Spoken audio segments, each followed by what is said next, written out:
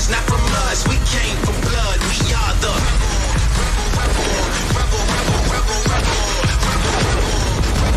break the system, never budge. Kill the lawyers, kill the judge. No allegiance not from us. We came from blood.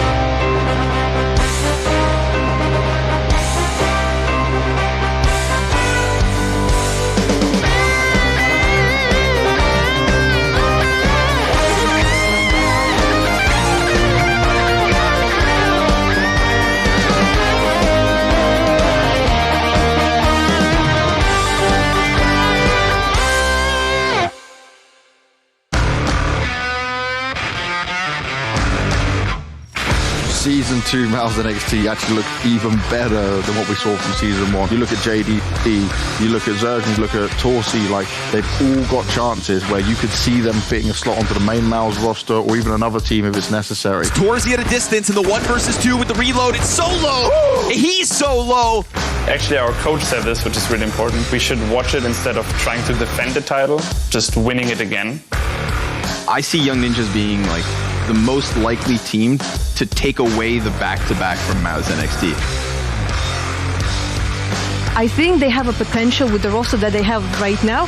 I just hope they'll be able to stick with what they have. We'll see what happens. They're coming up. We got safe back in the boomage position. They've got a flash from the back of the site. It's really perfect. 703 feet, 3 frags from that position. It's been a process, a pretty long process, but I feel like it's coming together more and more by each day. And hopefully we'll be able to show our full capacity in the LAN event. Big Women Academy just have all the willpower in the world. They seem like they can always come up with the most unexpected victories. They're always going to fight till their last breath. KST is able to challenge into the site. He's been spotted, and Nixe stands that test. Now another player comes through, and it's swept away by Big. I think we still can be a really threat to everyone who's here. The individual talent on the team, it could be the highest in the league. It's rivaling MOUZ NXT's talent. NAVI Junior's they've got the best players. In my opinion, they've got the 2 best players between m0NESY and Onkir, and I think Torsi is utilized better, but m0NESY's got to be the most talented offer that I've seen at this level. Try to take this one to a 3rd. Are they going to get there? I don't know. I'm really just quite confused by what we've seen so far, but we've got guns up, and we'll let the players speak for themselves. m0NESY's got something to yell from the rooftops. I'm better than you! He goes and gets 3 kills with his teammate already on the feed. It's head trick taken down by Debo, but he gets caught as he falls. Oh my he God. dies. Мы не то что подходим к оптимальной, но в хорошей форме перед турниром, чувствуем какую-то уверенность и настроены побеждать.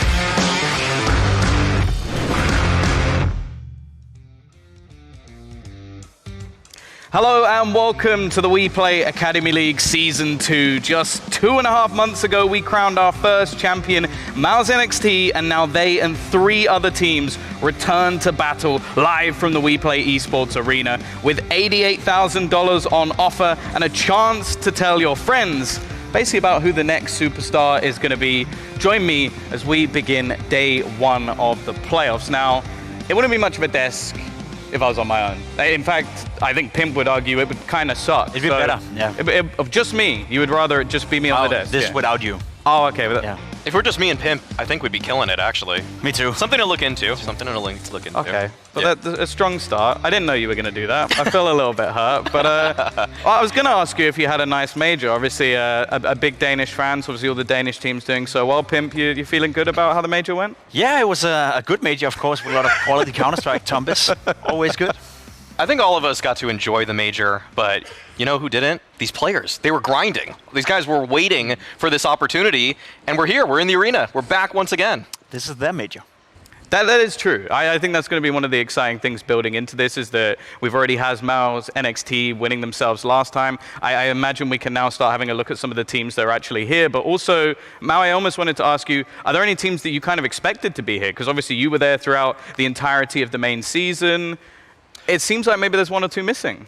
Fnatic. Fnatic is definitely the name that I think both of us thought were probably going to be making it through, and they choked it. They choked it. The biggest choke in WePlay Academy Season 1 or 2 history, 2 times against Big Omen Academy on maps 2 and 3. They were up 14-8, and they lost, even though they were already a map up.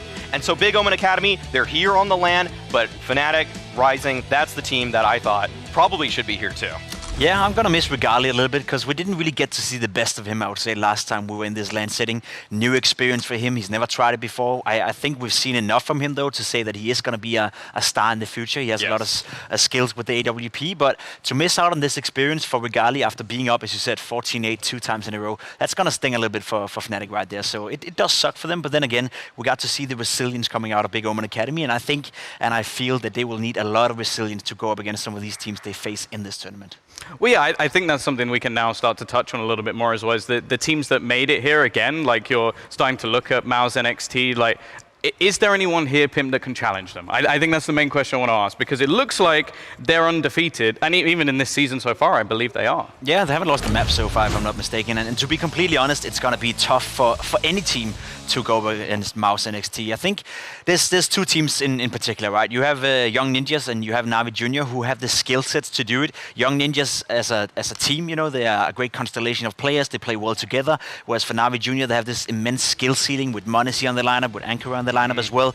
But to take down MOUZ NXT, that's the thing. If you combine Young Ninjas and if you combine NAVI Junior, you have the best of both worlds. And I think that is MOUZ NXT. They have the skill set and the team play.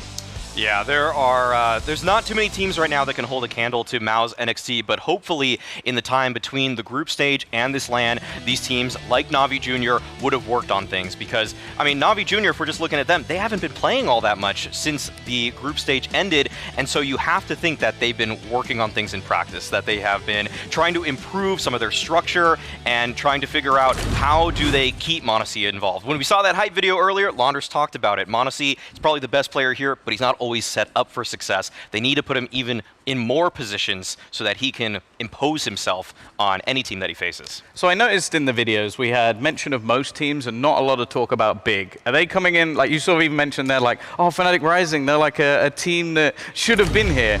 Are you almost setting this up that they are a heavy underdog in this tournament so far? Yes, Big right now, of the 4 teams that are at this LAN, they're the team that are the biggest question mark.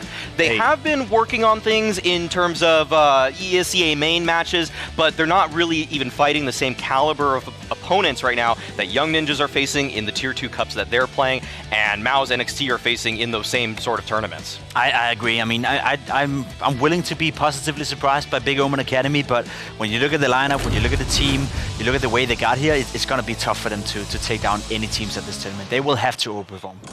So again, we can touch a little bit on the Young Ninjas as well. Like, I think they're a squad that a lot of people are going to put as that sort of second place. Did well in the season so far and the manner in which they got through.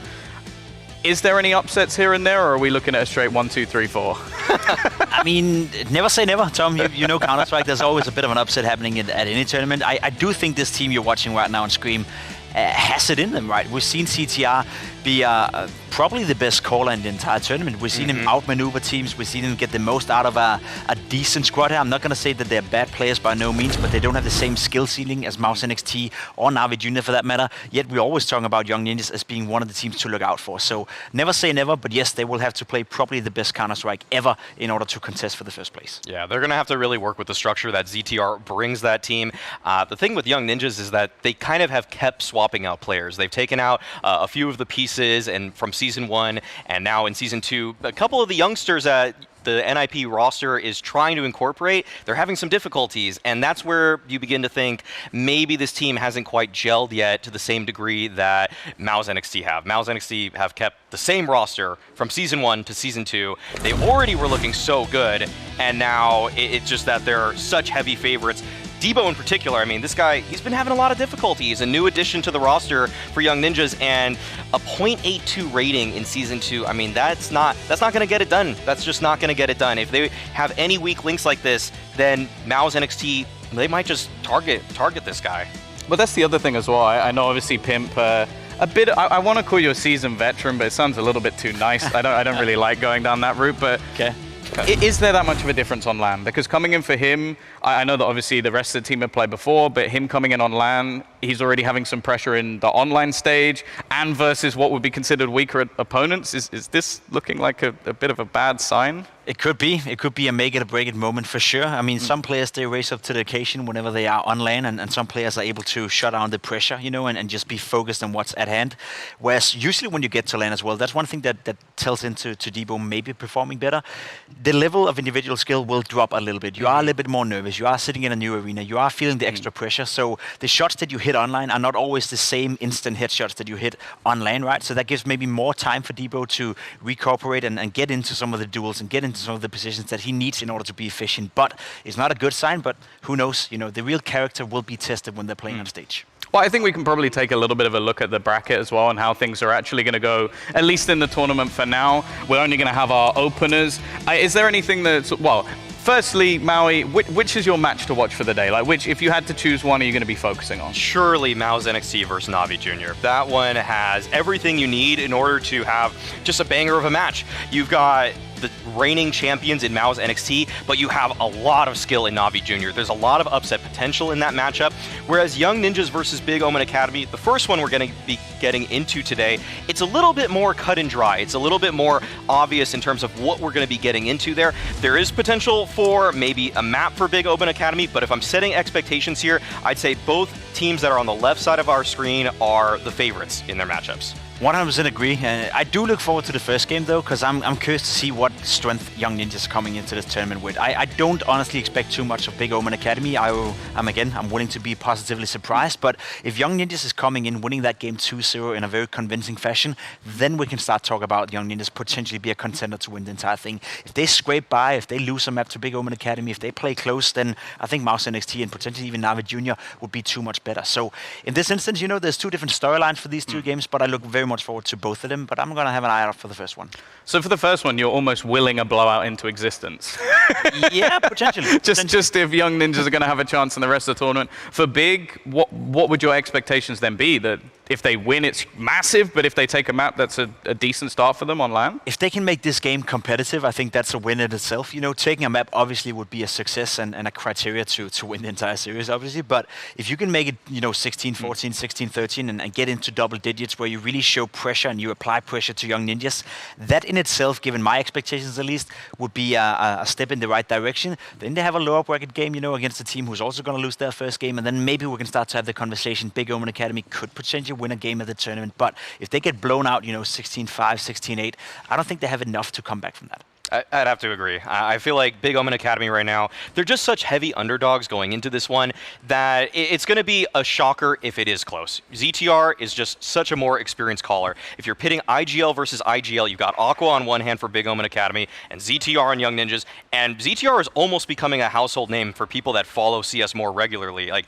he had a great stint on the proper NIP roster, and Aqua, he's getting his feet wet for the first time as an in-game leader, and so you would give a heavy tactical advantage to the Young Ninjas. Well, a lot of pressure there, but I think it's time that we actually start bringing the teams in, because I feel like people have probably heard enough of us talking about this one. So we're going to start introducing our teams. Obviously, the first match is going to be the Young Ninjas facing off against Big Omen Academy.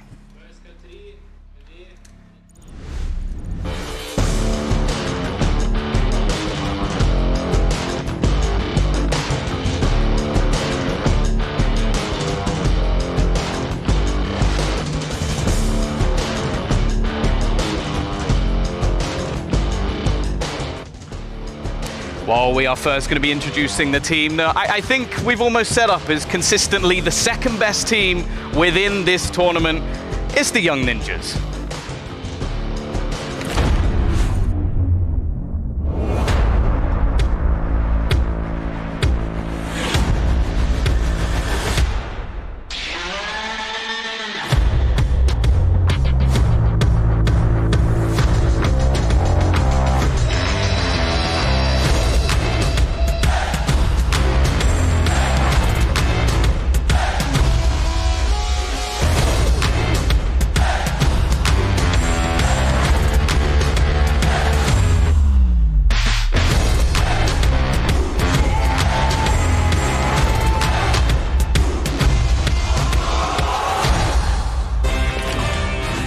Well, it is time to welcome to the stage Young Ninjas!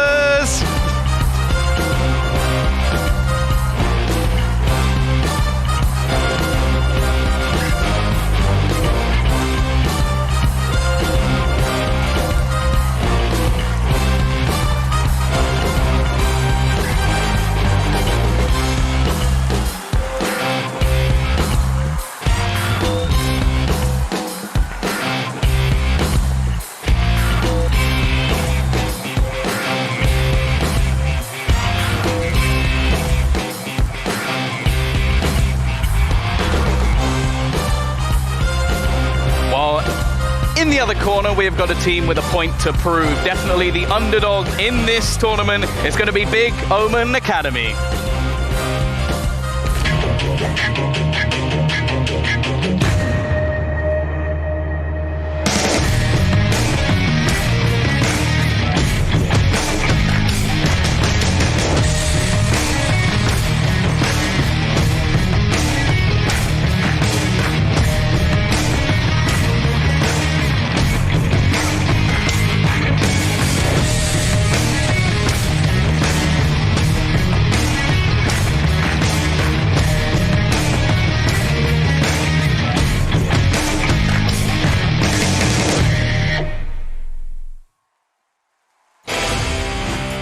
Welcome to the stage, it's Big Omen Academy!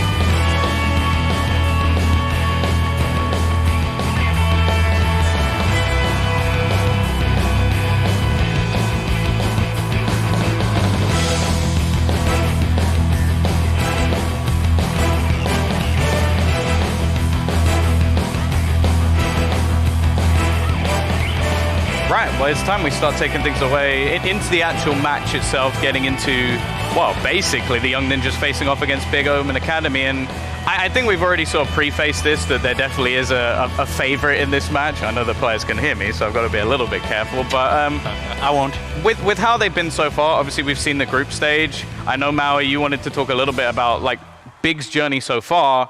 It was definitely a little bit close.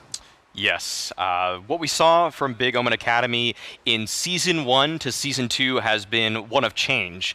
In Season 1, Aqua, that guy in the middle right there, the guy wearing the hoodie, I don't know how he got that hoodie, but either way, he's cold, I guess. he was a star for this team. He looked like he was the next big German talent. And then, in Season 2, he switched to the in-game leader role, and we've seen that his performance has dropped off precipitously. It has not been a great look for Aqua, but what has been interesting is that they are now working with a 7-map pool. They're always trying to make it competitive with the veto, and we see the stats right here. I mean, Aqua, from really a player that a lot of people were looking at to be the next up-and-comer in Germany to kind of a bottom fragger. Yeah, and that's a massive problem. Firepower-wise, we already talked about it. MOUZ NXT have a lot of firepower. Young Ninjas have a very cool, I guess, a collection of players, you know, who all can step up as well. So Swedes, it's cold. Swedes, you know? they're pretty good, yeah. You need a guy like Aqua to step up. You need a guy like him to have an impact and be productive on the server. And so far in this season, it hasn't been there. I think as an in-game leader, he's been doing a decent job. Again, they qualified for this stage of the tournament 2 seasons in a row. That in itself is a testament to Big Omen Academy and the project they have. They can play Counter-Strike at a relatively high level. Another underrated fact is the AWP role as well. It's been switching back and forth within this roster. Now, Glaive, I assume, is running that main AWP role, and he's doing a good job. Question is, can he go up against the likes of Monisi, Fusi for that matter in this game? I think there's a lot of skill when it comes to the opposite in this tournament, and I will rate right now Glaive to be one of the guys where I don't really know where to put him, and we need to see more from Big Omen Academy. We need to see more productivity coming out of these players if they want to stand a chance tonight. So on the other side of things, we then start to look at the Young Ninjas, and I almost feel like we've, again, set it up that this needs to be a bit of a walk in the park for them. Is there anybody that you would pinpoint that down to, Pimp? Like, who are you going to be choosing from their roster and saying, like, okay, they could just dominate this game?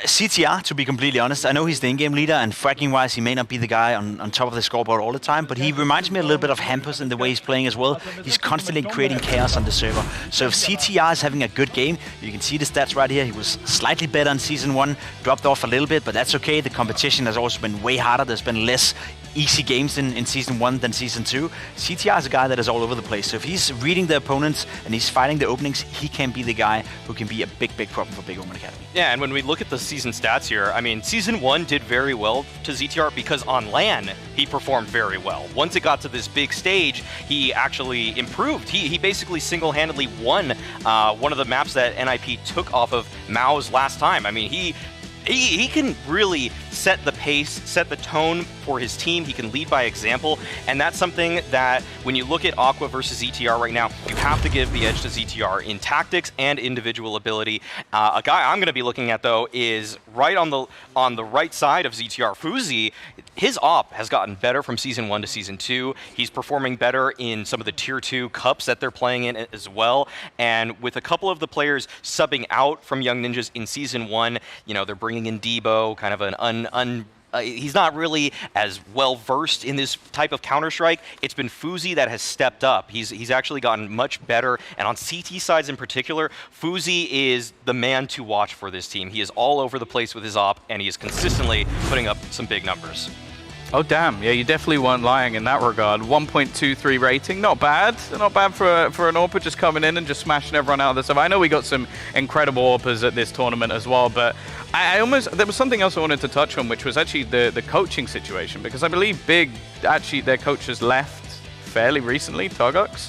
Yes. Especially going into a LAN event, do you think that's going to be something that will affect them as a whole? Because it does seem like there has been a little bit of a drop-off as of recent. So you don't have that anchor behind you, that guy that can reason with you when a moment gets tough. When a timeout comes, I mean, Young Ninjas are going to be able to consult their coach, but on the other side of things, it's going to be Big that have to come up with the answers internally. That's always going to be some added pressure for them. And truthfully, I think they started using their previous analyst as a temp coach, and I think that if he's able to come up with some answers, that could help, but it's not that consistent voice that they've been working with from Season 1 to Season 2, unlike Young Ninjas. I will say in the context of it, though, I do remember reading an interview or listening to an interview where Tuguk said that he didn't enjoy working with young players, right? So if there's been some internal time, that's not a good time, right? You may as well be better off without him, to be completely honest. So in the context of the situation, maybe that will free them up a little bit more. Maybe there's no internal struggles within the lineup. Maybe the analyst is more on board with the project, so to speak. So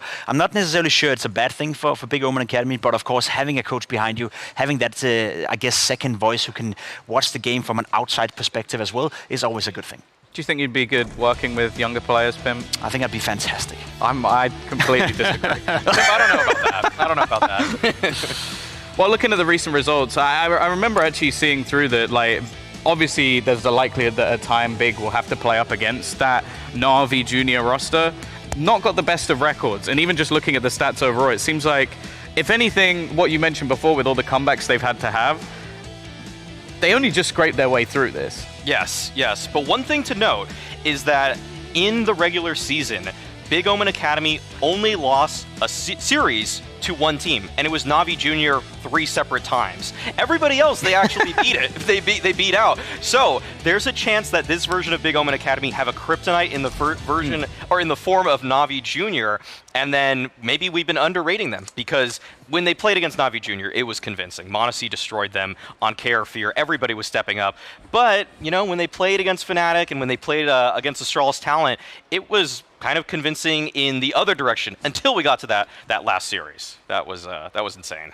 Yeah, and I feel like on the other side, we haven't really seen that much, at least this season, just because of how clean it almost was for the Young Ninjas. Do you feel like maybe the grind can actually work for Big? The fact that, okay, we had to play through all these extra games, we had to beat out different styles of teams, maybe just ignore NAVI Junior a little bit, and then that could work for them because they've actually just played more matches overall? Potentially. The problem is young Clutch ninjas. it at straws. Yeah, but the thing is they play a lot of online tournaments, right? A lot of these tier 2 online cups. So they also grind a lot of games. Maybe not against other academy teams. You know, they do play against teams I would argue is much better and have a higher skill ceiling as well. So there's a bigger learning curve right there for young ninjas. So I don't think that's something you can grasp on if you're Big Omen Academy. I will say though that young ninjas against that I believe that was against Astralis in the very first game, right? It was super close. You see it here on your screen as well. 16-14, 16-14 against Astralis Talent, who once again finished the tournament without winning a single map. It's like, if they can get pressured that much by a relatively, let's call them weak team, at least for now, then you can talk to young ninjas, right? It's not a team that is unbeatable. You see a lot of the scorelines right here. They're close games as well. So if you're Big Omen Academy, you're not walking into this game thinking we can't make it close. You guys gotta be efficient. You gotta be clinical when you get the chance to actually shut down the game. Yeah, I think the one thing that can maybe give Big some sort of edge here is that Young Ninjas have been kind of stumbling in the Tier 2 Cups that they've been playing in. They haven't been beating some of the teams that, in terms of world ranking, it feels like they should have. So there's a chance right now that Young Ninjas are in a phase where maybe they're unsure about their future as a roster, or maybe, and something I even noticed is that on their ESEA Advanced page, they're playing with a completely different 5 on that roster, and it just kind of made me question what's going on with this team, because it feels like they might be experiencing that kind of NIP dilemma where we saw the main roster just kind of swapping people out, and even in some of the public interviews, Hampus was saying, yeah, that's just the management doing stuff, and that could be maybe the one edge. Big Open Academy, they're solid with their 5, and Young Ninjas right now, they are kind of at the whim of what their management tells them. Okay, well, moving forward, we now have to find where we're going to actually be playing. And I know you've sort of highlighted already that they have a 7-map pool, so I feel like your predictions for maps might be a little bit more difficult, but it looks like you've been giving some of them for free. Pim, anywhere you think this is going to be going? I just want to point out that I don't think it's a good thing to have a 7-map pool if you're a team that is so inexperienced. You need to have some strong maps. You need to have a go-to, place you can go with your map pool. So having 7 maps, of course, is cool if you can. I like it. I play everything. When you're an underdog, I think it actually gives you the best chance because you are the one that's in control of the veto. What's the point of being mediocre on all maps instead of being good on some maps? Because you can target pick somebody. You can punish. You can always punish. Okay, so who are they? Who are they going to target pick them for this next choice? Because we got the ban, so half it's done for you. So yes. Maui, where would you say Big should target pick? That's where it's tough because they don't have a high win rate. Well, there we go. The win rate's not looking too good for Big Omen Academy on a lot of maps. I wouldn't mind seeing just a Mirage here, honestly. I think they've also been decent at Nuke as well. I think those are like maps that they've looked competitive even if they aren't winning series on necessarily. So if it's one of those, I wouldn't be surprised. But the thing is, Aqua showed us in that last chance qualifier, the Gauntlet stage, that they can kind of go anywhere, but they will go with Mirage. And I like that they picked that. I think a lot of their roles make sense on this map. No big surprise seeing Inferno coming out of Young Ninjas. That's been a go-to map for them. We had the discussion last season as well. Them and MOUZ NXT were by far the 2 best teams on Inferno. Maybe Fnatic Rising sometimes could be up there, but they were very solid on the map. Mirage again, not a big surprise, but there's no punish pick right here, as you said as well. That's the why map pool is not strong. Nuke could have been an option. Could have been a punish pick. I would agree, but then again, you have to start on the T side of Nuke after maybe losing the first map, your opponent's map pick, so maybe that plays into the decision making as well. We get to see Vertigo as a 3rd deciding map as well, a map Young Ninjas are also feeling very comfortable on. I think when you're looking at these 3 maps and we look at the map pool in its entirety right here, I would say Young Ninjas are favored on Inferno, they're favored to win Mirage, and should we get to Vertigo, they'll also be favored to win there, right? So had this been a best of 5, could have been a 3-0.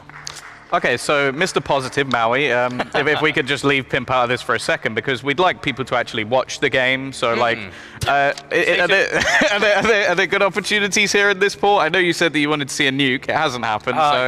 Yeah. I think that right now there's potential for Big to take Mirage. I'm not going to count them out of that map completely, but I will say that this has to be, if Big win this, it has to be a 2-1, and they have to win Mirage and then Vertigo. They're not. Inferno is a done deal. We want people to watch it, but I'm sorry, Young Ninjas are too good at Inferno. It's a map that they really just, even though that win rate doesn't show it, the differences in Young Ninjas versus Big Omen Academy, Young Ninjas is playing tier 2 teams on that map, and Big Omen Academy is playing Academy level teams on that map. and Still the win lose. rate's still better for Young Yeah, Ninjas. that's the thing, right? Because there's a lot of experience from Young Ninjas. I think Inferno is one of the few maps where I would say they are actually at a tier 2 potential. They can go toe-to-toe against some decent teams. Whereas for the rest of it, I agree with you. Young Ninjas right now in a bit of a period where it's not really working out for them. They're not making the same big waves they did when they came into Season 1. So maybe the expectations is slightly lower as well. But when it comes to Inferno, it'll be a massive, massive surprise if Big Omen Academy were to snap that one. Oh, that's a... You really aren't selling a great picture here. I'll also be honest, I think I saw the stat for Mirage for Big was also 0%, so... It's a surprise pick. It's a good pick. It's a shocker. It's a shocker to us, and it's probably a shocker to Young Ninjas, and that's why I can see a world in which Big is able to win a map sometimes. That's why I kind of like the 7-map pool. Okay. You just don't know where they're going. Well, I'm not going to let Pimp say anything more. Thankfully, we have a couple of other people who are maybe a little bit more positive. Scrawny and Launders, can you make this one a little bit better for Big? Make this guy go away. I can do a little bit How better. generous can you be here?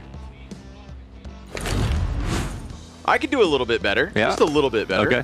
You know, Maui Snake's talking about a 7-map pool, but Yeah. 3 of those 7 maps have a 0% win rate. So I think that's a 4-map pool by definition. Yeah, I got a 7-map pool as well. Yeah. I don't even play as the thing. Listen, I like the fact that Big are here. Okay, there was a very real chance that they wouldn't have even gotten an opportunity to qualify for the actual LAN finals. It felt like it was going to be Fnatic time and time again. They brought the clutchness. They brought the clutchness, and when you have the clutchness, then you've got a chance. You've got a chance, and when you've got a chance, well, who knows what happens? Yeah, they are they're the White Walkers. Yep. And what is dead may never die. Okay, 14 to 8, whatever it was. At that point, most men would give up. Yeah. They would bend over and have a broken back, and they would fall. Their knees would collapse. They'd have their feet in cement, and they'd sink to the bottom of the ocean into Davy Jones' locker, but not Big. No. Big will go one round at a time. And because it's 1 round at a time, I think that let's just let them get into it. But here's the weird one. Here's the weird one. Okay. I was caught on an interview, okay, at the end of last season, saying that NIP are the most likely team to take down MOUZ and to deny them of the back-to-back season-to-season grand champ trophy lift. I don't know if I feel that way anymore, and I don't know why I felt that way at the time. I don't know why it's necessarily changed since then. You know, I'm looking at that NAVI MOUZ game later tonight, like, oh, those are our favorites. And unfortunately for Big, okay, we'll call it the pimp effect. I am also sitting here just thinking, like, yeah, a map win in and of itself would be a victory. Said victory wouldn't be what they want, obviously. You know, they're here to take a match. They're here to maybe getting themselves into the grand finals. But I think we have to just, keep that tempered expectations that Big were almost on the brink twice. Twice. They walked up to the cliff, they walked back, they walked back up to it, looked down, went, I don't think so. And come here, Fnatic. Yeah, and chucked them over the edge, man. Actually, Fnatic tried to push Big and then tripped on their own 2 feet. And down they went. And would you rather have the team that got the most nervous at LAN, or the team that's slightly worse but had the clutchness? I'll take that clutchness. Right? Because honestly, it's on LAN, it's 50% about how good you are, but it's 50% about how well you can execute the same way as you do in practice. Whereas online, it feels like it's a little bit easier to get to that level in those matches, but now they can feel the air conditioning in the room. It was very weird what Maui was talking about in terms of, like, their current team profiles, like playing with different 5. Like, we don't know it felt like securing a spot here at the WePlay LAN finals was what would give an academy team longevity. But because I suppose NIP are also in all these other little cups and tournaments and trying to compete elsewhere, that maybe they are more of a moving piece. They are the body of water, and Big are the rock. And the rock may sink, but at least the rock stays in its position. Yes. Right. This body of water could just dry up for all we know. It could already be dried up. We could be looking at dehydrated SpongeBob and not even knowing it just yet. That's the worst. So, a good amount of time has passed since the end of the season to the LAN finals. Maybe in that amount of time, we've seen Big improve leaps and bounds. Or maybe we're actually going to be watching tonight NIP take the Fnatic route and trip over their own feet. Oof. But Just I think even though Maui said that Big Omen Academy have a 7-map pool, and that's really important, And obviously, that was some bad faith analysis. He just has a thing for Aqua. We know that. He loves Big. He loves these boys. But what's true, at least, about something that he said, that was one of his more salient points on my desk there, was that they can't win Inferno. That's probably true. That's probably very true. That's probably very true. And before you tune out, okay, because you do want to watch Inferno, because you want to see why Young Ninjas are so good on Inferno. That's why you're here. And you've got your eyes peeled for the upset. Sometimes you watch like F1 because you're like, oh, is someone going to crash? They're doing the thing. They're taking a left turn again. Left turn, left turn, left turn. It's coming. No, that's NASCAR. But they don't. Oh, right. Either way, they crash too, right? I don't watch soccer either. Okay, so in these situations, it seems like, whoa, it's life or death, and you just want to know, like, okay, you want to see the fantastic finish, but you're also like, is there going to be a crash? That's what Inferno is going to be here, right now. You can't be too results oriented. Sometimes it's about the journey. Yeah, Steel wouldn't want you to be outcome oriented. And luckily here, that's why he left CS:GO. Maybe he'll come back like Nitro. Let's go. Let's go. NACS, man. The rebound is inbound. My point was... Go ahead. I forget. Well, I'll come up with another one then. Oh, my point was, luckily here the format is double elimination, right? So this is building off of the point of, like, we've got to see what form Ninjas are coming in with. We've got to see their first step, their first dive into the LAN environment here for Season 2. Oh my God, the lights are flashing. Let's go. I think that's a good sign. Oh, that's us in the corner. Hey, down here. Hey, you guys see? Hey. We're over. Hey. Oh my God, it feels so good to be casting a LAN. Yes. We're literally sitting underneath the players. I can feel their socks on my head. I feel safe. I trust the architects and engineers of WePlay. You should see this facility. I mean, you can. You're literally looking at it. It's the coolest studio I've ever been in. It's a sick studio, actually. Okay, you know what? That's not a crazy thing to say. It's not. It feels strange because it's, WePlay Academy League Season 2 LAN Finals, which it's just, that's so beautiful. Wait, is this the Source 2 leak? Whoa. Oh, baby. Hey, buddy. With the double dragons. Oh, it's time to game, yes, baby. Yes, sir. And we've got BPMs as well. Look at that. Look at that. We got BPMs. Who's cool in the clutch? Who panics under pressure? My heart would be beating just because of that. And why is Rolf already at 134? Dude. I also it's chugged energy drink of choice. This is wild. Okay, BPM out the gate. Y'all gonna know who's nervous. Is it really that high for everyone? Look, Prime Tab's chill as hell. Holy. Okay, Prime Tab. Okay. It's not about ADR, dude. It's about BPM. Yo. Here we are into the A site. Young Ninja's gonna run out from Boiler. Oh! 3 kills immediately coming out from Big. ZTR trying to claw it back. Look at the kill feed. Have you ever seen 7 frags in the kill feed at once? A bomb plant comes off of the back of it, and the rotate through the library. Prime Taps, what are you going to do about it? He's cool, man. Oh, it's coming up. It's coming up. It's coming up. First clutch. He's got some gum in the mouth. Got to take a big, deep breath. Couple of chews.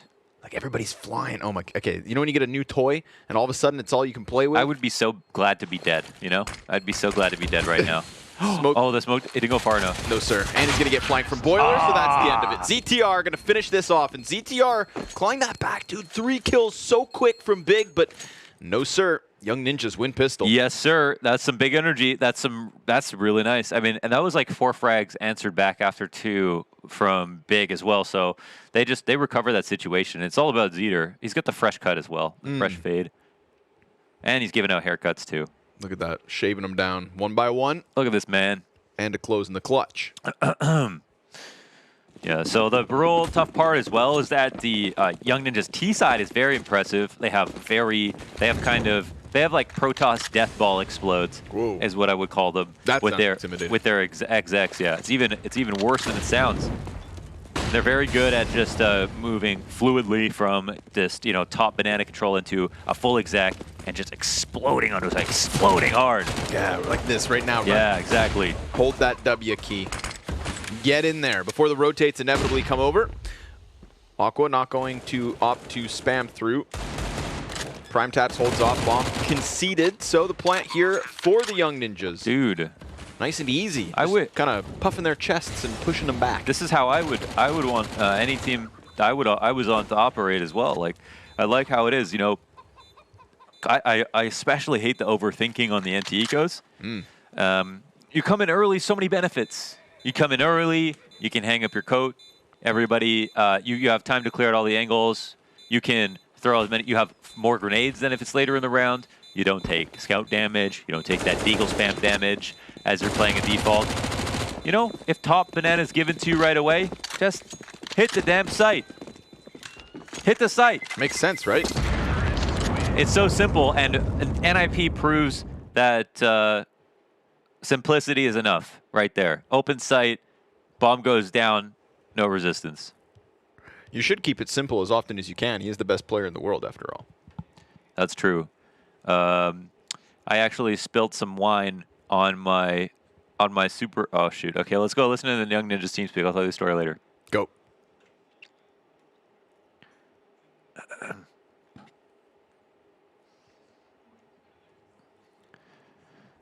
Oh, all right. Well, right after, or for this next round, we're going to listen to the Young Ninjas team speak. Okay. For now, I'm going to tell you about how the time where yesterday night I ordered a glass of wine room service to my room. Very fancy. And I spilled a splash of red wine onto my mouse pad, my mouse pad, my super light, and my Comme des Garçons white shirt. Oh, pas le Comme des Garçons. Right underneath the heart, right in the middle. And ruined all three things. The mouse pad lost traction in the middle. My mouse wheel stopped working instantly.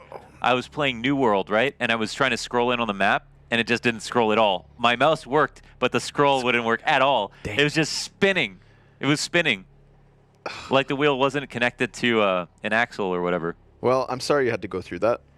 I'm still going through it right now. I tried to, for some reason there's like a gaming store in the front of this building. Here at the WePlay Esports Arena. Yes, at the WePlay Esports Arena, they got a gaming. I was like, they didn't have any super lights in the front. I was like, you got super lights? They're like, of course. So they went to the back, got a super light, but I didn't bring my. Back, man. I only have my Apple Pay, so. I can buy it for you after you'd like. You can pay me back. I'll get it tomorrow. I mean, I have another. WePlay also set us up with a computer and a mouse in the. Hell yeah, they did. Hotel, and that thing's good enough to play New World. My mouse pad's gonna need a few days, anyways. I learned the hard way as well. Actually, you know, I think traveling to events, traveling across the Atlantic. You know, I used to put all my peripherals into my luggage. My keyboard, wouldn't even put it in a box. I just keyboard, mouse. I used to put my mouse in a sock, and in my mind, for some reason, that was enough to keep it safe. Was it? Oh, was it not? It wasn't. I also had a busted scroll wheel. Okay. Except for mine, it wasn't that it wouldn't work at all. It's that every once in a while, when you scroll wheeled once, it would scroll wheel 3 times. Or if you scroll wheel down, it would scroll wheel down and then up. That's like a bunny hop macro, actually. So That's try not to scroll bad. down Twitter. You know, you're trying to hit the internet. You're missing like 1/3 of the tweets. You got to just spam the scroll, and the page is spaz. It's just not a good old time. Oh. So if you guys are traveling, make sure you put your mouse in a box. And while we sit in this box beneath the Young Ninjas, we're gonna listen into their team speak. That's my favorite mouse pad. Oh, they're all using it? Hoppa ner Mexiko. En är korta. En korta. Tabber. Jag går fram här. En scout korta då. Jag målade scouten. Kom. Vi ligger bra. De smoker. Kan vi köra Astralis efter den här? Kom boys, vi kör Astralis efter den här. Jag lägger liv. Någon lägger arch. Och så hoppar vi igenom på en flash. Eller vi kommer vänta tills den börjar fejda typ. Ja, ska jag lägga nu eller? Vänta. Vi väntar tills den börjar fejda. Lägger någon en flash? Anton, har du flash? Ja, jag kan flasha upp mitt. Jag har resmoke. Vänta. Vill du Jag köra boiler flashen. Nej, vi chillar på den. Akta bakom banan då. Jag håller CPL alltså. De vill ha mollo eller? Det var jag. Lägg typ en flash just det så de blir lite rädda. Ja. Lägg flash nu Anton. Jag flashar lång där också. Jag flashade lång där. Gå upp lång. Ute clear. Häng med lång. Häng med lång. Gå en solo. De har smokat nu. Kör bara tillsammans. Jag är med dig. Kom med mig. Jag är med dig. Eller pit. Stora. Jag håller stora. Jag håller stora. Big box. Jag håller stora. Jag är smokad hus. Big box låg. En var stora också tror jag. Jag kan ha sett en husmoken, inte safe call. Jag är jag resmokar lång. Jag ser den inte stora. Planta. Yep. Hus stod. Det är pit stora. Kort. Jag plantar Robin. Boiler. Kort. Jag kan ha HS här. Öla lång. Den är igenom lång. Han är inte igenom. Dog ljus. En lång sista. Han la nej, det var vi. Jag kommer få demoner utav det här headsetet och så det fanns steps överallt. Och så. Japp.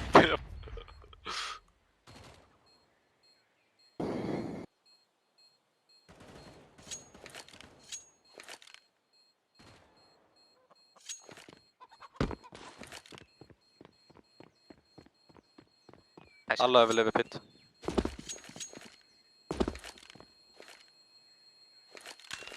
Gör de börja pappa eller? Oh, nice. Don't get ecoed is successful. Congratulations, NIP. It's been a clean start so far. And now they are officially only 28 rounds away from winning this series. They only 28. Damn. Yeah. Keep it up, guys. 28 round wins. Listen. 3-0 start, nice and clean. The fact that you know the most scary moment in those 3 rounds was when 29. We lost all those bodies at the start of it, and you know, in the pistol. But that was an easy recovery. Don't stab each other. Don't stab each other. ZTR, he's done nothing wrong, and yet he begins this one at 78 HP. So that's going to prime all of these M4s for the one-tap headshot. We'll see if it comes back to haunt him. Play a little mini game with us. All right, keep your eyes on him. Again, the top of banana is taken for free. And we said sometimes you got to... Ooh, yeah. Yeah, that's a nice nade barrage. 2 frags over the top, drops ZTR and Sapek to incredibly low HP. And yet Young Ninjas are still going to try to run this one forward. It's Aqua from the CT cross to kill 1. Prime Tap's back sight also able to add to the tally. And Rolf will answer with a single kill to the Young Ninjas' favor. A 3 versus 4 off of the back of that. An additional smoke grenade to try and cover plant, but he needs to go get bomb. Things are a little sloppy, a little slow, but he'll get there. Yeah, this is one of those positions where you're like, oh, you're a little bit nervous to plant coffins because people could be setting up grenades, but none of the CTs are actually doing that just yet. They're waiting for a very kind of standard retake, and I feel like they're in an awkward spot. They don't have construction control. They're going to all push through into CT. They're throwing grenades a little late. I don't know if they can actually pull this off. Ooh, it's a little messy again. The utilities overlapping. Oh, nice. Aqua expecting that ZTR would be up close. It's Rolf yet again. Now Fuzi in from pit. We're back to the 2 versus 2. Now the 2v1, and Fuzi has phased through smoke. He's slipped beyond into the CT cross. It's a 10-second stick. The first goes down, and so does the second. It's the Ninjas with a 4th. Damn. Lay it down. He stands up. I like to see that. I'd love to see that. We'd love to see that. That's why we're here. Sign me up. Yes, dude, sir. You can yell. You can shout. There's a gap between them, so fistfights won't break out just yet. Okay? We got to keep the gully. But hot damn. Nice 1v2. The 10-second stick certainly doesn't help them. Really allowed for Fuzi to take his time when he swung around close smoke. It was an Opera as well, trying to keep him pinned in, so a single shot had to be landed. And that combination of a 10-second defuse and a missed op shot primes Fuzi for an easy 1v2. And we talk about Fuzi because he is one of the best players on the Young Ninjas, alongside ZTR, in my opinion. That was one thing they used against him. Fuzi wrapped into construction, but that retake was limited by their options because Big didn't set up and get construction control first, so they did a good job of holding onto the site for a second. But then when the trades came back, it was actually not a bad position for the Young Ninjas here. And I think Big thought, all right, we only need a certain amount of map control to make this work. They came up late via construction, and and Fuzi's just, I guess he pushes through the smoke. Pit to CT. Yeah, pit to CT, back through, and that ends up working out. But in that position, I don't think Big has had quite as much time as they thought. Yeah. Yeah, exactly. To just chill. There were a lot of nades left over by the Young Ninjas. Kept noticing they were able to re-smoke coffins, re-smoke CT. So we find ourselves back in the unequal reality of just pistols for poor Big. Prime Tap's going to smoke it out. Keeps himself alive for now. Rolf's already pretty low. So good on him for at least taking one, but oh, Process with the back-to-back Deagle head snaps. And we have an even 3v3. Fuzi disrespects the smoke, goes into the banana fight on his own accord. Holy. And Process gets dropped to 46, but he'll still stand and hang on to that little bit of map control as the other 2 ninjas are just challenging the waters here at top banana. Now, this isn't just to take a fight. Fuzi's trying to make sure that there's no AKs that get recovered as he jumps through. So it looks a little bit brash, but honestly, I like to see that confidence on land. and he's got the AK secured. He has an op in the back, and there's another one that can't get picked up as well. So this severely limits the opportunities here for Big Omen Academy.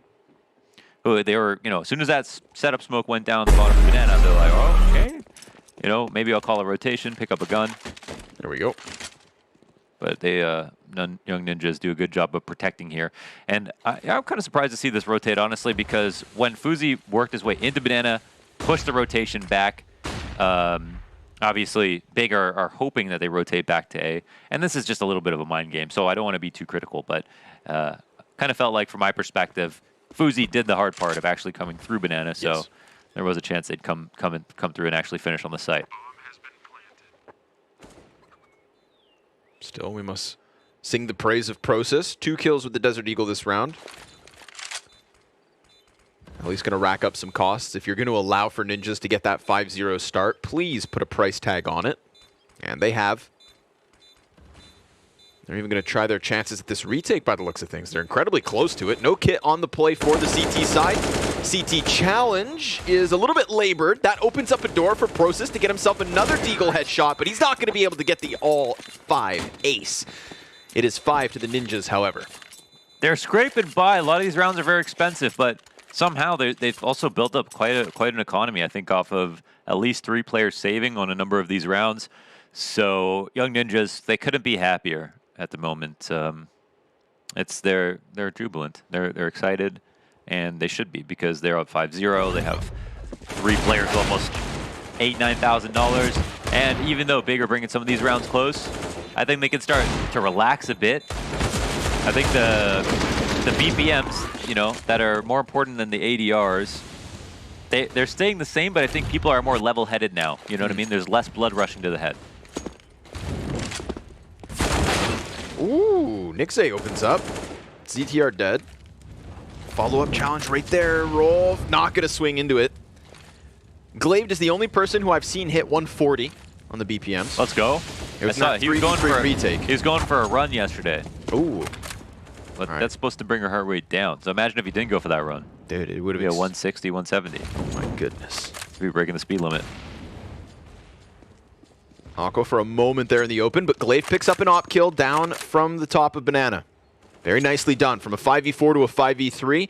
Looks like Big could finally break through. 150. Look at him go. 150. Glaive. We got to get a doctor on site. 150. I get a little eyebrows going up a little bit. He got a kill, and now all the blood is rushing. Like, oh, that felt good. Give me another op pick. Come get some. And they very well could. We've got Young Ninjas, again, facing a double-man disadvantage, but trying to keep things simple with what looks like the straight-up B hit. That smoke grenade that was left in the back sight, picked up by Prime Taps. And I could do a very good job of just stalling this out at the 20-second mark. There is still utility for the CTs, but they've yet to throw it. And so Glaive's going to make that contact flashed and allows a bit of entry. 14 seconds. Rolf's going to need to get himself a couple of kills here, and it's a difficult one to get by. He's going to stay focused, and he hits it. Back-to-back headshots and a plant with a second to spare. Now the Molotov falls on his feet, so he is done for. But it still primes Fuzi to attempt another clutch. He hits Nixay in the background. That leaves him with another 2. Does he repeat? 2 more then. Of course. And 1 more frag is needed. Fuzi looking for another clutch to his name. But Process is so patient. He's just waited and waited. And he waits so long that he slides out for an easy 1v1. No way. Is Process some kind of genius or madman? The way he was way back there, I can't believe it. I mean, he was waiting for Fuzi to make that move, which is actually sick, but Fuzi was clearing things out. There's a chance he could have hit back at quad and wouldn't have been spotted. That's nuts. That's nuts. What a couple of shots there from Fuzi. Nice try. Hard-fought rounds here from the Young Ninjas as it comes down to the 10-second mark and these double entries. Big make a number of mistakes here, okay? There's not enough resistance as they're coming in. The Big Omen Academy are playing the clock, but technically it's still fine for Young Ninjas. If there's not going to be a molly on the default, there's not going to be any nades, any peeks that come out to stop the players from crossing up into the site. They're going to start clearing angles. I mean, that's what they have to do. So you can see there was a bit of nervousness in that moment from Big Omen Academy and almost threw away a great advantage. Next time, you want to see a roof flash coming in from CT spawn. You want to see the rifler taking an early peek when you're up numbers and you can delay. And of course, you don't want to see your uppercut one-tapped. Oh, prime taps. Oh my. Gonna just barrel stuff Sapek up close, challenging down Banana. And then that one gets traded back by Fuzi. This is a much more forward stance from Big. That's how Refresh were 1v5 Liquid, you know? Because no one peeked. Yeah. Cowards. Yep. Fallen whiff, though, I think. There you go. Find the scapegoat. Yeah. Walking it around the arch side. There's utility support meant to help out Glaive, but he dies nonetheless. Rolf going to be getting closer and closer with this single player inside of the pit, but we do have Process right on their heels. He must have seen at least one of these Ts, if not a second. Aqua's going to get the kill versus ZTR, but he could still go unnoticed. Sure enough, Process finding that timing. And Fuzi finding this bomb site for the taking with 2, now 1 left. He knows. Nick's ace towards the pit. Fuzi, this is his 3rd clutch attempt, and he's currently 1-1. 4 kills in this round. He knows. 15 seconds, no bomb, just needs this kill. And he falls to the half health. Now they're both even, and Fuzi's got another clutch to his name. I'm loving Fuzi on LAN. I'm loving it, dude. He's actually making so many plays. Here is the clutchness. Just want to give a quick sticker star to Process for the pure impact rotation in through Arch. Got some damage off. On the first player, he was totally unknown because, first of all, he was using a silenced M4, and he knew there was someone in Graveyard, dropped that grenade in that spot, and that's when he thought he was going to bring it back. Let's listen into the Young Ninjas team speak.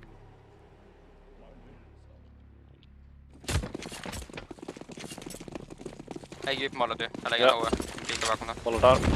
En laddar in i mitt. Jag håller korta pigg. Mer upp här. Jag kan flasha på den. Ja, laddar. Flasha på. Bum. Jag är på nettan. Eller gå och smoka långt. Kan vi ta över mitten nu? Jag måste tror jag. Jag kommer molla kort också. Jag kan flasha kort om du vill. Jag kommer kolla. Jag kan flasha pull efter den smoken om du vill. Lägg nu. Vi håller kort fejla. Tar du? Det är lugnt. Det är långt. Jag kommer mot mitten. Håller kort fejla. Jag håller kort. Kan någon lägga split eller? Jag lägger min flash. Jag lägger split. Jag lägger split. Flashen över. Jag håller en flash lång sen. Upp här CPL dog. Flasha lång nu. Det var Process. Kan han flasha boiler? Jag lär ta bomben sen. Jag hämtar bomb. Jag kommer hänga med mig. Kan någon hänga med mig? En boiler. En är lång. De boostade tror jag. De är 2. Jag tror de är 3 då. En är boiler också. Gå bara det var han som dödade dig. Det var boiler som dödade dig. Ja okej. Jag är en smoke. Smoka rulla så kör vi direkt. Vi har bara en smoke. Okej, smoka sätter då. Jag lägger i farten. Jag målar 3. Lägg nu. Här kör vi sätter också Samba. Smoka. Flashen lever sätter. Alla mörka. 2. Ruins. Ruins tog. 2 du. Jag plattar. Jag håller banne. Jag håller banne. Jag är back bild. Sätter. Sätter. Sätter mörkare. Jag kollar white. Kan vi dubbelpicka nu då? Over-under. Oliver. CT. Ja, softa. Jag följer med också. 1. 2, 3. Sista rak va? Han längst bak eller? Ja, han var längst bak. Han spammar bara. Jag jagar alltså. Med det. Jag kommer med dig. Med det.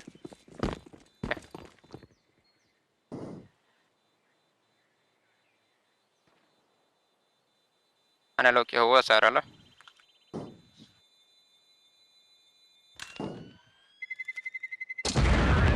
Another easy one added to the tally for the Ninjas. 7-1 lead on the T side of Inferno. Hey, Maui. Maybe if Big didn't play so many maps, they could work on Inferno a little bit, huh? It's not looking so good. It's not even one of the maps that they have a 0% win rate. Yeah, for some reason, it's not a map they can win, but it's part of their 7-map pool. What's going on with that, Maui? I don't know. What's Maui up to?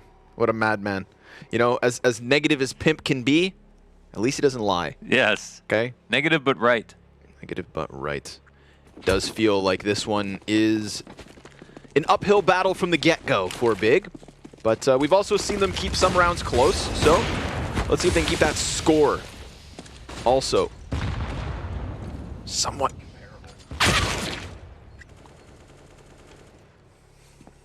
Sapek looking over top of the half wall. Oh, Aqua's gonna scare him back, and sure enough, Prime Taps helps out, kills Rolf. Sapek wants revenge. goes running in, kills the player on the sandbags. PrimeTaps was in the middle of a reload, so he just tries to dive all the way back. And sure enough, he finds Sanctuary behind the new box, but the Molotov burns him into the open. Or does it? He puts out the fire and looks to hold on a little longer, but an inevitable death, it felt like, as a single shot will take him down and leave NXT and Prosus to retake. And they're coming in from Banana, which is kind of cool because right now it looks like there's still some focus towards CT spawn, so there might be the chance to catch one player off guard, and they've still got a smoke in hand, which is something to note, but, you know, going up against 3, odds are not totally in their favor. We are see a lot more retakes in the Academy League than we do otherwise in CS, so, which is kind of nice to see, but you also see that they're sometimes possible. This one would have to be the 1v3, but they've got a crossfire set from the CT spawn, and NXT realizes time is of the essence. And they rotate to also rotate Banana, get an op, even if they lose, so that's a nice prize for them, but it's the round 1 again here for the Young Ninjas. It's exactly, I mean, this is kind of what we expected coming into this matchup, specifically on Inferno, coming out of the regular season. Yep. The regulation season. Because of Young Ninja's T-side Inferno. It's nice, man. It's nice. And I also feel like some players are even more impressive, better on lane. Fuzi is looking sick, man. Yeah, I really love what we're seeing from Fuzi. And then on the other side, I actually like what we're seeing from Prosus. Seen some good rounds out of him. Okay. Yeah. I like that. He is currently tied alongside NXT for the top kill count for Big. But, I mean, Fuzi's just a step ahead of everybody else. 12 frags, 3 deaths. ZTR trailing by 5. Yeah. You know, Fuzi's definitely the... please change. I can't do that. I got to look at you instead. I can't, yeah. This should insta-kill you. And the plus... Now cameraman's going to do it to us in real life. Yeah, but real life makes it easier. Can you start spinning? No, this is too smooth. What a shot. And what a shot! Yeah, insta headshot. PrimeTap's there to help. Hopper's not having a great time. I thought Sapek was going to chase the player into the site and maybe get caught off by the guy behind sandbags, but no, sir. They're having so much trouble stopping this B exec, and it's just because they're just a little bit scared with the way that they're defending, and they're also not super fast on rotations and stuff like that. Young Ninjas have an affinity for the B site. It needs to be noted. Ooh, ZTR, you think you got an opening? He just threw his flashbang over so a teammate can chuck that onto the arch side. Sure enough, it pops above. And as that flash pops, NXT gets drawn away closer towards Boiler. That could open up a door for the apartments push. But there is a couple kills exchanged here towards top mid. You got a big scalp drop in Fuzi. It's quite a dangerous approach here. We've got a few kind of like... grabbed the op. Oh, he's going to slip up ARP. NXT right now. Yep. Finds ZTR with his back turned. Can't get that second kill because Rolf's able to answer. And now he's just going to try to pinch into the bomb site. But of course it's Prosus. But only one and dones. Time and time again from Big this round. Everybody gets a kill so far, but dies right thereafter. And when you're working with just those deagles, that's a decent way to prime your 2 remaining teammates. But it pushes them into an unfortunate situation. Aqua grabs an AK. That's something to work with. PrimeTaps will find one as well. But if they want to risk this with a retake, they're already close enough. And they're going to make a little bit of noise here, trying to challenge into the site. Sapek shuts down PrimeTaps. Now it's all on Aqua. He sees a player in the back and can't hit either headshot. So the Ninjas close with that 9-1 lead. You know, the Oppers are having very low efficacy game here on Inferno, and I don't like to see that. The Op is supposed to be free kills. It's supposed to cream everyone in the Academy League. It's supposed to be, you know, easy rounds. You never get flash. You get an open shot. But in this game, the riflers are literally just crouch peeking, swinging, tapping these oppers down. I mean, these poor oppers. It's kind of nice, actually, you know, to finally see some justice. Take the ops down for good CS, to see these oppers get owned. So now there's more oppers than ever. Yeah. Well, that's great. More chances to watch oppers get owned. It would be Aqua, Glaved, or Fuzi on the receiving end. Exec. Yeah, lickety split. Like this. Into the A site. Wow. Prosus. Wow. He's going to be able to find himself both. ZTR will then exchange coming around the arch side, but a man advantage made off the back of Prosus. First of all, no way he just runs through their exec. And then secondly, they are just stopping him on all fronts. Yeah. But here's a weird one, man. That's so weird. There's literally a CT in the inside of Hall. And on the outside. Okay. And we got full pick control now after that. Glaive gets his frag. Successfully escorted himself back out. And this is, dude, what was that process? Like, I mean, that's a position where, all right, the exec comes through and you're not in the best spot. You're like, oh, damn it. They are coming arch right now. And you're like, to hell with this. I'm running through their full exec where they're specifically expecting, you know, this to be covered. And I think one thing about their smoke, it was a bit poofy. Was it his? Did he right click a smoke in front of their smoke? Because either their smoke missed, we'll catch it on the replay, or it was way too poofy and they deserve to die. Because he definitely gave himself that little bit of a pocket to make a play off of the library side of that smoke and allowed for him to walk backwards into it. And there, you know, that site gets overrun. We're not seeing really great retakes out of Big Omen Academy, so I think he recognizes a chance to say, okay, we lose if I stand here. I don't know retake grenades on Inferno. I have to remember 7 maps worth of grenades, and you expect me to know retake A grenades on Inferno? I'm running through the smoke. And it works. 2 kills for Prosus. Keeps both of the ops up for Big as well. Their second round on the scoreboard, and 4 players survive off the back of it. So that's a great way to see if they can just kind of kick up a little life here at the end of their CT side. It's not ideal, but it's still alive. Okay, the heart is beating. Numerically, we see this. Yeah, we could prove that all their hearts are beating. Oh, I just wonder. We might not have that footage, but listen, that smoke is too poofy. Thick one. It was a thick one. It had to have missed. It had to have missed. That had to be his smoke. Great play. Trust the process. Glaive wanted to take a peek down mid. Off the flash comes up, and it's Fuzi from the underground. Damn, that was quite risky to be out there at that timing. There was even the alt peek that was about to come through that he could have got hit for, but they wanted to take some kind of risk. Meanwhile, B site, they said only. He said, I got so many maps that I got to learn the opening picks for. You know, I got to come up with something gimmicky here on Inferno. Yeah, but they could punish picks, said Maui. I love his rose-tinted I have a feeling glasses. this is going to be my first and favorite meme from the WePlay Academy League Season 2 final. Yeah, 7 map pools. Yes. Aqua, I do not envy you unless you can give us a performance. He drops Sapek first, puts a smoke front sight. Unfortunately for him, has blocked vision on coffins and a lot of bodies inside of it. Meanwhile, Debo's going to be able to get through apartments as 3 CTs push down middle to try and get this B retake inbound. Aqua's decided to go incredibly passive, just waiting for them to come and challenge in construction, and it looks like Young Ninjas will give him that real estate for free, so he'll hold on to that. Now, Rolf is standing in the open. A bunch of bodies about to come around this banana side, so he needs to be sharp, and sure enough, for the first, he is. Won't manage a multi-kill. Sees 2 counter-terrorists, but now that T-flank all the way through CT spawn makes things kinds of awkward. Aqua hasn't pulled the trigger. ZTR turns his attention back as Debo will kill Aqua. He came through construction, found that deep angle, and forces Nixay to have to play off of the pistol. Not ideal, and not gonna happen. Debo's flank kills the construction player from CT spawn. Oh my god. Wow. Yeah. That was pure organized chaos then. My perspective, man, that was so nice. I was looking at Aqua. He doesn't bite on the shoulder peak, and then he ends up getting killed afterwards. Right? It's so sad because, all right, well, it's sick that he dodged that. Then ZTR is in a very awkward spot. But then ZTR turns around, starts fighting out into the pool. It's like, oh, Aqua. And you look at Aqua. Aqua's dead. Yeah. What the hell? So such a close round from that perspective, right? We didn't have that Debo flank, then it looks like we could have the retake come through, actually no problem. But instead we get a slightly different version of history, and Young Ninjas get 10 rounds. Good for Debo as well to just kind of kick it up a notch in that round, because he is having a bit of a slower start, and he is a noticeably lower rated player than everybody else on Young Ninjas.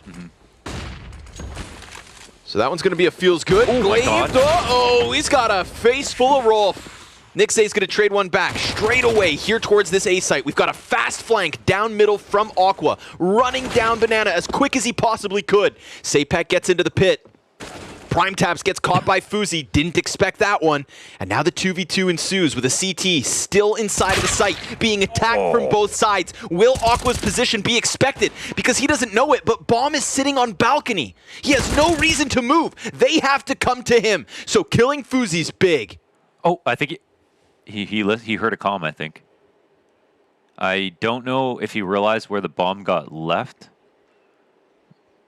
It doesn't change his life a ton. He's maybe looking for the timing where the jump up comes through, but it looked like he received some information, so we'll see. Oh no, we're still sitting in the pit. Oh, he walks out thinking the bomb was collected, but no. It was actually huge timing and a mental outplay as patience. Patience is a virtue. Yeah, that's what they say. Sun Tzu. And this one paid off. Young Ninjas laugh because I feel like they, what? Tell me, what is a procedure in a 1v1 as an opper when bomb is on balcony? You literally don't even. You can't. He's like, I couldn't move anyway. What do you expect it to do other than just hope somebody comes out and gives you the kill, man? This was a little bit awkward. It's been a bit awkward for Glaive, obviously, looking a little bit uncomfortable. The whole team, somewhat, but that's a moment where, yeah, all right, we know Young Ninjas. We've seen a lot of their strats. They have a lot of great fast strats, and I think that's hallmark to their play on Inferno. Yeah. But a couple of times now, it feels like Big are just not ready for the opportunity at all. I mean, look at this. They're making it around the NASCAR track already. They're on their lap 2 at this point. They're about to get the bomb down, and they have full control of everything. Ooh, we got Fuzi's whipping out Berettas. But in NASCAR, they only take lefts. Right? Only turn left. Yeah. Unless they do a road track. Sometimes they do NASCAR, but on like, F1 looking tracks where they turn left and right. But then they don't go nearly as fast. So it's like, why are we watching this? Oh, it's so boring. Stop trying to be who you're not. Okay? Yeah. Just be what you are, man. I wonder what happens to your body when you do like 200 laps going left in a row every day for your whole life. You think those guys just like inherently lean left? A little bit, right? Yeah. And you probably walk into walls on the left sometimes. For sure.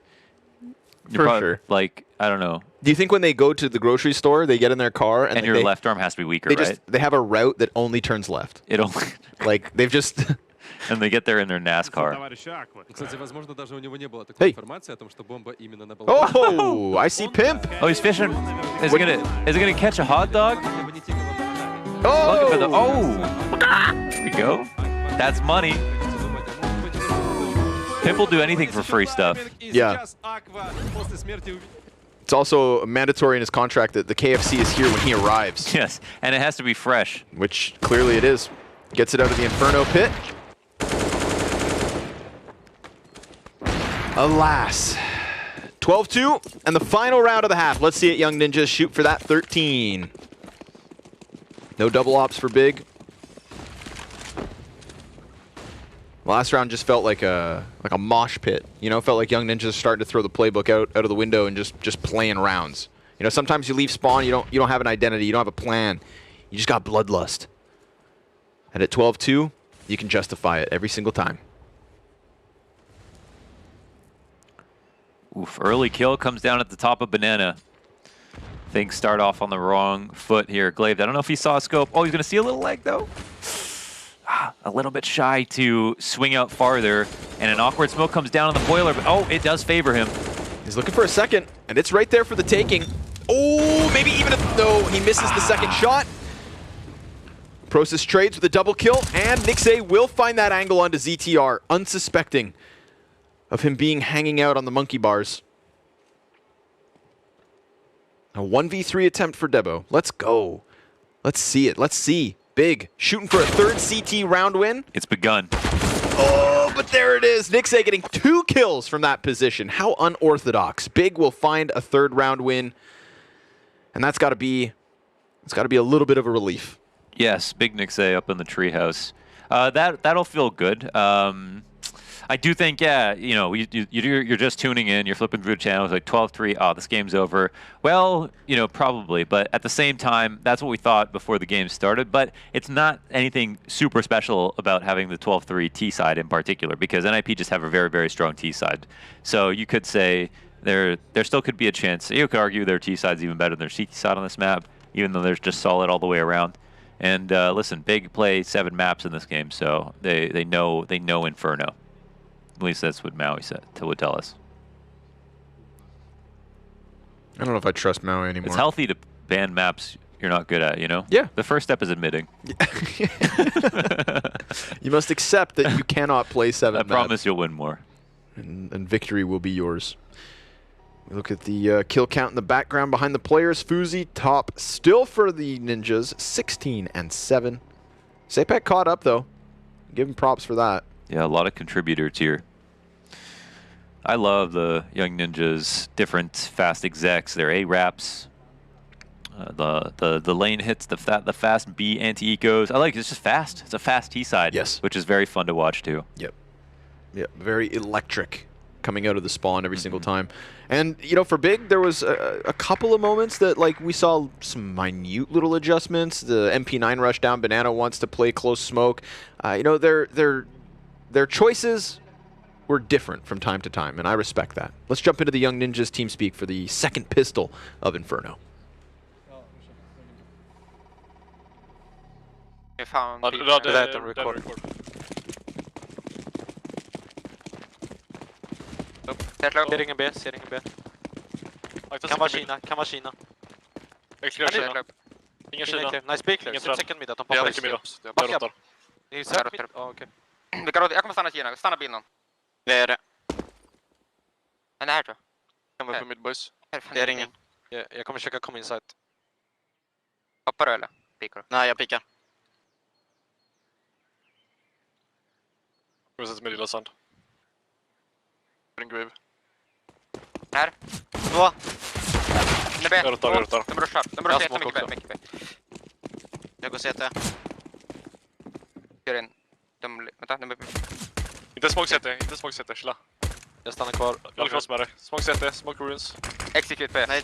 Jag boostar. Kan du boosta eller? Ja, det är du. Nice. Shit, kan det gå? Kan ni kolla ruins? Jag lägger smokepannan direkt. Ja. Jag smokar där. Jag har ingen flash. Har de smokat er? Ja, vi smokar.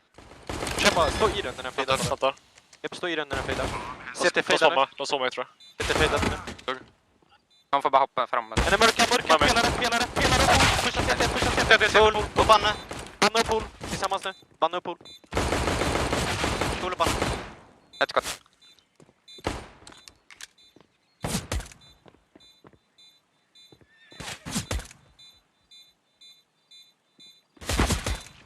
En vän, inget kit.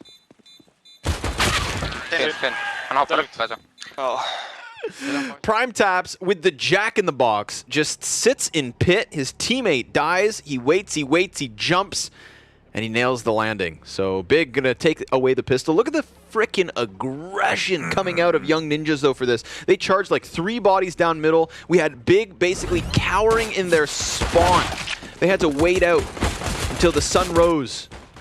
Finally, they could attempt their hit at the B site. It was costly on the entries, but Process peeking out from the top of Banana, and then here it was, that Prime Taps headshot that definitely could have gone the other way. Yeah. But didn't. It didn't, yes. It was a sweet 2vx, a nice try from Fuzi, but nice plays from Process. That opening entry was like a Glock burst, barrel stuff. Yeah, CTR got smoked. Yeah. Oh wow, they run a risk here too, and there's even some more. There's actually some more utility from the CT side, but it's just getting disrespected, and it seems to be working out splendidly. And now at max, you're going to have 3 targets as you run into the B site, so they're comfy with it. They'll look to get a bomb plant. Timing boost here for Wall. Oh, he's a little bit worried about it. And they lost their other teammate over top of them. Yeah, it wasn't even the guy boosting. No, he said, I don't want to boost this time. Every time I go boost, I die. I'm going to sit back here. And takes one to the head regardless. Ooh, no escape is possible. Not with Nixay breathing down your neck. Rolf's going to play that close smoke. Oh, he just tried to hide inside it. Fun and games to be had with a 7-round lead, but that was once a 9-round lead. 2-0 start for Big's T side, and the counter-terrorists still without guns. I think a high heart rate, isn't that good? Because then you're just like pumping so much blood through your body. I'm not a doctor, so I don't know. Imagine he didn't say that just now. Go ahead. I'm not sure. I'm not sure. No, that's where you're supposed to say something like it's fact about the matter. Oh. And then we all believe you. I don't like to lie. Well, okay. What's a fact is that when your heart rate's high, your blood's being pumped all throughout your body. Yes, that is definitely a fact. If your blood wasn't pumping through your body, you would die. That is also a fact. So it's the opposite of death to be this excited. Ooh. So it's a good thing. Is that what you're saying, Doc? I'm saying it. Yeah, now I'm certain. Just finished my master's. Aqua gets there. Second MAC-10 kill towards the B site. We're making money. Or at least Big is. I have 10,000 hours. I've never sat in a server and practiced the MAC-10 spray. Not once? Nope. Oh. MP9 spray. I mean, it's just a feeling now. It's just a feeling? Yeah, I mean, I feel like it's pretty good. That's the But Galil. I actually don't know what it is. Yeah, that's the Galil as well. Yeah. It's just a feeling. Go for it. Yeah. I don't practice the spray, but I know I can land it every time. I just did all the rifles, M4, AK, like AUG and Krieg, yes. But SMGs and... Okay, I did try the FAMAS a bit. If you don't practice the FAMAS, then you got it just right. don't buy it. Yeah, it's... And you don't buy it anyways. You only practice the FAMAS because you know that one guy's going to drop it for you. I'd rather spray a Krieg than a FAMAS. I'm right there with you. Yeah. Gun round is alive, and Sapek's dead. But he gets one from beyond the grave. Little martyrdom nade hits the top of Banana. We're trying to be very careful here because we saw a couple of rushy rounds here from Big Omen Academy, so trying to show that they aren't scared of the Young Ninjas. And I think Young Ninjas at this point, they just need to cool them off, right? Like, if they start getting a little economic lead, they're going to be able to push the nades into a lot of early round damage. And in these late round situations, they're definitely going to win more than Big. So I think that should be their first goal. Save as much as possible. You know, don't give up any big advantages. No sense in playing fast anymore. Considering they're the ones with the experience on the map, and Big, they're going to go out look for fights, as they should. Try to keep things a little bit more simple because they're definitely not quite as prepared. They're not on the same level as Young Ninjas on this map. But again, we flip sides, and sometimes you kind of flip personalities, you know, and you open up some of your teammates who might like being on the peaky side. Peaky. Fuzi. He's alone, man. Oh, he ate that flash, pops back up, gets the third player in, but two already crossing towards the pit. Oh, it's dangerous. It's dangerous to be standing in the open. He gets a volley off. Gets away with it. Nixay's going to plant that bomb beyond the fountain. And at least Fuzi's done a good job of holding on to a man advantage despite giving them the plant. Now he's going to be in the back line. Oh, 2 kills back. Make it 3. Glaive finding a bunch of bodies lining up inside of the CT cross, and as they pushed inwards, Rolf decided to wrap around the site. Big! A 2 versus 4, I believe. 3. If not 3. Dude, they all swung on CT. They found that timing. What do we know? I mean, when the CT smoke comes up, all the CTs are throwing nades from there. That's where you throw your banana smoke. That's where you throw your coffins re-molly. That's where you throw your quad molly. Yeah. That's where you throw your roof flashes. That's where you throw everything. So, and right there, you know, that smoke comes up so early for Big. They don't waste any time at all. They see that Young Ninjas are going to set up, and they said, hell no, you aren't setting up, because if you set up, then you might win. Yep. And the way that Young Ninjas were just like so confident, the way Fuzi just ran out construction to that further back spot, I was thinking that CT smoke was still up or something. But yeah, you know, they were just so certain that the terrorists weren't going to challenge. And yeah, I mean, that's the position you're like, well, I'm not going to smoke that myself. But, you know, you don't expect the T's to always peek you there. So that was good coordination from Big. I love that. You know, double man disadvantage, just make your move.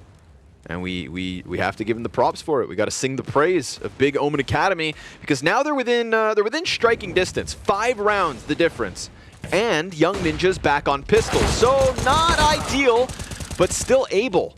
Sapek 1 kill, traded immediately out by Process. There's a second from Big, as Fuzi gets his head popped over towards the apartments. Really thought Fuzi did a great job throughout that round as well with the, you know. He was the only one in B. Seda Coffins ate the flash, but stayed there, got his kill. Then he fell back, got his molly off on Coffins. And honestly, I was super surprised to see Big just go for the open plant in the back of the site. People fight really hard for the Coffins plant. And that's what made things a lot harder. But even, you know, got out of there safely. A lot of good things. Ooh, missed off shot. But he lands the second. That's going to create the entry inwards. How's Aqua doing? It's 14-14 for the moment. Because that was one of the things, you know, having not commentated the first season of WePlay Academy League, but then coming in for the second, we were talking to the other members of the broadcast, and everybody was hyping up Aqua, you know, like, oh, this guy's impact, it's so big. And we, throughout the online portion of Season 2, we didn't get to see that Aqua.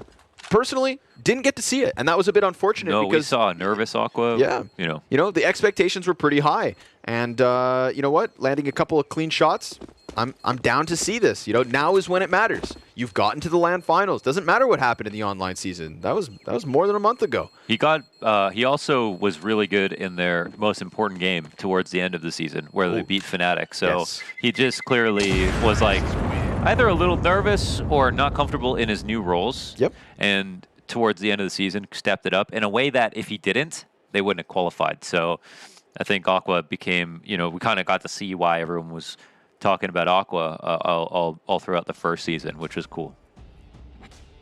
Now he's looking to give us even more reasons, more highlights, more clips. 4 rounds the difference. Young Ninjas, where is your CT side?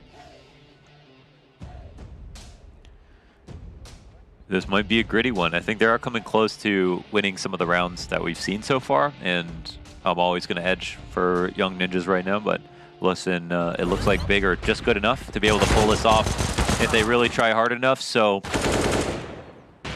that means it's got to be a full respect game for the Young Ninjas.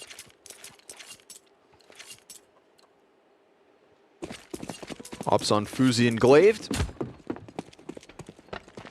And this is it. This is the Young Ninjas' turning point, let's call it. They need it. They want it. But will they get it? Rolf going to challenge around Banana. There's 3 bodies here for Young Ninjas at the gate. And immediately Big already starting to close that gap towards A. They've got full apartments control. They've got Debo on the other side, just hiding inside of the pit. He's blinded, puts down the smoke on top of him, so he's basically just going to be nullified, you'd think, but he actually finds a timing on Prime Tabs as ZTR also gets a kill. Debo's looking for the third. A perfect flash from ZTR, the wrap around the smoke, and the pit player goes big. Amazing. I just like to say he's the only one who has less than... Okay, coming out of this round, his BPM goes up to 105. Yeah. Coming into the round, he was the only guy in the whole server who had less than 100 BPM, okay? But even then, you know, 105, Fuzi's sitting 130, hasn't even seen a terrorist this round. Dude. You know, this guy just pulls off a crazy 3K. No, you can see the veins in Fuzi's neck. Oh, I don't think you can actually see them, but they should paint some on. You know the Pokemon angry thing that's like in the corner of the forehead? Yeah, They do in animes? Yeah. I could see Fuzi with one of those. They're just tattooed on his forehead? Yep. Glade's gonna die. Up close, ZTR gets the better of him. Solid hole, Debo. That's it, man. That's Debo. Let's go, baby. That is him. That is his round again. You know, like just like that time he found the timing on the construction flank to really just put that nail in the coffin. I keep calling him Debo because rest in peace, Debo. Yeah. Debo. Debo. That's how we'd say it in French. Debo Dubec. Yeah, Debo Dubec. Oh, man. Throwback. Debonair. Throwback. Debutante. Yeah. Okay. What else you got? Demonstrated. Okay, we're stretching thin. When you have a cold, that's what it sounds like. All right. Fuzi's amped, still coming into this one. So's Rolf. Frag grenades bouncing off the backdrop, and it's Aqua. Headshot to the top of Banana. Thing is, Boomich always gets one from there. Yeah, well, why didn't Sapek? I'm comparing a major winner to Sapek is the only thing. Oh, right. Shoot. Bit of a difference, huh? Still, big, solid T-side start. 1 round loss. 5v4 straight back. Oh, this could be it, but Rolf, he's going to be flashed around into the Banana. He sees a lot. He sees a lot. Yes, he does. That slows the round down. It's still a minute up, so there's still options. Bigger, they're making a lot of noise. Oh, they're just going to go through it. There's 2 here. ZTR trying to find that Zen. Ready, runs in, good damage. Won't finish off Nix A. Fuzi also denied vision. As they cross that bomb Whether into the back of the site.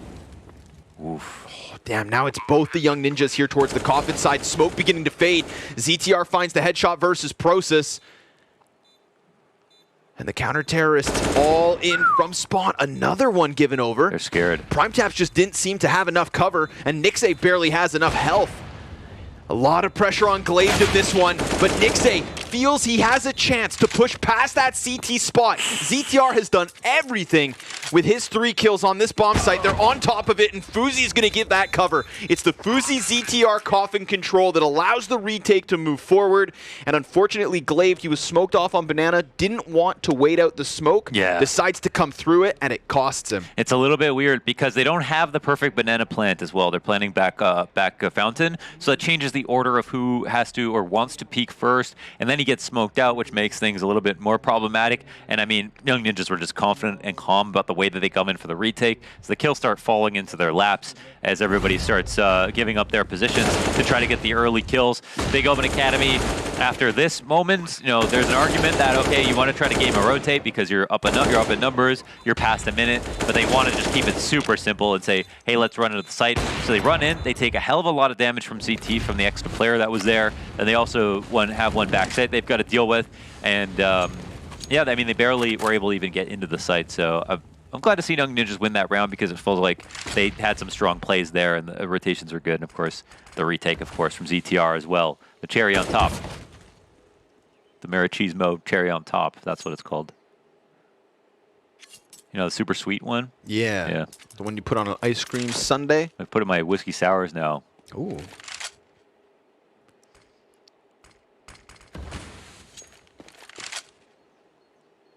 I feel bad for Prosus this round. He shot 1 bullet through smoke, missed, and then immediately took 70 damage. Damn. Like, Gotta remember what goes around comes around. And in this case, it's that spam damage that drops him low. Still that 4v4 left to unfold, but very much looking like an A-site commit. Young Ninjas having the proper setup. 3 bodies stationed here on A. Rolf does give a little bit of an opening on Arch side, though. He comes over, spams towards Porch, but gotta be cautious, man, because that B linger. Yeah, this is it's become a weird setup now that Rolf has moved his way into the back at default. It's a fine angle. It's not like amazing, but Fuzi also gets his kill over on the other side of the map, so this takes the edge off, and of course we got Prosus very low. Yeah, now Young Ninja is sitting inside of this bomb site, so just, you know, playing one step ahead, and it's good. They've got just 5 seconds left to burn off of the clock, and the bomb plant won't even be possible. So ZTR sitting back site ends it. Right then, right there.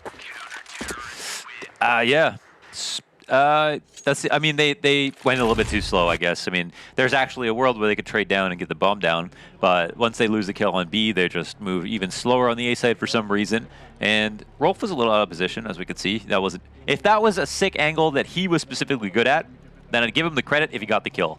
Right there, he just shoots over the head, he gets beasted, and it's not a position that looks like that's that normal to play against versus an R-trap, especially as a loose piece, but it doesn't matter because they've got 3 up and the time is coming down so far.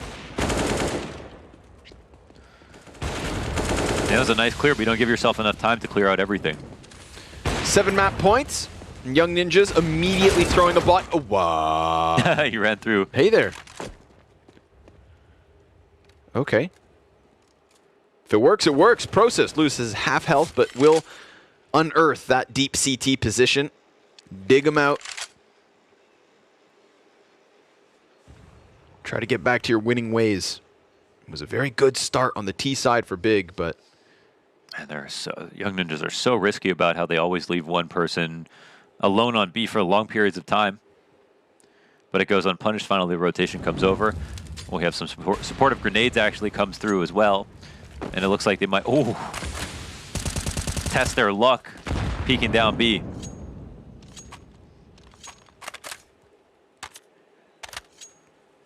What will the setup be? Boost quad, boost second oranges. And just wait for the exec to come through. We've got lane control here for Fuzi. He's going to peek down mid in a second. Rolf still playing with grenades.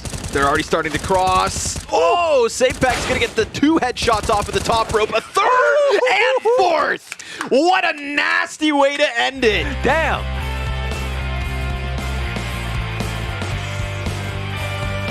What a beautiful round from Sapak. That was some amazing rifling, honestly. I was thinking, oh, that's one kill from Emo, second kill from Emo. No, Sapak from the top of Oranges.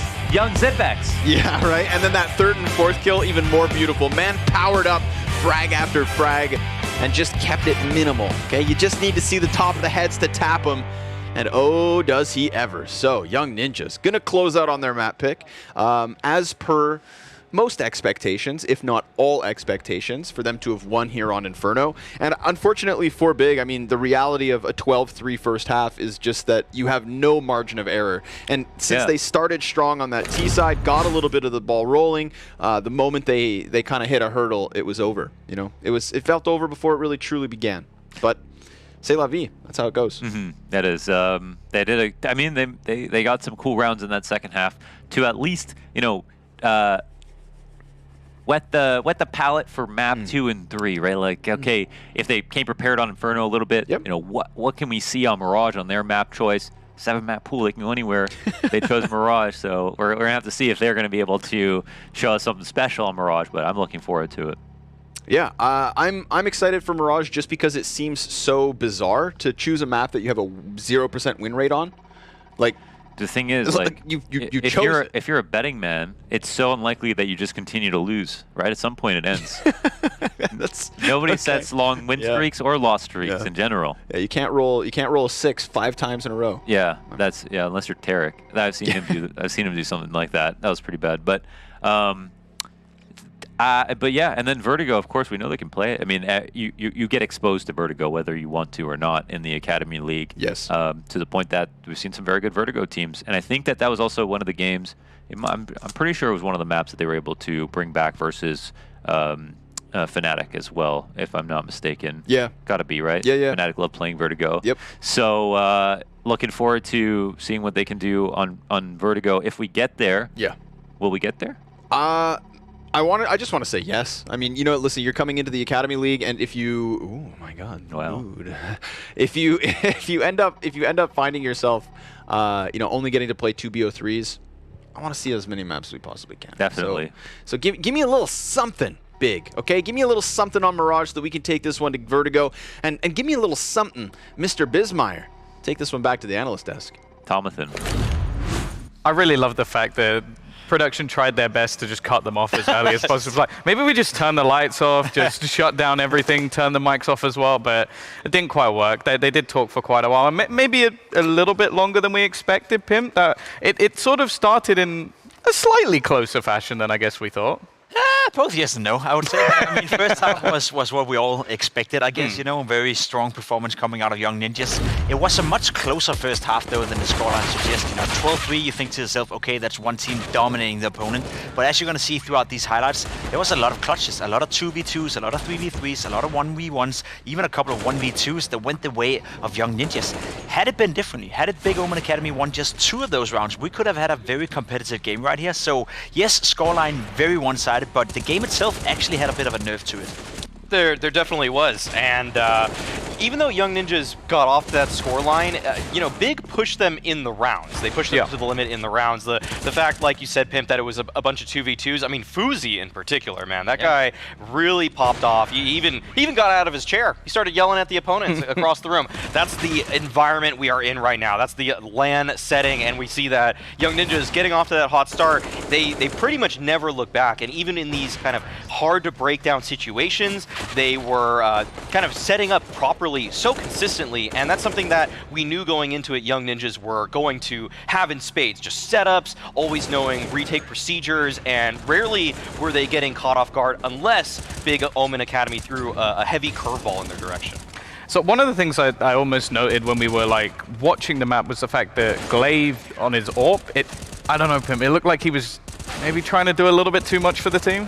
Yeah, I think he felt the pressure to do it, and Inferno, we all know it's a map that is tough to find impact with the AWP. There's very few players out there who consistently can find impact on a map like Inferno with the AWP, and yeah, maybe he was trying a little bit too hard. He is one of the star players, if you can call them that, from Big Omen Academy, and unfortunately he didn't have a great game. 48 ADR tells a bit of the story as well, that he's not really finding a lot of impact. The one player that did shine though, Process, and I guess we talked a lot about him, you know, adding firepower, coming into Big Omen Academy. Last season playing for Fnatic Rising, if I'm not mistaken. He was also a well-playing player in that. I feel without him, this game wouldn't have been close either. So there's definitely some positive signs coming out of Big Omen, but we need to see more. We definitely do, and for the side of Young Ninjas, there's not even much to complain about. Everybody seemed to do their role. Even Debo, who kind of had a tough start in this game, started coming back. One of the sickest pit holds I've ever seen, where he was just able to play around the smoke, jumps out of his own smoke, is able to find some more kills. Not the best scoreline in particular, but on the CT side, him and Young Ninjas needed an answer, and being able to lock down that A site from pit is something that will always help the team out. So going into Mirage, once again, I mean, Debo is the guy with the least experience on Young Ninjas, and this is a great confidence booster series for him because the Ninjas are so favored in it. His team is going to give him a lot of time to breathe. He needs that space so that he can get comfortable, because I'm pretty sure this is his first LAN event, period. Yeah, one of the things I also wanted to lean into a little bit was the fact that I think you mentioned it slightly in the green room. When Big looked like they had an idea, even if it was like a super aggressive idea, it kind of looked better than some of the rounds where they almost just tried to hold the classic style defaults. Yeah. Big Omen Academy really exemplified the principle that any plan is better than no plan. And a lot of the rounds, when we went into some of those post-game interviews throughout the group stage, I think it was Glaive that said that the way Aqua likes to call is very default-centric, and we saw that didn't really work against Young Ninjas. A lot of the rounds are going to go the Young Ninjas way because they're more experienced on the map. They have better plans because ZTR is coming up with those ideas. But then when they go for a three-man swing at the same time, it was like, wow, that looks so desperate, but it catches the opposing players off guard. Just any plan right there is going to work for them. Because one thing that they don't lack is individual firepower. We saw throughout the group stage that they have players that can hit some shots if it's a 50-50 duel. That's a great segue, moving into Mirage. I want to pick up on that point, right? Because I agree, especially at this level, we're talking Tier 2, Tier 3 Counter-Strike. These are not some of the best players in the entire world, but when it comes to a map like Mirage, that offers a lot of opportunities for explosive plays. Explosive up towards the A-bomb side, explosive out B, maybe even go 3 guys out middle and just swinging and fighting all the time. So if you're Big Omen Academy, if you realize what you're saying right here, that's our strength, that's our chance of actually, I guess, rock a little bit Young Ninjas out of their comfortable position, then Mirage is a map that invites them to do so. The big problem for them, though, is that they have a big round fat zero. I was about to say, yeah, we've just heard from Connor that he believes that this is going to go to a map 3. The stats are not as friendly, Maui. Is there something other than the stats that you know about? I know we've heard a lot about the 7 map pool that they're running, so is this one of the better maps in the 7? I will say that I'll say it's not, but it's a surprise pick. And I was talking about in the pre-game segment that I think that Big always have a little bit of an edge in a veto just because they're willing to try out a map that the opposing team wouldn't suspect. And, ZTR, Young Ninjas, with Slap behind them, they're a team that's going to prep for the series that they're playing. They did not think Mirage was going to be the map played here. But Big Omen Academy coming into it did know that, and Prosus knew that, and he's going to be a guy that I look at to try to find some opening kills. I mean, so many individual plays can work on Mirage. It's why people love the map and people hate the map. And I think that Prosus is a guy that can definitely take over if he finds that space. I will say, though, for context, Season 1, they played a lot of Mirage as well, and they were actually looking quite decent, I would say. They switched back and forth, the Orb as well, Aqua as well. He was strong on Mirage, hasn't been strong in Season 2, but they showed us they can play Mirage at a relatively high level. Also, yes, they have a big fat round 0 right there in terms of win percentage. All of their games have been somewhat competitive, and they have lost a couple of games against NAVI Junior as well, who we know are one of the best teams in the entire tournament on Mirage. Spirit Academy, another team they lost to as well, a team that is not in this tournament, but also a team that is racking up wins against some of the better Tier 2, Tier 3 teams. So yes, it's not a pretty statistic, and yes, you lose it every time you play it, but they have, decent skill sets when it comes to Mirage. So I wouldn't be surprised if we get a much closer game, but it's hard to advocate for them to win. Not like Squawny. He's been pretty stupid, Well, I was going to say, they have actually played Mirage a while back in August. The scoreline, it was 16-6. I'm basically, I'm trying to be a little bit more like Pimp, which is always dangerous because then the desk does turn incredibly negative. But even though that this is their map choice, Maui, there seems to be a lot to be desired for Big going into this one. You've mentioned one of your sort of win conditions being an individual man. Is there anything in particular that you want to see other than just individual players that could change this for Big?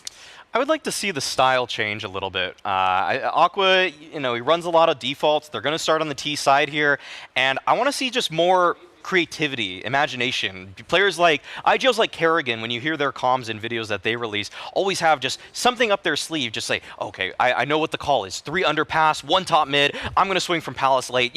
Something that's just on the fly, catches the opposing team off guard. If it's just 2-1-2 defaults over and over again, then I don't really see a world where Big take this. So give me some creativity. Do something out of the box. I want to be the devil's advocate right here and say I want to see less creativity from Big O. I want to see them simplify the game as much as possible. We're talking AXX, we're talking B rushes, we're talking some of those, some of those easy rounds you can even amplify and use in a face-it game.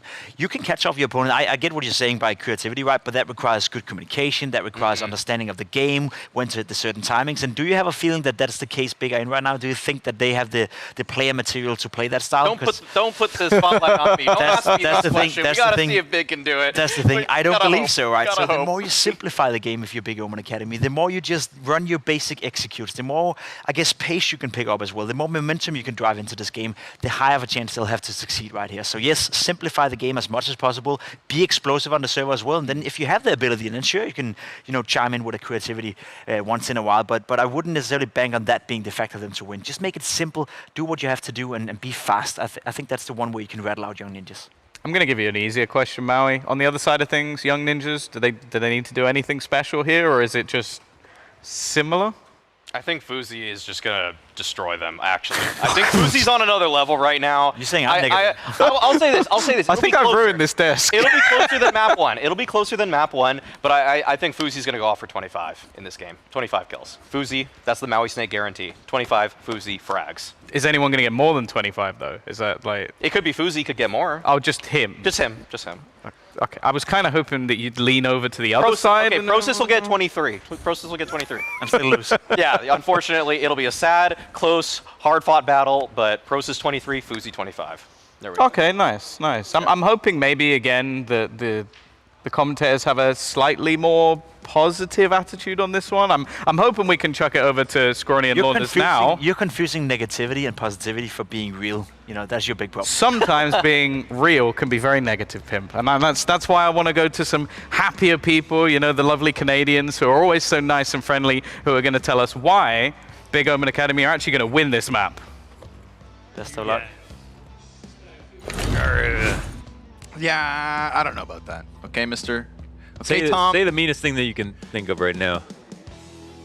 I can't say anything mean at all, man. I'm just happy to be here. We got Big. You look like Moses, and I hate that. Oh. You don't even have the beard. Yeah. Oh. Big have a 7-map pool, but are only good at 3. Tanya looked better in that vest, Maui Snake. Oh. Sometimes real is negative, Pimp. Listen, is it dire? Yes. I think it is a little bit dire. Just a little bit. But dire can still be positive. Dire can still be fun. Because we're here to play Counter-Strike. So that's how you got to paint that picture, Pimp. That's facts. All right, we're here to play a little bit of CS. We're going to be playing on Mirage. And you know what? They wanted Mirage. I like the fact that Maui is sticking to his guns. Yeah. Okay? Yes, he is correct. I don't think Nip were expecting a Mirage pick tonight. I don't, Now, were Nip expecting Mirage to be picked at some point throughout this event? Probably, and therefore they should have a level of preparation. It's not like they don't know this map at all. They know this map probably better than Device, and probably still better than Big, if we're being honest. Okay, in my opinion, even though they weren't expecting it, I think they're still better prepared on it. That's what I'm going into this. Not maybe a head-to-head matchup. Okay, I'm not sure about that. I'm not sure about all that. You know about all of that? I'm not sure about all that. I think Big have played this map 3 times officially. Officially, yes. Yeah, but in terms of preparation, they picked it. Okay. So I don't know about that. We'll see. You literally just said you weren't sure if they were going to expect this. So let me go quality over quantity. Go ahead. I think Nip's preparation for it. I think like Nip's baseline, Nip's structure. Let me ask you a question. Yeah. How much do you think their coach gets paid? I don't know if he gets paid. You think he's preparing for 7 maps? No. No man's paid that much. Not yet. We got the gum out. Watermelon flavor. Sir. Ugh. Gum in a bag. Yeah. We package gum differently. Things get weird in Europe. We package gum differently. I can't say anything. We put milk in bags where I'm from. That's messed up. And then we're like, oh, it stays fresher longer. No one cares. I don't want to need scissors and a milk holder just to drink milk. Yeah. I just want to drink milk. I'm a little bit ashamed. You can't even. I would literally rather drink it just straight out of the carton. Go for it. But you can't do that with a bag. You're trying to do that. No, you just spills. Don't try that in Canada. No. Yeah, that's not a good idea. Okay. But the gum in the bag, because like all the gums are touching. But I guess it's no different from just like candy in a bag. Yep. It's even weirder that it's candy that's in a bag because it's stickier. Yeah, exactly. So. You're figuring this out. Maybe this actually makes some sense. You know what makes me... That's a millipede tattoo, and I don't like millipedes. Yeah, I like his tattoos, though. Yeah, I like the style. Oh, dude, I hate that millipede tattoo. But I really like those tattoos. I like the jet. They stick out. That's a nice style, man. Fuzi's got some good taste. Let's go, Fuzi. Oh, we don't have it. Damn. Okay, never mind. You got it. No. There was something on the back screen that was there before, but now the team's names are there. I want to draw attention to it when the time is right, but now is not that time. So ignore me, and instead, hopefully just appreciate these little shields we've got down on the stage. Yes. I was hoping to... little Aegises. I was hoping to, like, Captain America one of these shields throughout the event. Like throw one? Yeah. Like a frisbee across the room. It's not coming back, dude, if you throw it. It ain't no boomerang. It's literally just going to hit someone. Big Omen Academy. Omen. I hope they can push this one to Vertigo. You know, Tom misquoted me, okay? He said that I think it's going to go to a third one. I didn't say I think it's going to go to a third one. I said I hope it goes to a third map. I hope we get to see Vertigo. That is a very important difference. I don't necessarily believe it. Well, because you said that, you're thinking. I mean, I thought it was going to be 2-0 as well. So by nature of the first half on Inferno, even with like having high expectations for young ninjas going into that, it's like that was a testament to the gap between these teams. The Big looked invisible in the first 15 rounds. Yeah. To be honest, the only thing is that how prepared can you be on Mirage? A lot of these players came up specifically through pug systems, so they're really good at Mirage. Yeah, that's just a lot of Mirage, like plain and simple. And you notice, I mean, you can see a difference in top-level Mirage at like top-level teams. You know, like Navi's Mirage stands out to me. But to talk about the Mirage, I don't know. Listen, Mirage is a good map. It's very dynamic and all that. But sometimes, you know, you just ape out the A ramp. That's it. Yeah, you swing on CT hard. That's the question. You know, even Gambit, dude. You know what I mean? They'll play like an incredibly oppressive T side that's just slowly getting map control. So they like spread the map for 50 seconds out of every first round, and nobody knows exactly what angle they're holding. Is Axel sitting on this pocket or that pocket waiting? Are they going to drop down A ramp now? And then 3 rounds in, Hobbit will just fly out the A ramp like he's in his NASCAR. Take a left, right up the A ramp, like a swing wild on animal. TT. As if there was like some deep thought to it. No, he literally just swang, and that sometimes is what Mirage comes down to. Yeah. So that's why it's always scary to pick it. And look what happened to Gambit. Okay, versus Navi. If we use that specific example. Oh God. Oof. Ripped all the people who put Gambit over Navi for the pick'ems. Yeah. Ripped him Maui Snake. Who else? I don't know one guy. I mean, we know how. I think in Maui's case, he did a video called Hipster Predictions. So specifically, you know, the predictions that were like these could happen, and it's also like a rare diamond coin or whatever. So we've all got that guy that was like, you know, they were going to be extremely smug, right? If Navi didn't win. Yep. Because it's the easy choice. Yep. Even though it was just a hard choice to argue against. What about those guys who is that guy?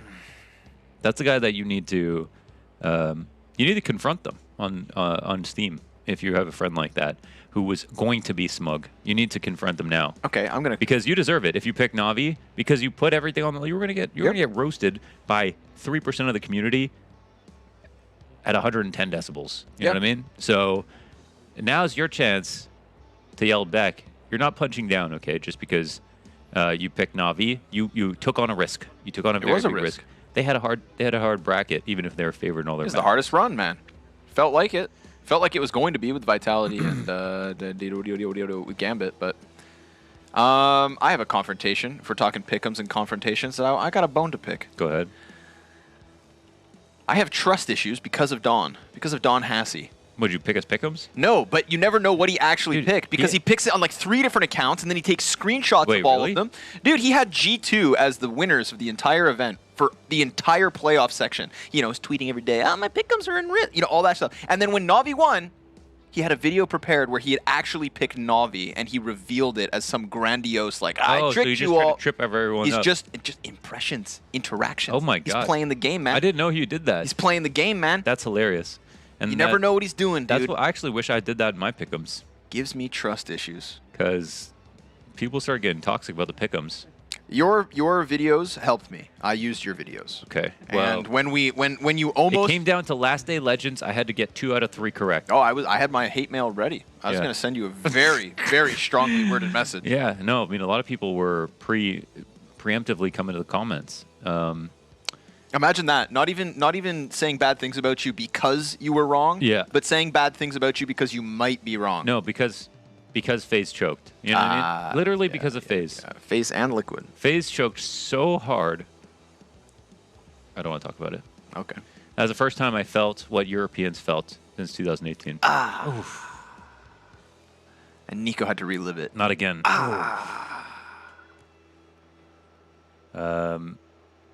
But NIP came through. That's true. It was sad though, because at the cost of what, man? At the cost of what? They beat Copenhagen Flames, who were amazing. Shame. Big man Roy. We're already at the point where we need a Copenhagen Flames academy team. That's what we need now. No, what's going to happen is Copenhagen Flames get bought out, and then Copenhagen Flames buys the Young Ninjas. Oh my God. Plot A twist. twist. Spoilers. Just letting y'all know, that's how it be. I can see your shoe at the bottom of the screen, Launders. I can see your foot. You're down there. That's my shoe. That's my leg.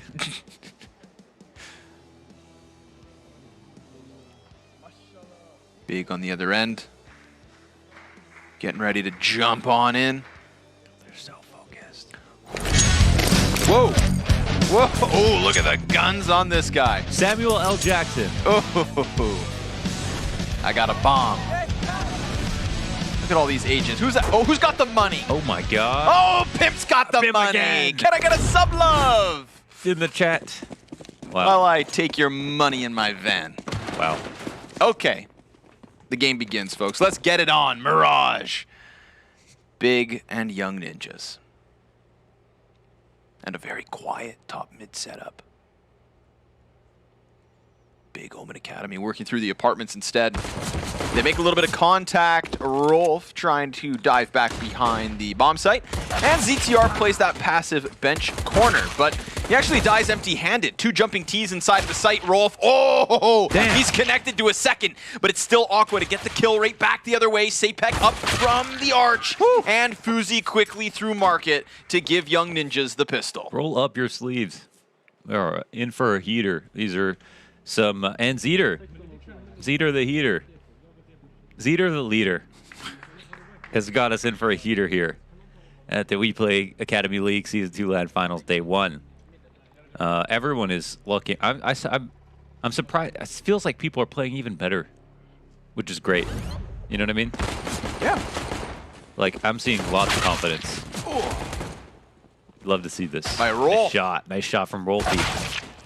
Almost got that extra one. Yeah. Oh, it was actually Aqua It was who covered Fuzi the back. and Aqua, yeah. It wasn't Prime Taps in the mid site. It was Aqua back on shelf. Oh. And ZTR will not shelf his aggression. Instead, Oh my God. throwing it down. Imagine top getting mid. mollied in that door. Not once in my life. But that man survives. The triple MP9 round from Young Ninjas, man. They want to rack up that cash. They saw Pimp's van full of money. Yeah, they said, hey, I want to be like you. Give me some of that.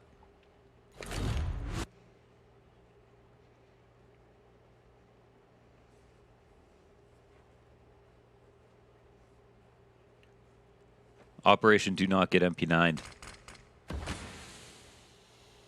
It's gonna be tough though. They got the... Wow. The head boost outside underpass. Oh, that's fun. That's fun. I like that. Mm-hmm. Debo down. Okay. Ooh, Fuzi finds Aqua trying to jump in through the middle window, so the kills continue to rack up slowly but surely. 30 seconds left. They said that was supposed to be open. Ooh, whoa, careful, Sapeg. He's moving outwards, closer to the bomb site, closer to the pistol players. MP9 picked up by Nixay. Eventually, they're going to need the plant, and Sapeg, 1, 2. Oh, can't manage the third right away, but gets there in the end. Another multi-kill from him, kicking off the weapon rounds for the Ninjas right where he ended. You Inferno. said that Young Ninjas were going to be the next biggest threat to MOUZ NXT. Yes, I said they're the most likely team to deny the back-to-back trophy lifts. Wow. And you know I did what? say that. We're kind of seeing it. But maybe Big will be that team. And it'll start with the calm. So why don't we go ahead and listen in? Möchten gleich. Nehmen die Runde jetzt auf. By the way. Ja, Mitte einfach nur erstmal. Mitte eine Flash. Fange close sein. Los, Rampe. Geblockt. Nicht mehr? Jag smokar dojs, jag kommer pika UG. Jag kommer wide UG bakom din mollo. En ramp. UG Mollo. Haben die Rampe gemollot? Mollot, genadet, gesmollt. Dann haben sie 3 Mollos weg, noch 2 Stück. Passt erst. Mitte oben einer. Silencer. Ich lobe jetzt die Pelle Smoke. Er ist weggegangen Mitte oben. Vielleicht steht der Upperwood. Upperwood sehe ich nichts. Vielleicht bei mir close. Yes. Eine zweite Pelle Smoke. Er wird close unter Ult stehen. Der ist peaked oben. Kann ihn gerade nicht annehmen. Ich bin Anti-Flash. Wo? Ich bin, glaube ich, 3-2 jetzt. Fuzis Window.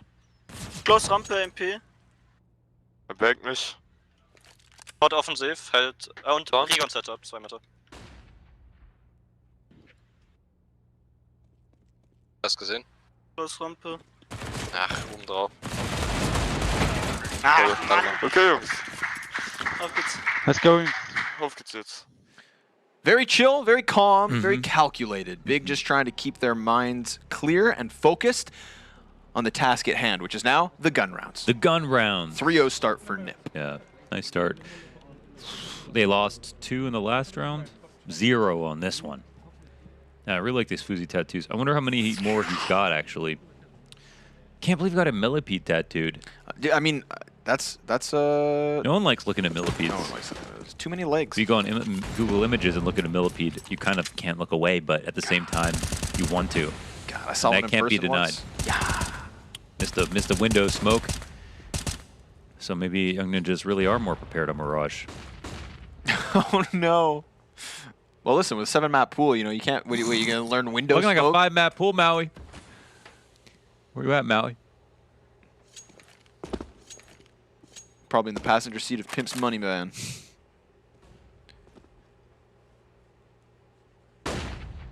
Maui said, "Pass me the aux."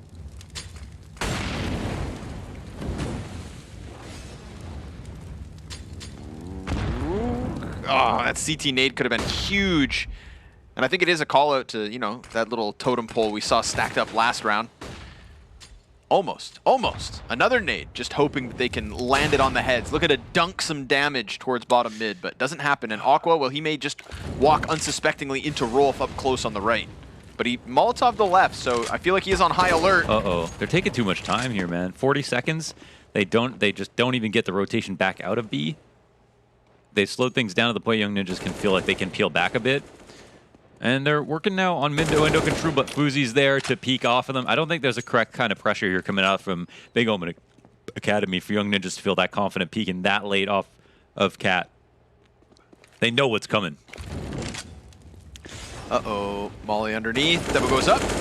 Oh, no. Okay, finally get Okay. it. 10 seconds. Yeah, time, man. Time is the issue. Wait a Big. second. It's crunch time. Sapek not able to get a kill, so those following 2 frags versus ZTR and Sapek are the big ones.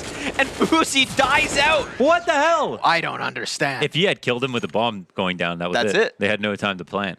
That is not a nice round but from anybody. It's a round win for Big nonetheless. That is not a nice round to look at. Like a millipede. That was not a nice. There's been a lot of great rounds here at the WePlay Academy League Season 2 LAN Finals. Day 1. But that was not one of them. I think that was a moment. That was the NAVI effect from like 2015, where like the reason they continuously would execute way too late and sometimes lose is because the other team gets so scared about the fact that they know they just need one kill to end it. And then they have 3 guys simply just die one by one like dominoes.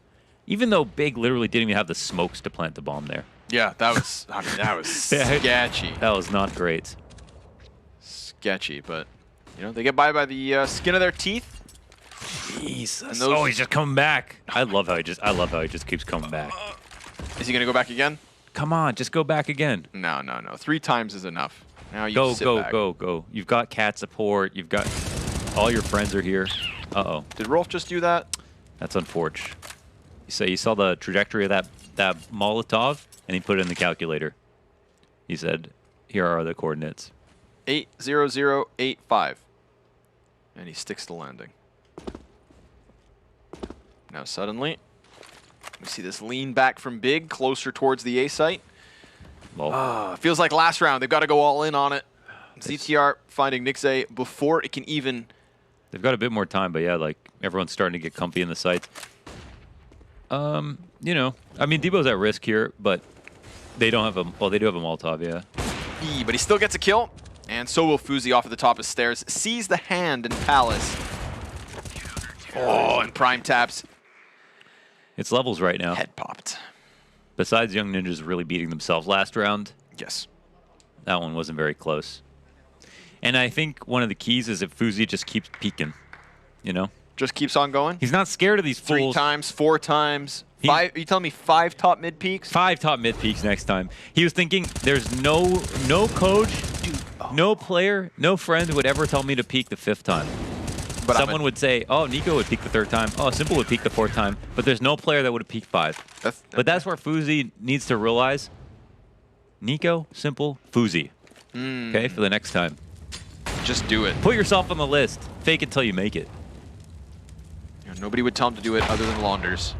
Because Launders believes. I always tell my teammates to swing. Can't believe that last round Rolf got that kill before he actually saw the Molotov. Just finds it. Just homing missiles on the A1S. Taking away every little moment that Big could be working to their advantage. And right now, there's not much of them. 3 versus 4. Deagle's up. Bomb passively in the apartments. And it looks like they'll walk out middle here with still a minute to work.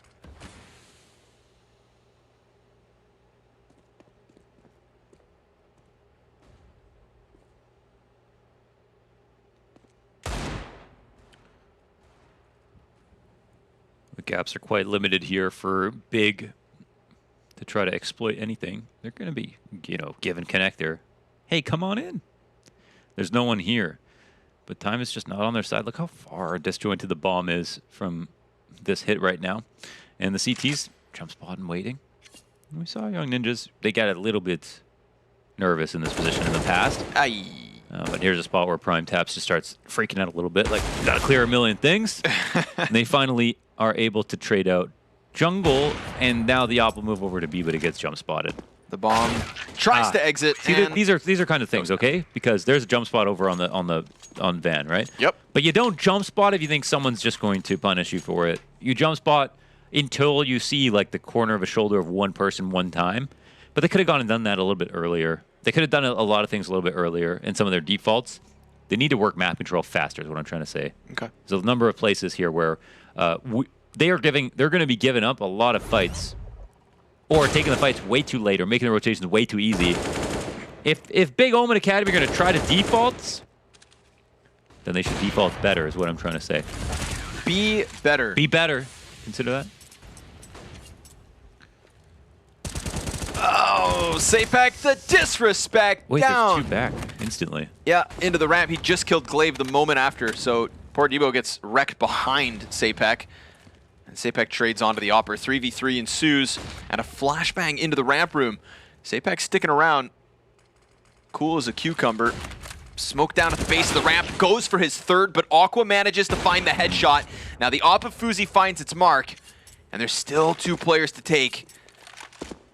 He's jumping around haphazardly. His teammate rotating in just behind him. Rolf and Fuzi versus Prime Taps and Prosus, and they're looking to plant on the connector side, which would be very strong in terms of the post plant if Prime Taps can lock this in. Yeah, the plant will come down. It's Opposite triple. Jump up's coming. I don't know if we sit and wait or not. Oh! They had a flash for that and everything, but I believe it popped in front of Ticket, so Fuzi could still see him as he came over top. And Prime taps, well, he's not inside connector. Little off angle, but it's not enough. Good Rolf retake. and Fuzi just distancing themselves enough to not line up. Both of their BPMs in the plus 135s as they get themselves a 6th round win. Fuzi is 10-1. That's crazy. He's nuts, man. That's crazy. He's really good. He is very good, actually. Love it. That's a good retake. And you know what? Jumping up on the back of triple. You know, back in the day, that used to be the super sick thing to do.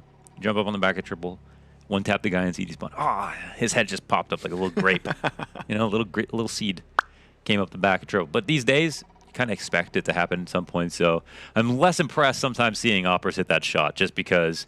Also, he hits him through the box. Wall bang. Wall bang. Box bang. And box banged his ass. So I think that makes it's a little bit easier, a little bit smarter on his part to try to go for that. But it's something that's in your mind. Oh, someone might jump up there. These days. 2021.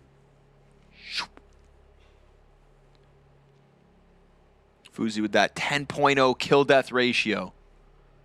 Can you believe it? I'm trying to figure out these HUDs. So if the grenades are blacked out, then that means that they don't have that nade.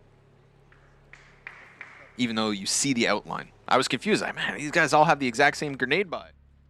Kriegt ja einer hin. Ja, Baurampe hier. Bist du bei mir, Rampe? Komm mal her, warte. Ja. Wie geht's? Niklas, gib Go. Go. Flash liegt. Ja, Flash 1 Ticket. fliegt. Der Smoke fliegt. Ticket. Flash 2 fliegt. Volle nicht unter uns. Hat vorgesmoked. Flash Jungle fliegt. Flash nochmal Jungle fliegt. Er ist noch Ticket links erstmal. Push ihn. Flash Ticket links. Gut. Ich bin Sandwich. Flash ist die Jungle geboostet, glaube ich. Niklas. Ja, alles gut. Geh ran, weg. Einer Stairs. Ja. Jungs, ich hab jetzt Smoke einmal vor uns. Luca, ja. Ich bin Anti-Flash, hält mal ein bisschen weiter links von hier. Krieg nicht Palace, ja, aber wahrscheinlich. Ich hab komplett. Wir wollen CT fighten. Ja. Luca, Flash gleich mal tief, ich call dir. Ich kann hier nicht peeken eigentlich. Flash kommt jetzt vor euch. Noch einer CT. Jungle AWP. Ich halte nur, wenn Stairs widet. Ja. Ich Molly Stairs. AWP hält mich. Ja, Molo. CT tot. Letzten beiden eigentlich rechts. Der Jungle bankt mich. Bench. Peaks. Bench. Bleiben. Default Plant. Keine Zeit eigentlich. Bitte deiner. Gittet durch. Vergesst die Runde, okay? War eigentlich unsere Runde. Started laughing like hyenas, My dude. God. Are you serious? No way they pulled that off. You literally... You're kidding me? Our mics were muted. You looked at me and said, like, they can't even do this anymore. They can't do this anymore. And at that moment, ZTR takes his knife out. No way. Here's the call to action. I can't. Sprints in, gets his hands on bomb, and the Palace player is held in. They had three players. My Three God. smokes each. One goes down with the smoke in his hand. I was like, that's it. They're literally not even using grenades. Then they smoke Palace. They smoke the cross from triple to default, and they literally die for it. And in the nick of time. Wow. In the millisecond. ZTR pulls it through, but it was a fast round last time, and it's a fast round yet again from Big, already trying to get their teeth sinking through connector, but Debo's just over top of this smoke. He definitely saw some movement. Sapek's gonna be on high alert, comes out with the one. Now it's Debo's chance to go one bigger. He's got a player right beneath him. He's crossed through the smoke, but he gets the player in the background nonetheless. Right here, oh my God. There's Glaved. Easy trade, but a difficult 2v2, and now turn 2v1. Rolf will make the difference for now. Bomb is down top mid, and Prime Tap's disconnected from it. Yeah, he's super far away from the action. Needed his teammate to stay alive there. Oh, wait a second. He's going to be given an opportunity. I actually can't believe Fuzi is peeking in this spot. They've got a CT in two very strong locations, and I guess Fuzi sees the bomb now. So that was a big thing. They didn't actually know the bomb was there, excuse me. But now they're in the ultimate post plant, basically, waiting for this. And here is Prime Taps counting the days.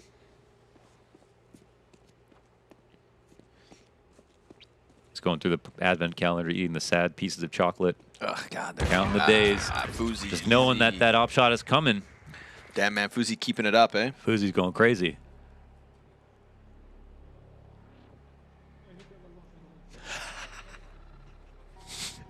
That could have been all. That could have all gotten done at once. It's all right, man. It's the Academy League. This is what we're here for. You know? This is what we're actually. You're here to learn. You know, the one thing that gives away the Academy League the most What's that? is when people haven't decided if they're going to do props or handshakes. Oh, that's the one thing that's a dead giveaway. You guys haven't met each other enough times on LAN. Yep. Oi, oi, oi. 15-1. That is Fuzi, my friends. You're watching FuziTube now, but the less crazy version. Oh, player is already starting to challenge out. Oh my God, he gets dinked through a box for 2 damage. Debo's just looking to buy time, but they're already starting to cross beyond the sandwich. Out he swings with a single kill to his name. And Fuzi has to give up a little bit of space with that smoke just in front. It's the flank from ZTR that doesn't even find a kill. Perfect frag grenades from Rolf and Sapek. Bada boom, bada bing, bada blasted. 0% win rate on Mirage. Yeah, 0% win rate on Mirage. 0. You told me that eventually that has to change. The O in Omen stands for 0. I want to see them nade. It does. It does have to change eventually.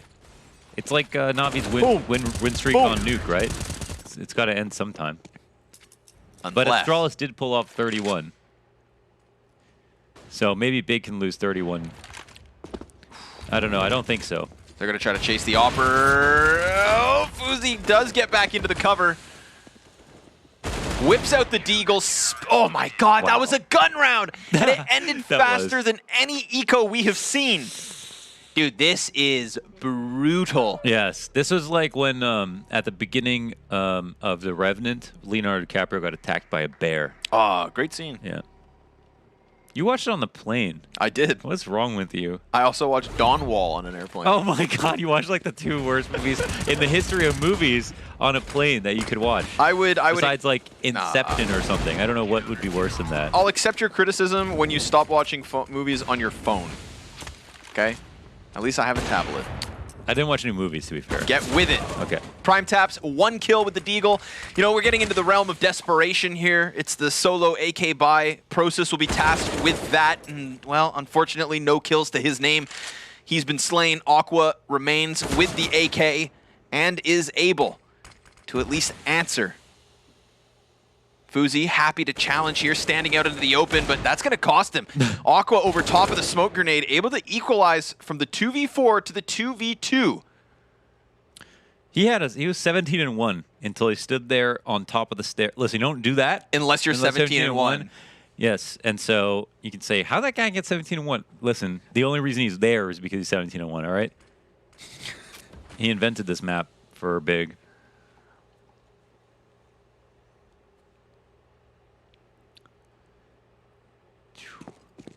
Holy moly. They just don't know Mirage that well.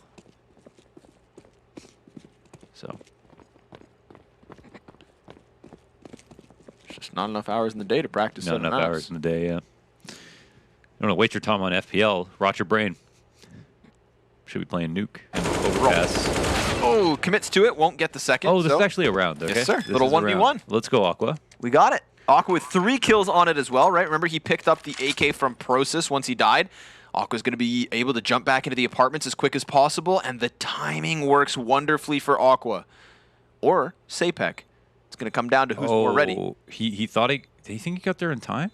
Sapek's going to cross this angle. I'm sure he's going to clear it. Oh, maybe not. He's been seen, and I don't think Sapek didn't notice. He's still trying to figure out what's up. So now Aqua definitely has the advantage. Comes out and wins the fight. Wins the clutch with 4 kills on the round. That solo AK didn't work out for the original owner. But what goes around comes around. Hand-me-downs works for Aqua. Yeah.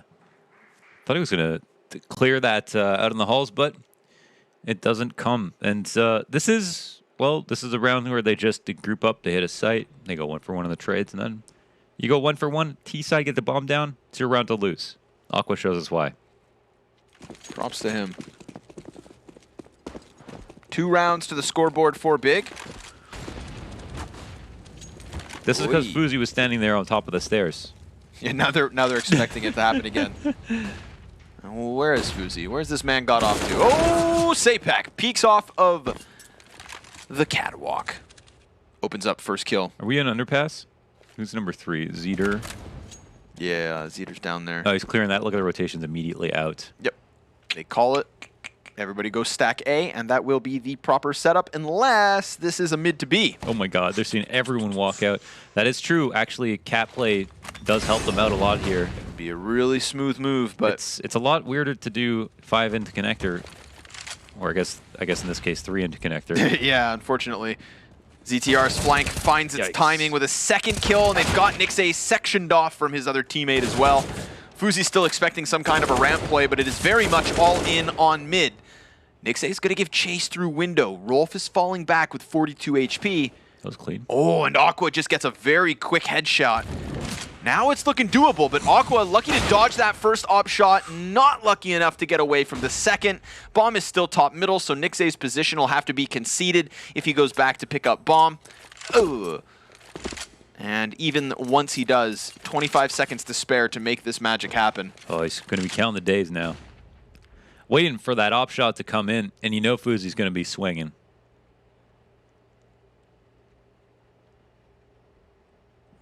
He's got a little bit of room to work with, though, because he did just cross jungle while Fuzi was looking mid. That's true.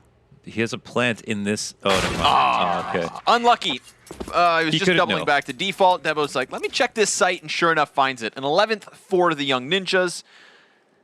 A mid setup that maybe could have gone towards B, but they opt to go down towards connector instead, and Young Ninjas just way too ready. Yeah, they lose a piece while they're in mid, and they just need to trade there because they lose the opening kill as well. So there could have been, a late round mid is nice because that's usually the time where players are less likely to be in mid. Like the later you are in a round, because of course you can't plant there, it's more utility intensive at the CT side. It becomes more and more risky, right?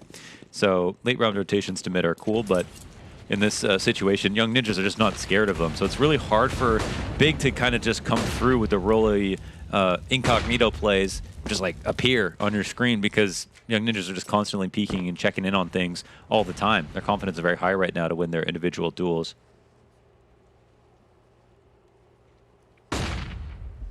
Oh, he's so blind, man. I feel bad for Glaive. Poor guy never even got a chance to shoot back. Yeah. Process will trade to ZTR, so we got some bit of a success for Big. And they're going to try to run through the window, but Sapek already in position. As much as we want to sit here and praise Fuzi, I feel like Sapek has just kind of flown under the radar. He also has a ridiculous amount of kills. It's 19 for Sapek, 18 for Fuzi. Wow. Yeah, Fuzi's just died twice, but yeah, Sapek's been killing him. And that level is just too much for Big Omen Academy to handle, clearly. They're going to be mad about this one with the time. Oh, they're just going to try to run through, and Debo gets it even though he's blind. Tons of damage versus Process as well, but maybe NIXE can crack open a route into the A site. He can flank around. He is currently being held by Sapek, and sure enough, that's where he will end. Falls onto Process. 1 versus 3 situation. Trying to get the player out from Ticket, but the smoke grenade's just going to create some ambiguity, and Fuzi crosses back. That's where Sapek stands in the open, and that's where the Young Ninjas claim another round win. So that's me really wondering, are like, is it possible that out of the 4 teams that we have here today, that it would be like Big Omen Academy, then maybe NAVI, and then NIP. Like, how good are NIP right now? That's what I'm saying. It's an unknown quantity, I think, having Navi on the LAN. Remember that don't forget, they missed out on the first season LAN finals. They came up short. However, they looked way better in Season 2. It looked like it wasn't just the m0NESY carry. Yeah. Wasn't just even the m0NESY Onkir show. It was, so a lot of teamwork involved. Okay. Whoa. Debo gets clear. Come on, a third one? This is what happened last time on Inferno. We closed out with that 3rd round win. Just a little pepper on the top from Big. And maybe they can nail it here again. Up close, though, is NIXE. Good grenade damage, and Fuzi lands the op headshot. ZTR right here to trade, and very quickly getting into the retake, wasting no time to move forward. Fire into the back box, burns prime taps to the open. Missed shot, not a problem, because ZTR can punish. What I'm looking at is Aqua. Oh, he's just sitting inside of the smoke. They're going to know about Glaive, but Aqua could make a huge play. Instead, he is dead alongside all of his teammates. And the Young Ninjas, well, they'll take that 13th round. Damn. It's super quick. 12-3 in the first map, 13-2 in the second. And Vertigo looking so damn far away at this point. Yeah. So damn far away. Such an impressive map, though. It's one of those games that's such a stomp, but it's been very fun to watch. And also, it highlights just how good Fuzi's been across these two maps, how good Sapek's looking, how good the unit is looking. And I love how they're constantly working the map in every single spot. Rotations look super solid. A couple of moments here where the fast A ramp plays might have been their Achilles heel, but outside of those fast A ramp plays and that one mid round towards B, they didn't win any rounds. I mean, just plain and simple. So, yeah, I was kind of memeing you about, okay, who's going to be more prepared and whatever, but I really didn't think that they'd look this much. Their baseline is just... but unfortunately for Big... Because you can see towards the end of bad halves for Big, they also... Like, you can tell they kind of give up. Ooh, things get more simple and they just start, throwing in stuff. Yeah, it's like they run out of ideas. The not convoluted. The complicated, that's the word. The complicated strats, the complicated levels of preparation and stuff, like that just starts to go out the window when things aren't going well. Yeah, they kind of just say, let's just throw one of these rounds in. Yeah, let's run out ramp. Oh, that didn't work. Okay, let's contact mid and then rush. But they never really yeah, you kind of gotta. Sometimes you gotta earn yourself that position to be able to pull off a really hot rush. But to be fair, I mean, it is Mirage, and that worked for them. It's the only rounds they won, basically, or when they were able to do that. Not that they won every single time they tried it. Let's see how the mood is on the Big side of things coming into this second pistol on Mirage.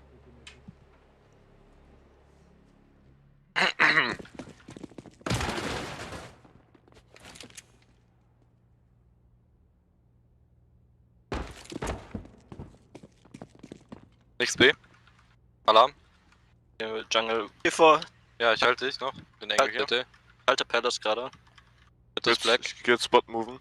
Ich schieb weg, Alex. Close B, einer. Oh shit. Schieb Bombe. zurück. Liegt nicht. Lieber. B kommt. Der bleibt immer noch. Flash. Noch nix durch gerade. Einer gedroppt. Ist nur einer da gerade. Einer Bank, einer Truck. Exit einer. Noch einer ist D-Box mäßig. Kurz kann kommen. Gut. Ich wollte. Hinter der Küche. Rakete. Rockets. Ich komme zu dir raus. Ich komm zu dir raus. Nice, Mann! Was für Rakete, Mann! Sick David, Digga. Okay. All right, a little life, a little fire underneath the likes of Prime Tabs. I think that's a level of prep, man. Young Ninjas tucking 3 players outside of the underpass entrance, just waiting for a CT to come peeking through apartments. No contact anywhere else, and what do they get? Exactly what they were hoping for, but Big still able to stave off the hit. And it was Glaive who pushed, right? I believe so, yeah. But it didn't sound like Glaive who calmed it, did it? Wasn't it? Didn't it sound like Aqua calmed it? Yeah, there was a player behind him. Maybe he saw something. Yeah, I wonder if he... oh, there was a player behind him. Peaksy gander. Oh, yeah, okay. there were two guys. Gotcha. 2 guys, burgers and fries. Mayonnaise. We wait for the guns from Young Ninjas. I want everybody to recall what happened on Inferno. If you weren't here, let me tell you what happened. It was a very lopsided first half for Young Ninjas. It was looking like the game was all over, and then Big came out of the gate swinging in the second half. Showed us a little bit of something. There's timing. I would hate for them to win pistol, only to lose the next one. I would hate for them to lose the follow-up. Oh, this is weird. How do you... That's a dangerous shot, actually. Yeah, you kind of want to get closer, I think. Oh, no, but now there's a CT jumping out window. Closer. Yeah, don't let him throw his nade. Oh, my goodness. Aqua's on the front pillar. He also dies to roll. No. Yeah. Whoa. There's still... Okay, now. Oh, now it's over. Now it's over. Not like this. Oh, man. That's tough. That was nice, though. Little Hampus play. He learned that from the big ninjas. The big ones. The old ninjas. He didn't just do that. He did that to him. It's the WePlay of the day. Really weird situation for ZTR, though, because that player's like jumping up on the box, jumping off of the box to the dirt. I think that's all so he many had to elevation do it the way he changes. did it, Yeah. He's like, wait, how do I... He's like, I could totally lose this right now. It's like one of those chocolate oranges. Like, you know what you're supposed... It's like, how do I It was like open that Boomich Ancient flank. Remember the Boomich? Did you see that? Boomich CZ into Ancient and then he whiffed the CZ spray and lost the kill. But it was just one of those awkward like you're like, oh, do I get closer or do I take the shot now? Sure. That shot was hard. That was a hard shot. Weird. I think he had to do it that way. Yep, that was an awkward one. And you could see he even had to work for it when it was close. So definitely didn't want to take it from farther than that. Almost got caught as well. So a player jumps out from window, but the player jumps out already looking towards the apartment's windows because he had no concept of somebody being back bomb site. Right. So, ZTR taking his time there could have also caught him. Oh, window timings are huge, man, in this game. Look at this. Bow! Bow! Double! And then another one, Deeg, into the market. Oh, it's a long-range one. Ay. And that really kind of takes the wind out of the sails. Yeah, that would have been 3v3 if Process caught that. Not just that one kill, but that last round and it swinging to Young Ninjas. Are they gonna go through? Force up from Big. Not ideal in terms of the buy, but still able to hang on for the time being. 2 kills inside of the site. Process looks to go grab that gun, upgrades to the AK, jumps up and dies because Fuzi, he just disrespects the smoke. And ZTR exits the palace with success. 2 counter-terrorists left. And Young Ninjas looking to fall down into the bomb site, looking to walk and strut their way forward on the top side of this bracket. 15-3, 12 map and match points. What rhymes with raisin? Brazen. Brazen. Oh. That's what Young Ninjas are, okay? They throw full exec onto the A site within 10 seconds of the round beginning. They said no to defaults. They said no to map control. They said no to tactics. And then they go through the A ramp smoke, and they have the appropriate nades. I mean, they get the player holding A ramp full flash. They go 1 for 1 on that duel, and they just overrun the site like some Spanish bulls. Oof, matador. All right, well, obviously desperate times call for desperate measures, and it's the full in force. 5 Desert Eagles, make it 4. And a few smoke grenades.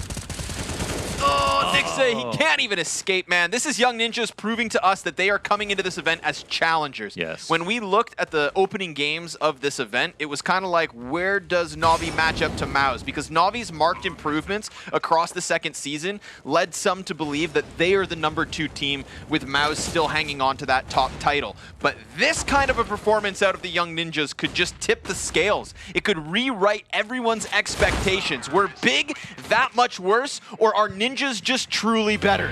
All that matters at the end of the day today is that it's a Young Ninjas 2-0 sweep. That is the question, and it's all about setting up storylines as this LAN continues. But what a mark Ninjas have made here right before our eyes with this 2-0 series, right into the map pick of Big. Big questions for Big as they, were able to play Mirage, a map they wanted to take it to. But even with a 7-map pool, it looks like they might have to make some concessions moving forward. I don't know where they're going to want to go next. I don't know where they're going to want to go next in their next series, but right now this is Ninja's story to tell, because whoever they're playing next, it's going to be hard to say how you could pick them as favorites depending on how well they perform. This was something else. Yeah, and this is what you want. This is what you want, to just kick off the LAN event with a statement. Everything went well. Nothing was tested. Ninjas weren't tested in any way, shape, or form. Yeah. And so there's going to be still questions surrounding them, right? That's the beauty of this one for Ninjas. They just get through the first stage unfazed. They're able to hold on to that, back pocket play of, like, maybe even if they lose this series, making the run from the bottom side of the bracket. No big deal. And just a celebration for the Young Ninjas to kick it off, but a tragic, tragic showing for Big as well. This is like when they kept the catwalk on Nuke. Yeah, sure. Yeah, okay. Our studio is Upper Nuke A site. Which is super cool, but it was one of the best changes to Nuke to remove the catwalk, and I don't think they should do that here. No, keep it this way. It's pretty sick. It's also less toxic around here. That's true, yeah. It's a very healthy workspace, not like a nuclear reactor. But speaking of toxicity, let's listen to what Pimp has to say about this series. Oh, can we not? Is that an option? Because I feel like this is not going to be... I'm trying to think of questions or a way to somehow angle this for you to say something nice, but... Young Ninjas, they're pretty good, right? That's a pretty nice win, yeah. A good win, a statement win. Not only for this game in itself, but for the tournament as well. I just can't believe Connor did that. I'm going to be straight up honest. It's all good, it's all good. I do think that there's one negative to take away from this, and I think Connor actually did say something smart, within these 2 hours of casting, and that was the very last thing he said, which was that they were not tested at any point, right? So when they are coming into the next game against either a well-playing NAVI Junior or MOUZ NXT, we don't really know where they're at, right? So for NIP, yes, it's a good win right here. It's a statement win. They weren't pressured at all, and of course, you can't complain about winning in this fashion, but we need to see them tested before we can make up our minds. On the other hand, though, Big Omen Academy, yeah, just as bad as Connor's casting right there. Wow. All right. I have one negative, actually. And it's Fuzi, because I guaranteed he was going to get 25 frags, and he got 24. So that was great, because at the beginning of the map, I even said to you, I was like, it would be really funny if he got 24 kills. And then in the last round, you're watching me, he's going to do it, he's going to do it, he's going to do it just the entire time. Just one short, yeah. But I think the thing is that Young Ninja's kind of what Pimp and Connor were alluding to was that, yeah, they had one game plan. It was to fight aggressively in almost every default, and they just took all the space away from Big Omen Academy. Big, really, it felt like in every single engagement, they were the ones on their heels, and they're supposed to be on the T side. They're the ones that are supposed to be fighting for space, and yet Young Ninjas just put up a wall in a multitude of positions. I think that was exactly what I was a little bit disappointed in. When you're on the T side on a map like Mirage, you can control the pace of the game if you want to. If you're good enough, you decide whether you want to play fast, whether you want to play slow, whether you want to take late mid control or go for execute from the beginning of the rounds. You have a lot of options to go for, but at no point did I feel that Big Omen Academy in this game were in charge of the pace of the game. They were running into NIP, as you said, in a brick wall, and they were doing it fast, they were doing it slow, and again, it never felt like they were even in the game, and that was a little bit disappointing, because as we saw in the first map, yes, the scoreline wasn't close, but at the least there was a lot of close rounds. On Mirage right here, it just felt like a complete blowout.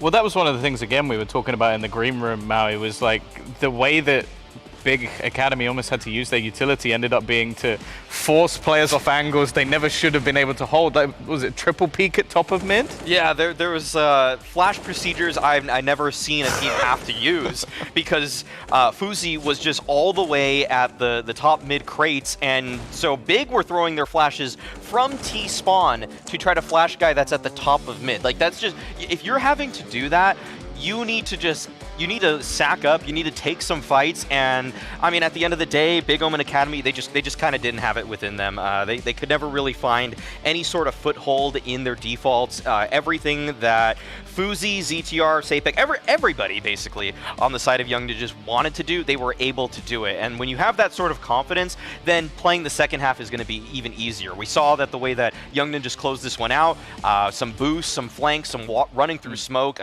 There was pretty much no way for Big to get back into this game, because Young Ninjas just started doing whatever they felt like. I do love that we have Sapek though on top of the scoreboard right here, because that's not a name we mentioned at all coming into this game. He's kind of like a... he's not a player that takes off a lot of attention, but I think he has been playing well, both in the beginning of the season and now obviously as well on LAN. So if that's another player that comes into the mix of CTR, the experience of CTR, and now Fuzi as well, playing outstandingly well with the AWP, you almost have this one-two hit punch right now, where you have this strong rifle, you have this strong AWP player, and that's when we can start to discuss whether or not they can be a match for MOUZ NXT. So let's look out for Sapek. If he can continue this level of performance, then who knows, maybe Young Ninjas are coming in to take a revenge on MOUZ NXT from last season. Well, I think we've covered that reasonably well, considering what just happened. So I believe we're actually going to now head over to an interview with Young Ninjas themselves, for them to also talk about how they played pretty well in that one. So yeah, first question, I'm just going to jump straight in. Did you expect a little bit more resistance maybe from Big Omen Academy in that second one? Because that was dominant.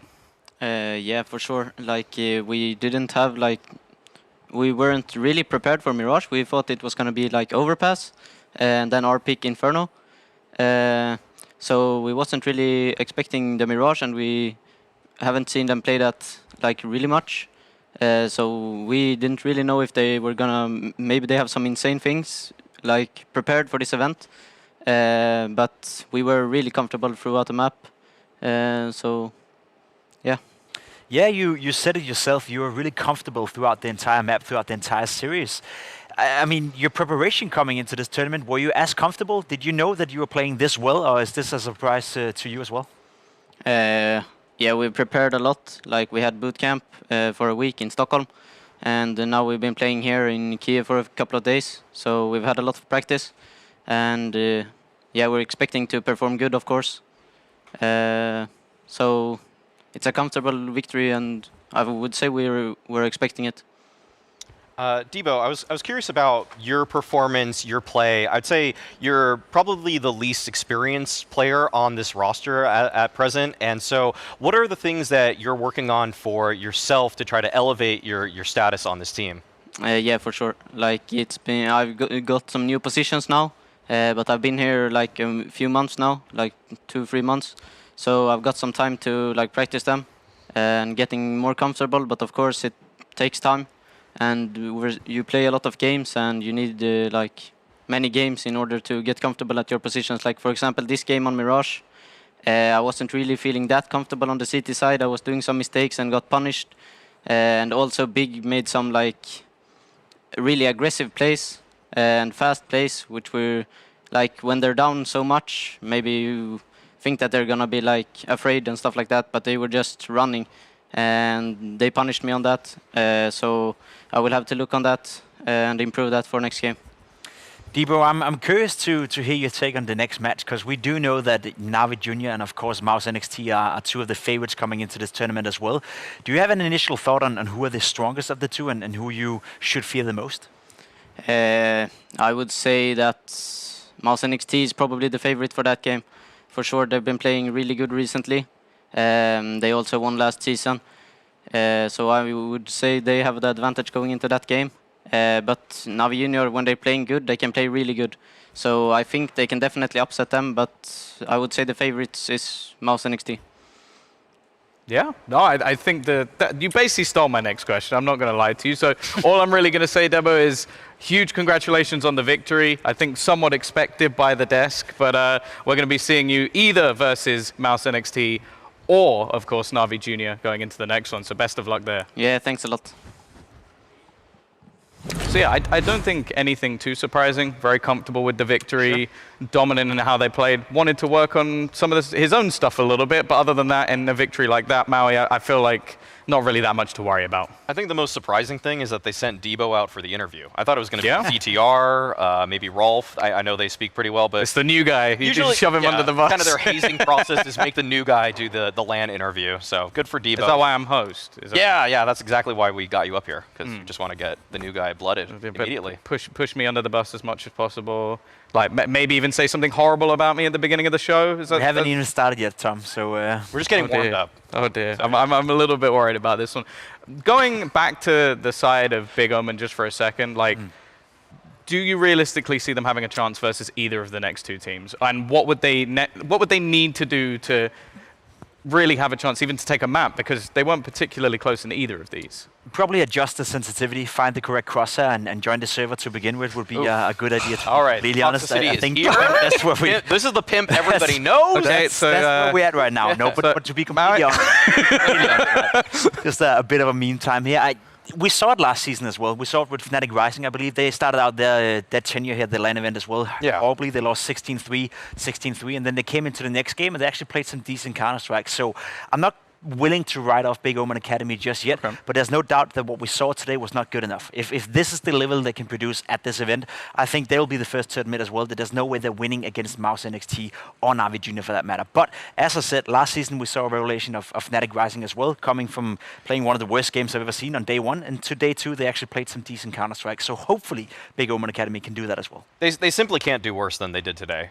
They lost so many clutches that just felt unwinnable for the side of Young Ninjas. Like I mean, the thing is that on Inferno and on Mirage, we saw some inexplicable victories for Young Ninjas that just simply shouldn't have happened. And that I would actually attribute that to the LAN nerves, the whole stadium, arena. Like, playing here is not the same as playing at home. The pressure has gotten to these players. We saw it the first season. We're seeing it now. And kind of how Fnatic Rising boosted themselves after day one. They got comfortable. I think Big Omen Academy, no matter who they face in that lower bracket game, they're going to do a little bit better. And that's kind of even surprising, because if it's MOUZ NXT, you think they would just get battered, but they're not going to get battered this hard. I don't see it happening. The individuals, they didn't show up today in the way that I'm used to them usually playing. Well, that's another thing, Pimp. Do you think for Young Ninjas, will they be able to get away with anywhere near as much in the next match? Because the level of aggression they were showing, they also had those crazy clutches in the first map. Do you think if they tried to do that versus MOUZ NXT, if they ever get away with any of those sort of plays? I think that style will be very hard to practice against a team like MOUZ NXT. I feel for NAVI Junior, perhaps, maybe that would work out well, becomes way more of an individual game where we have seen NAVI Junior, as Debo also said, when they play well, they play super, super well. They probably have one of the highest skill ceilings out of all the teams here, down to the players like Monesi and Ankaria. But if you're playing against NAVI Junior, who we see often, I would say, just play decent Counter-Strike, maybe a little bit desynergized when it comes to the team play as well, then playing that aggressive style could rattle them even more. So it very much depends on the opponent, I would say. But I think Young Ninjas, and that's one thing that we'll have to realize, and they're probably already aware of it, that the style we saw right here, that will have to be modified a little bit going into the next game.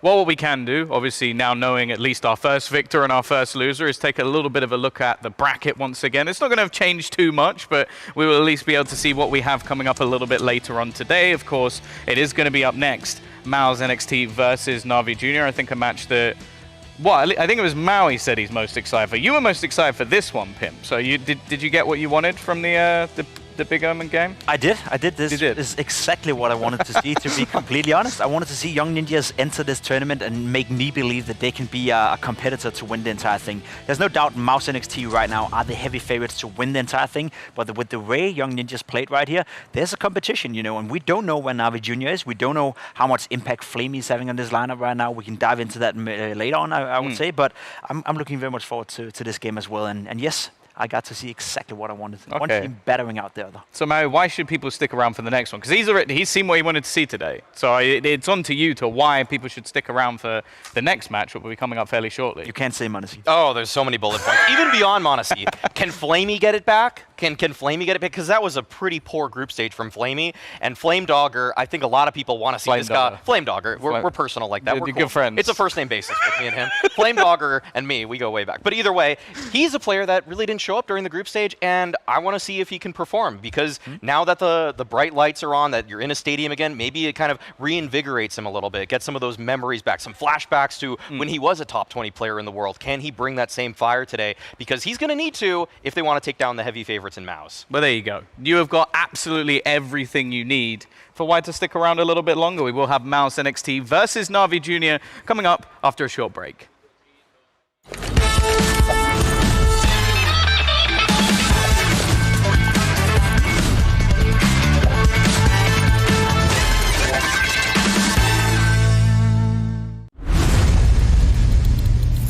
How to get along with stairs and ladders.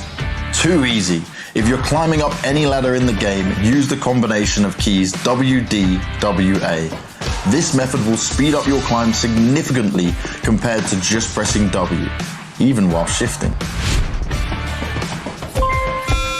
In addition, there's a much smaller chance that your teammate will be stuck and will push your model, as it often happens while going to heaven on D-Nuke.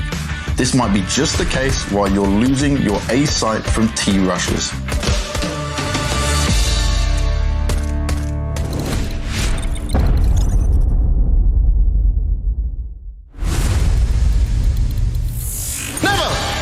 Never repeat the AWP. Even if you want it so bad and he just missed the first shot. The accuracy for the second shot rises by 344%. If you don't have a flash and there isn't any option to flank the sniper, wait for a good timing so that the sniper might start second guessing himself.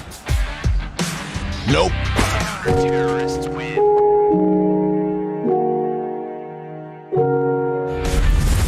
Evaluate your skill with clarity. Hold the scope where you will have time to react. Never leave a thin line for your cross, unless your name is simple.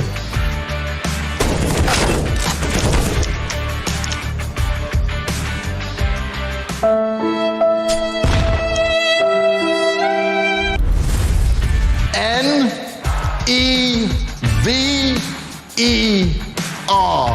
Never crouch peek with an AWP, as you may be seen with the barrel sticking out. And by switching to the pistol in these scenarios, you give yourself an equal chance to react if your opponent is waiting for you by the corner.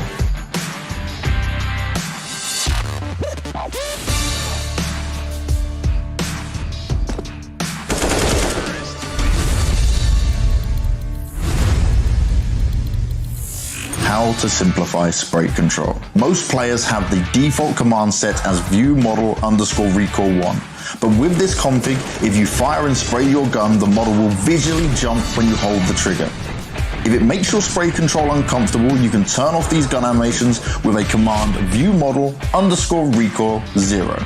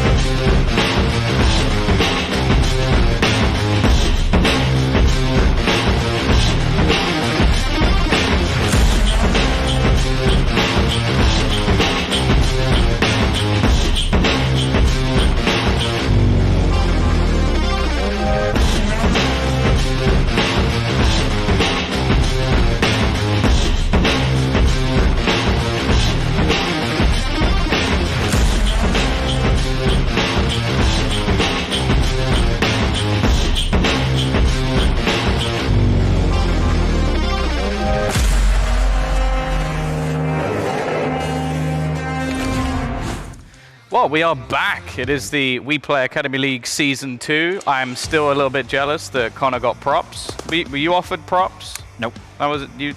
I got this sweet vest. I got this. You talked about that I've so many times never worn today. a denim vest in my life, but look at it. Look at that, huh? Shows my muscles. Oh yeah, right there. The worst thing is they can't see the double denim booty shorts that you've got on underneath. They don't need to know that about that. No one needed. That's to know why about Pimp is constantly looking in this I direction. may be wearing denim booty shorts, but Pimp, you want to take a look? You want to take a look down here? What, you like what you see? The calves? You like It's that? got good calves? Okay. All So right, I guess we'll move on. We'll talk about something that you enjoy a little bit more, Counter-Strike. That'd be nice, yeah. I've heard you like that one. And also going into MOUZ NXT versus NAVI Junior, I feel like this is the closer game, right? That's the big banger. You know, this could be a final as well. We don't know yet, obviously, as we just started the tournament. But NAVI Junior is a team with an incredible high skill ceiling, and MOUZ NXT, defending champions, and a team right now that I would say is knocking on the door to actually establish themselves as a tier 2 team. When you look at the broad prospect of Counter-Strike, they can beat some of the top teams out there. They can beat a top 20 team. They can, they beat Dignitas a couple of days ago, 2-0 in a final as well. Or in a game, sorry. So MOUZ NXT, when you look at those guys, I mean, yeah, they are the heavy favorites. NAVI Junior, they can play Counter-Strike at a very high level, but we don't know it yet. I'm looking very much forward to see what they can produce here. As am I. NAVI Junior, probably the team with the most upside at this event.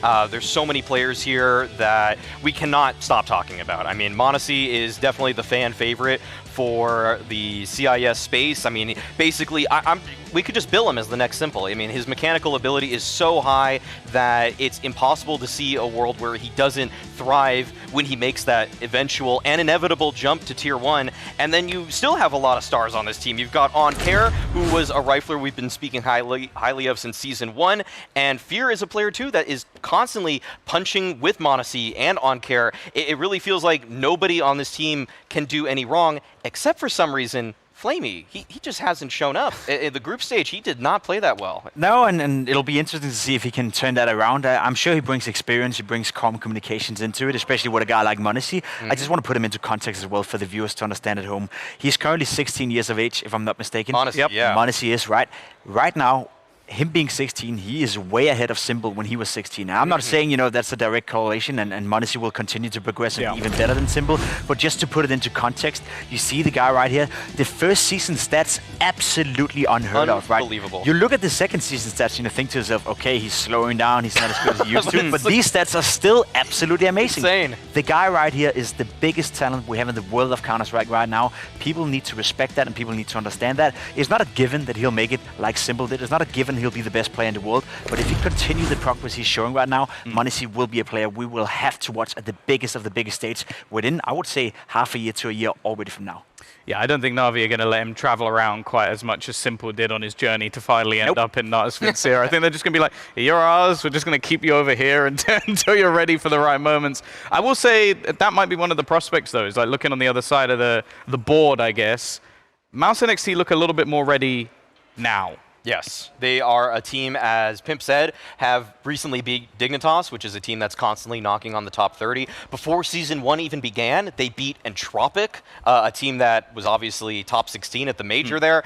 This is a team in MOUZ NXT that has upset potential when they play Tier 1 teams, and they speak of dominance when they play against Tier 2 teams. They are seriously so far ahead of the Academy League competition that it would be a shocker if they even dropped a map at this event. I actually think that some of these games should be close, but MOUZ NXT have demonstrated that they are seriously a team that should probably be in the top 30. If we look at the HLTV rankings, I'd be surprised if by Monday they aren't, because they've beaten a few teams that are close, and so they're going to shoot up in the rankings. And when we look at the players on this roster, there's pretty much no weak link. Like, every single player has a purpose. They have all very designated roles, and I think that you can just seriously pick any single one of them, from Shane to Shuhei, and you're gonna find something that you're gonna like.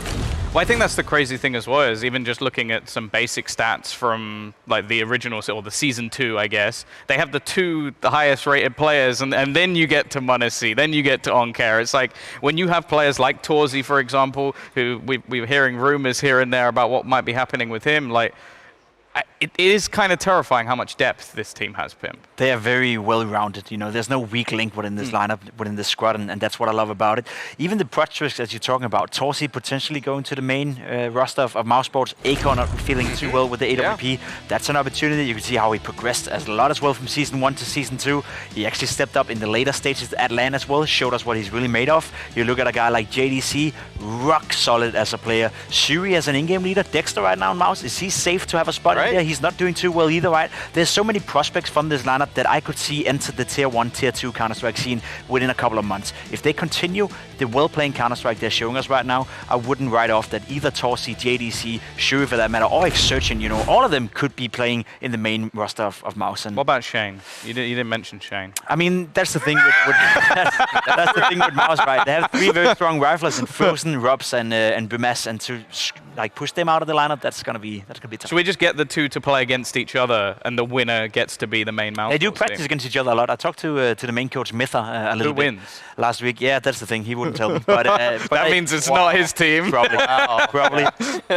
Probably they are. Right? They got Robs, but they are practicing against some of the best teams in the world. And honestly speaking, we have to consider this lineup as also a prospect for maybe pulling off the Gambit route. You know, the Gambit youngsters, who all of a sudden became the main team. You know, in the span of a couple of years. There was no main team though. They just kept calling them youngsters. That was still the weirdest thing. After a while, they just went, and now they are Gambit, and everybody kind of just forgot. Cool, man. Yeah, so okay, we won't be the youngsters anymore. I would love to see that at some point, though. Maui is just like one of these teams becomes so good that they just kind of like switch the other team to become. I don't know if it will work with some of the names though. Like when you've got young ninjas, I feel like if you then swapped the normal ninjas, they wouldn't be young. They would just be the just good ninjas. I mean, strong ninjas. The less good ninjas. Yeah, exactly. But the thing is with MOUZ NXT, on top of that, with Shane and every player on this roster, I mean, when we do draw these comparisons, Exertion is a guy that I think could slot in for Bemis right now. I think that Exertion has shown that as an aggressive kind of entry rifler for this team, he really surprised me because he didn't really have any team experience before this, and Heku even brought it up during the regular season that Exertion waited for a really strong offer because he was just playing FPLC and didn't like some of the Tier 2 teams that were reaching out to him, and he waited for this project, and boy, did it pay off. I mean, he is looking like a bona fide star. We thought JDC was probably the best rifler on this team, but now Exertion is knocking on his door constantly saying that he is just dominating a lot of teams. And at the Academy League in particular, like he seriously can just dodge nades. He's like Neo in the Matrix, all these kind of default procedures that people are trying to throw at him. He's just outmaneuvering them, and you can see that his stats from Season 1 to Season 2, his level of improvement is something to just be in awe of. It's a revolution, because if you dive into these stats, right, look at the KD, that's actually gone down. This guy right now is much more involved in the opening kills, as you can also see in the stats. He's much more aggressive. He's out there finding, creating the space, doing a lot more damage as well. So yeah, he's not playing a laid-back role anymore. He's not the rifler who's coming in as the third guy, the fourth guy, having to clutch out the rounds. This is the guy who decides the tides of the game. This is the guy who decides and dictates the pace of the game as well. Exertion, the way he's playing right now, I consider him to be the best rifler in the entire tournament, even better than Ankara, who's also a very good rifler on the side of NAVI Junior. So that duel right there, that's going to be very interesting to see as well. Well, some of those changes I almost wanted to touch on. I know that I'm basically doing this just because you're Danish, but obviously coach of MOUZ NXT, is it someone you know well? Just because you're Danish, I just assumed that you I know do. who he is. I never played with or against him. He was never good enough for that, but he's been doing some decent jobs, you know, in the lower tier scenes, and was also involved in North Academy when they first came out. Yeah. He's sort of like a prodigy when it comes to, you know, youngster teams and when it comes to academy teams. So you got to give him that credit. And Cyclone by no means a bad player. Okay, well, we have waffled long enough. It is time to bring some players out onto the stage. We are going to be kicking things off with MOUZ NXT versus NAVI Junior.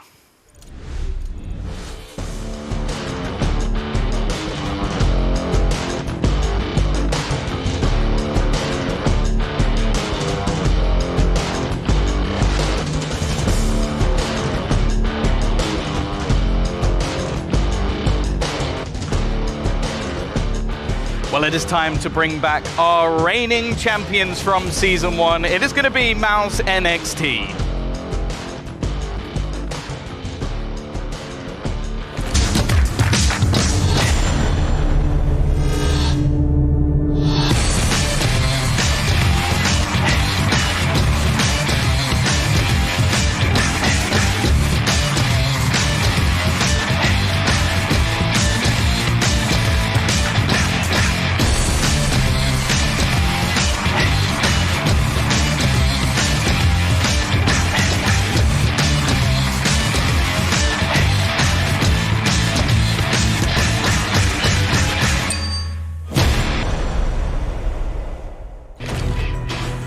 Welcome to the stage, MOUZ NXT.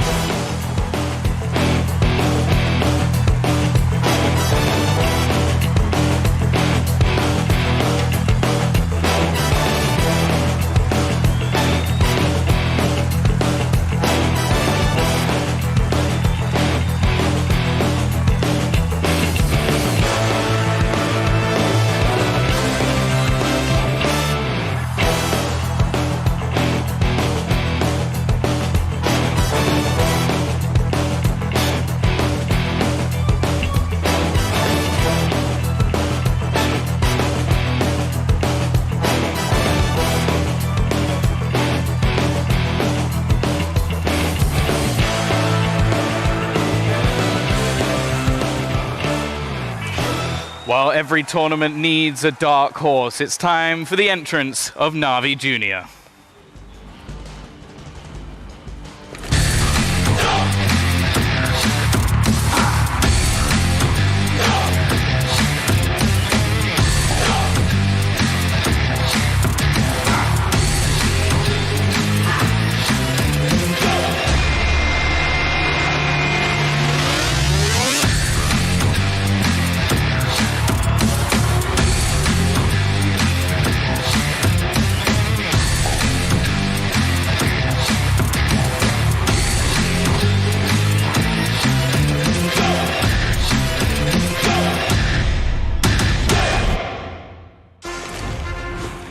Welcome to the stage, NAVI Junior.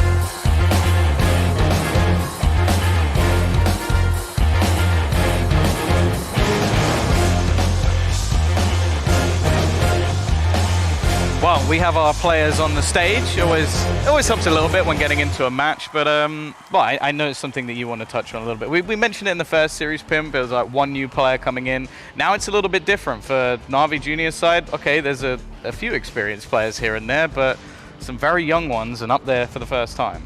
Yeah, and they didn't qualify for Season 1. That was a big disappointment, obviously, for NAVI Junior, but also for us. I think, you know, that's as close as we get to a home team, home crowd, maybe even in the production out there rooting for NAVI. Don't know, but the fact that they didn't qualify last season also means that this is the first team that is coming into this stage of the tournament as new, right? We know Flamey has been there before, and for him to walk in right there, that's probably a little bit, you know, I've been at a major final, I've been in Katowice, I've been in Cologne, so not making the biggest impression, but for the rest of the guys, we've seen how well they can play online, and now for the first time, they get to experience this LAN coolness of feeling, right? They're sitting in a Tier 1 setup with a Tier 1 production, getting judged by me, getting judged by the lovely commentators, getting judged by you. That's just a different kind of pressure.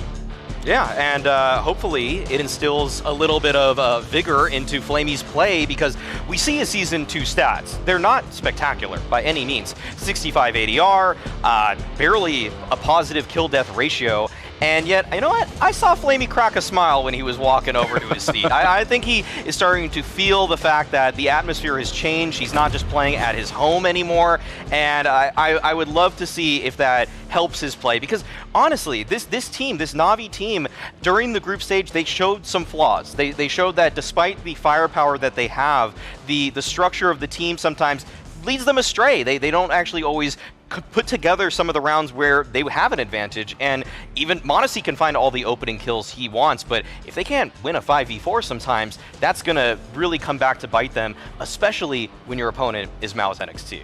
Well, one of the things I wanted to ask you, Pim, like, go back to the days when you were young, like coming up as a young player. What is the value of having someone like Flamey in your team when it comes to a LAN setting if you are a little bit less experienced in this sort of scenario? I'd say there's different layers to it. You know, first and foremost, like how do you react to be like, how do you react coming into a hotel? How is it to sit in a practice room? You know, where do we get our food? Where do we get our water? Like he's tried it so many times before, so he's not stressing over all the small things. So I think he just instills a lot of comfortability in the players and instills a lot of knowing how what's going on. As he's trying to impress Forrest right here. The guy has Twitch open. What's going on? Yeah, but yeah, like different layers to it. Then of course when you get to the States as well, for Flamey, that's a guy who's tried it so many times before. So whenever he can feel that maybe Monacy or Hedrick or Ankara for that matter is getting a little bit nervous, he can be over them straight away, telling them to calm down, telling them to focus on X, Y, and Z, and he can sense that, right? He's been there himself, so I'd say there's a lot of different layers to what experience brings. And then I guess the most important thing, if we get into a 13-13 scenario, if we get into a clutch game that goes back and forth, having a guy who's been there so many times before, who's still calming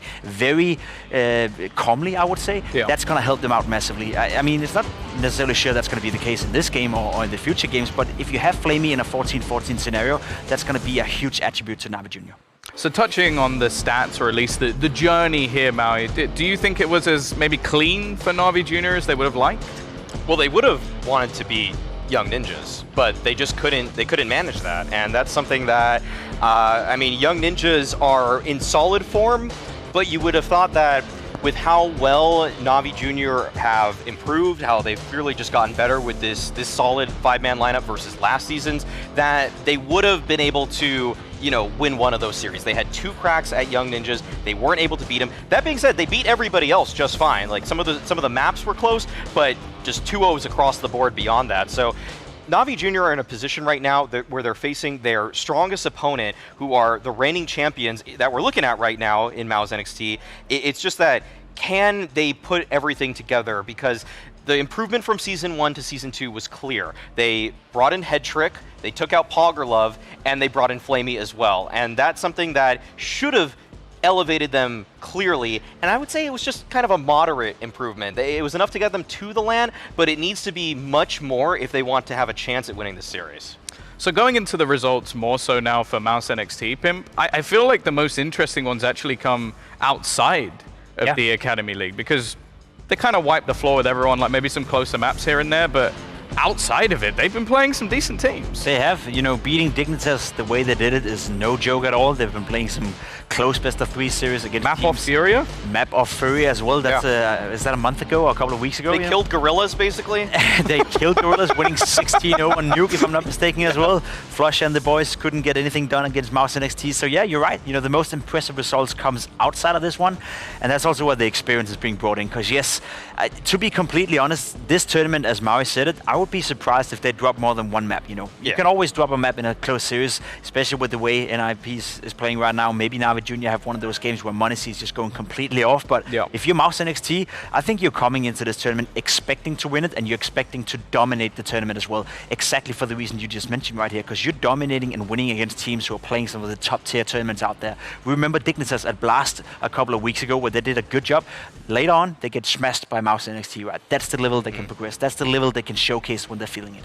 Yeah, I almost wonder if they are going to start playing against the main team just for a little bit of fun. But yeah, I think expectations obviously very high. I almost want to make you think back a little bit more, Maui, to last season. Were there any of those LAN jitters for MOUZ NXT? Or yes, there were. Yeah, there were. okay. They lost to, so in the upper bracket game, they lost to Young Ninjas. They were ahead. I think the scoreline was something like 15-9 or so. Vertigo game. And yeah, it was on Vertigo. Young Ninjas came all the way back, won that game in overtime, then took map 3. It sent MOUZ NXT into the lower bracket, and even with the one map advantage though that Young Ninjas had in the grand finals of last season's playoffs, MOUZ were able to just sweep it 3-0, and they never looked back at that point. And it looks like they never look back going to Season 2 as well. If they're able to just maintain the form that they've had after that one setback in the playoffs of last season, this series, this tournament, it's as good as MOUZ's. It's just, can they withstand the firepower of NAVI Junior? This is going to be a great opening test for them, because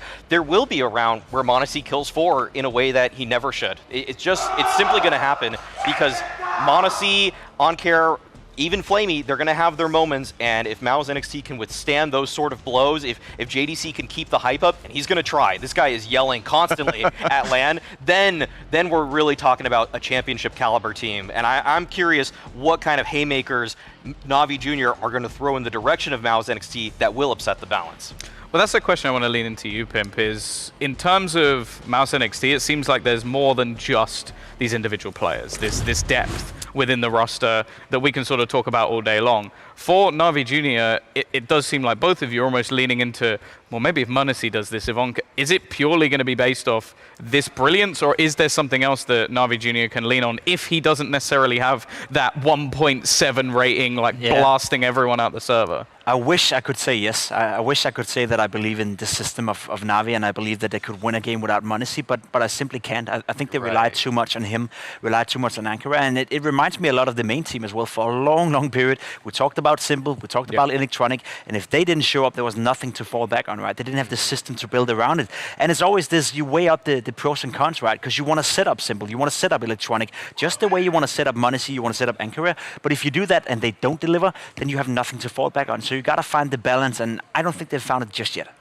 I'd have to agree. I think the system right now between both of these teams is just simply going to favor MOUZ NXT. I've seen them win rounds that weren't off the back of some individual getting a 3K. It's off of being down in a 3v5, knowing exactly how they want to use every piece of utility, and then figuring out, just doing some problem solving in the middle of a round and putting the pieces together. It's seriously impressive how MOUZ are able to win rounds off the back of tactics and not individual play. For an Academy team, you would never really think that's the case, and I think that actually is a testament to how Shuhei has improved as an in-game leader. Last season, there were a lot of just kind of, oh, it's a 4v4, let's just throw a B exec. Now he's putting together some slightly more complicated strats where multiple things are happening at the same time. There's a better macro picture that's unfolding in rounds for them, whereas Navi, sometimes they just let the clock burn down to 20 seconds and try to charge onto a bomb site. It's not the prettiest always, but then, you know, cool if m0NESY gets 3 kills. It can work. Yeah, it can work if they get 3 kills off an individual. Okay then, Pimp. So the next thing we can do is what maps are we going to? Where do we want to be heading? What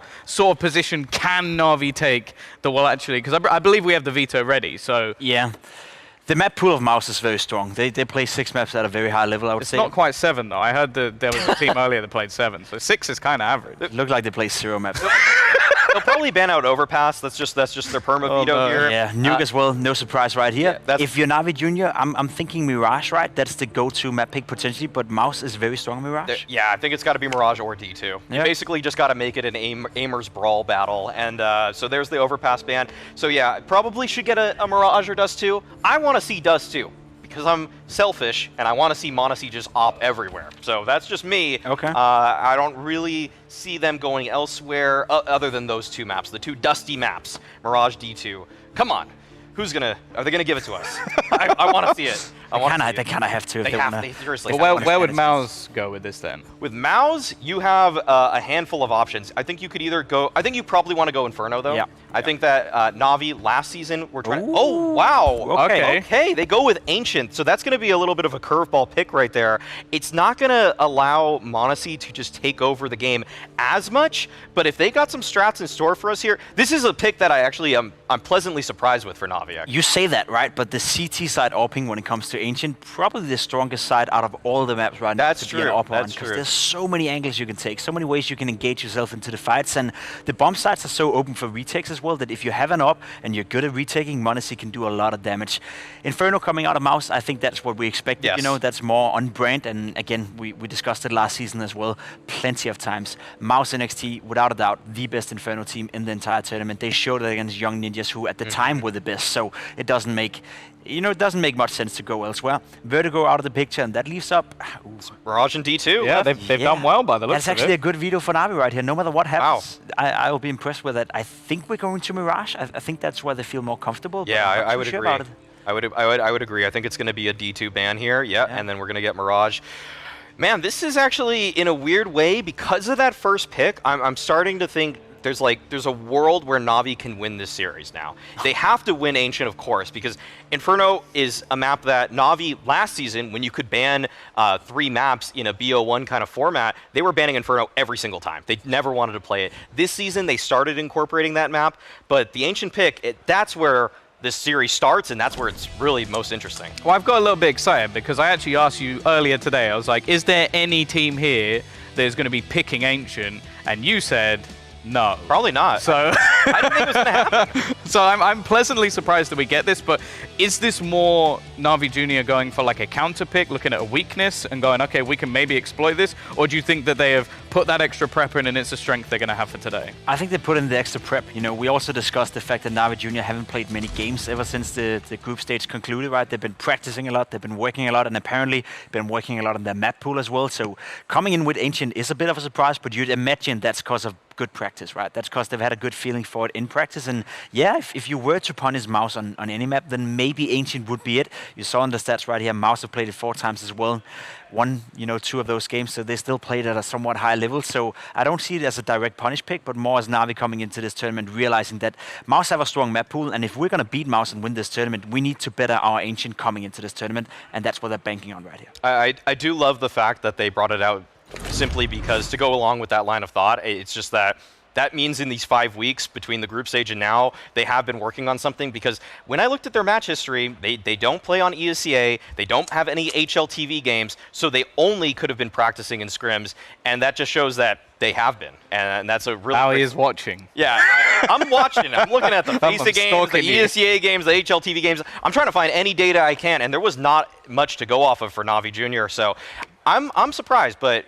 Okay, one last storyline I want to bring up. Did NAVI Junior party too hard when NAVI won the major? Are they ready for this? I highly doubt that. I highly doubt that. These guys are grinders. They stream 24/7. I hope you see Ankara, he's turning on his stream after every practice. The same for Monacy, the same for Headtrack as well. These guys, they live and breathe Counter-Strike.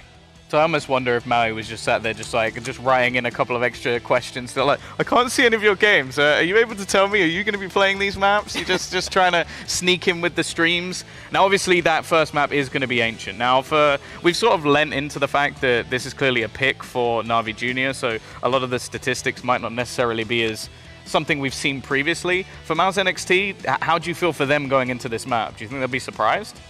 I think they'll be okay. I think they'll be a little bit surprised. Maybe I don't think they saw it coming unless they know something we don't from the practice games with NAVI Junior. But again, MOUZ NXT, I'm just sitting with this feeling that there's such a well-rounded team that they are also working on their map pool. They have not just been doing nothing for the last 5 weeks ever since the group stage. So yes, Ancient may be a bit of a surprise, maybe a bit of a curveball, but I feel MOUZ NXT is one of the few teams here at the tournament who can overcome that.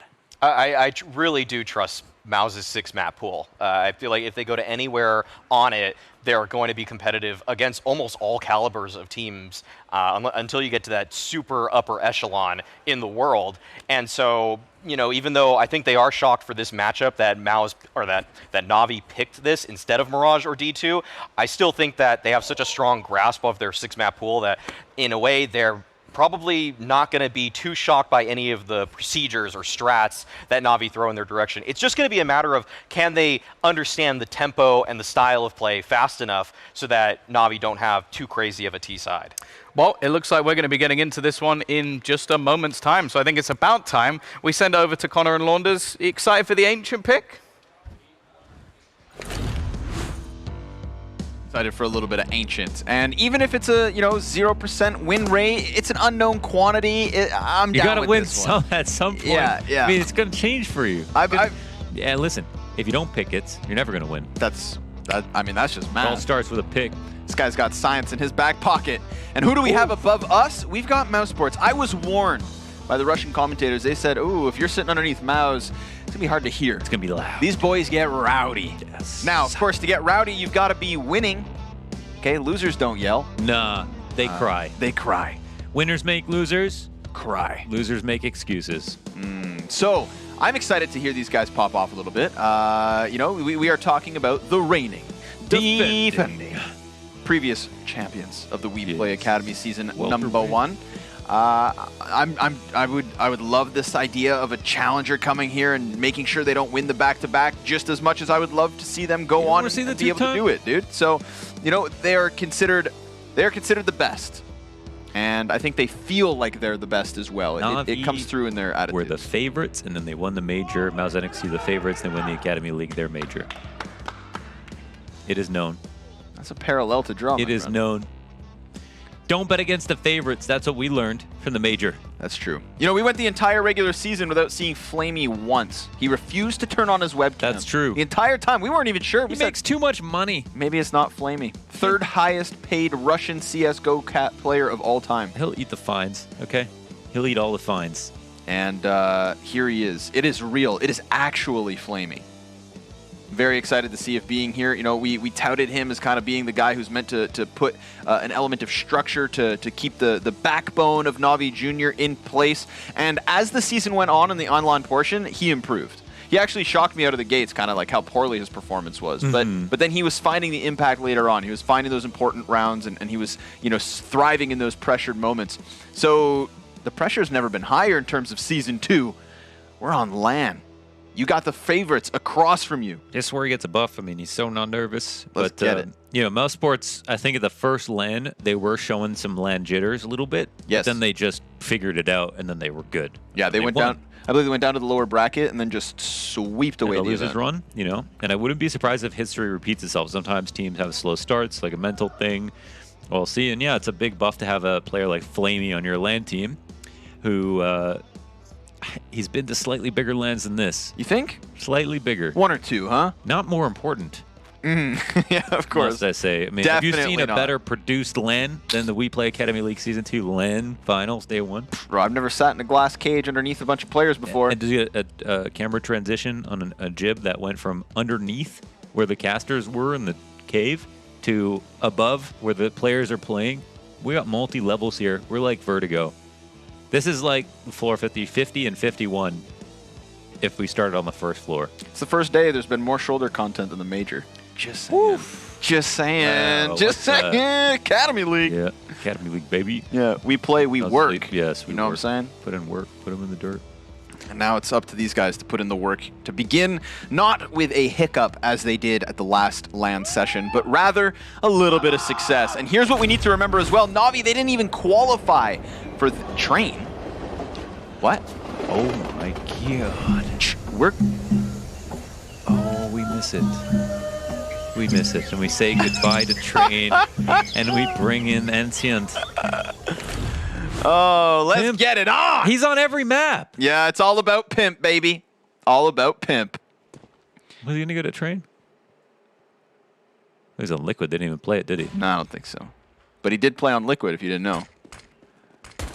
Shuhi gonna look to dive out of the caves. He's got a smoke behind him already. Flashbang disrupts him, but he's still able to add one. And then here comes Exertion from the corner. Oh, bit of a labored one. Onkir, able to get a kill, but he's back down into the corner. He's got two CTs back on the lane. m0NESY and Flamey diving down the ramp, now looking to put a bit of distance between them and the bomb, but that's not gonna happen. They ain't scared. We got NXT with the opening round win. They're loud. They're right above us, so there's gonna be lots of this energy. Which that's what we live for, man. That's what we want. So let's keep it going. But it's got to be win or lose. Can't start getting quiet when you start losing. NAVI Junior. This is one of the maps where, apart from outside of how well they played, I guess. Not to say they did or didn't. It's just that m0NESY had some insane maps on Ancient. Yes, sir. Vertigo and Ancient, I think, feel like stood out the most. Maybe Vertigo, Ancient, Dust 2. Bro. Stood out so much. What's up? What is going on with the hearts of NAVI Junior? Look at these freaking BPMs, dude. Holy. Everybody's so pumped. They're like, reigning champs, MOUZ. We lost the Pistol Boys. The most CT-sided map in the entire pool. Even Flamey. Even Flamey. He's alive. Man hasn't felt LAN in quite some time. That's true. Ooh. Clean one from Shane. Cuts off the front man. That long A play. NAVI Junior just going to reel back for a second. His name's actually pronounced Szechuan. Szechuan? Okay, yeah, okay, dude. Finger looking good. We got the MP9 spray down. Good for just the first. m0NESY will get that P250 frag. m0NESY does not ever look like his heart rate is that high. No. And it feels like these are high heart rates, but then it doesn't seem to translate to them being nervous. Well, that's the element. See, that's why people can watch esports and be like, well, this isn't nearly a sport. Yeah. But I'm like, on the interior, physiologically, on the inside. Yes. These guys are pumping blood. Now let's go to the inside. of the team speak of NAVI Junior. Zoom. Нас раунд записывают. Да. Йоу. No молик. Да, молик банан. Смог двери, тушись. Смог ворот. Не тушись. Не подошился? Я фул. Не, они какой-то дым странный дали. Флешка есть на выход? Жду мясо на Да, себя. есть. Давай. Даю. Дым сотку дали. Со мной выйди. Бум. Дуга, чел. Пойдем мясо работать сейчас. Сотки вон вы. Егор, я тебе скину флеш. Давай. Можешь на меня отправить, если что? Да. Я банан. помогу. Да, не спеши. Смотри, пожим банан. Еще мясо вроде красное. Да. Не пикает. Еще один мясо. Мясо. Битый. Дал Смок смок. отдал. Надо перестроиться. Они Надо сместиться чуть-чуть. Фокус банан делали. Сотка, осторожно. Забрал бомбу. Го распикаем, что вместе просто. Под бананом один. Пойдем? Го. У меня будет смок. Тотем. Окей. Слева Я с мида осторожно. тогда пойду. Да. Не, пойдем, наверное, вчетвером, бро. Дадим смок тотем, будем вместе отпикивать. Не думаю, что авик есть. Я скину бомбу, буду смог тотем подкидывать. Слева тебе близко, осторожно. Да. Бублик может слышать Что нас. вас? Контролю даль. Зарал смог. Не торопись. Лева не вижу. Давай, дым. Отпустил смог. Свечку не вижу. Улик за X дал. Буст нету. Выхожу.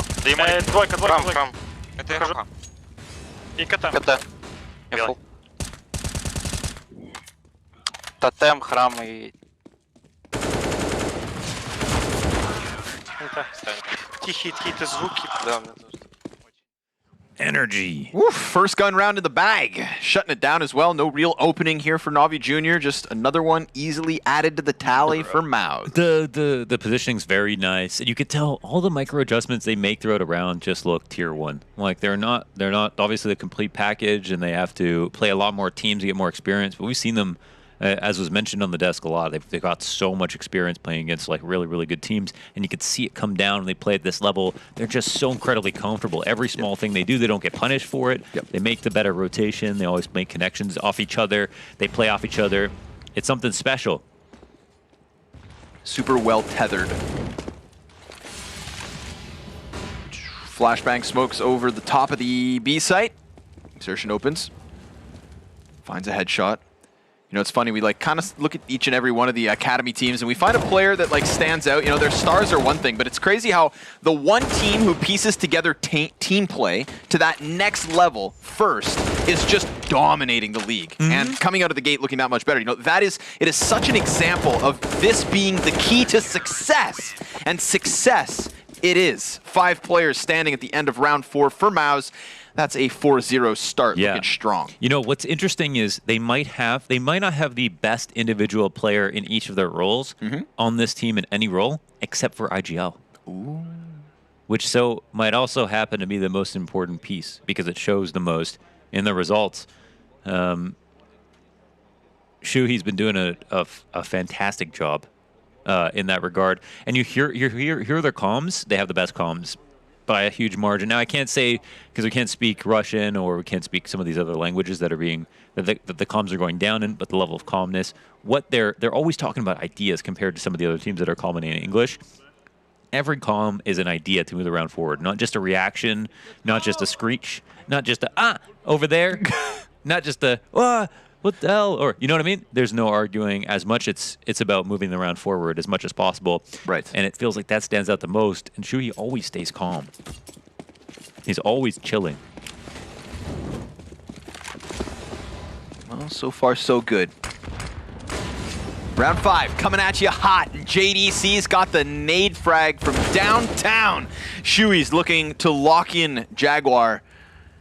And maybe even exit. Why not? You've got yourself the 5 versus 3, but that 5v3 in question. Flash over the top of the site. Exertion. Looking to take away. Did that flash work? I don't know, man. It kind of got a little... It looked like it might have worked, even if it bounced badly, but... At first I thought no, and then I thought yes. Timing shot off the ramp in the left. It's a weird one. That's a messy spot. I wish that one was a little bit cleaner. Yes. To me, that's like the yellow tarp on Vertigo. It's a little too cluttered. It's unnecessarily messy. Too many little bits and bobs and doohickeys. But alas, Here we are. Into the bottom mid plate. We're gonna play m0NESY as the contact, huh? That's the strat. That's the call. I'm down. See, if m0NESY goes first, either you win the round or you lose, but you learn fast.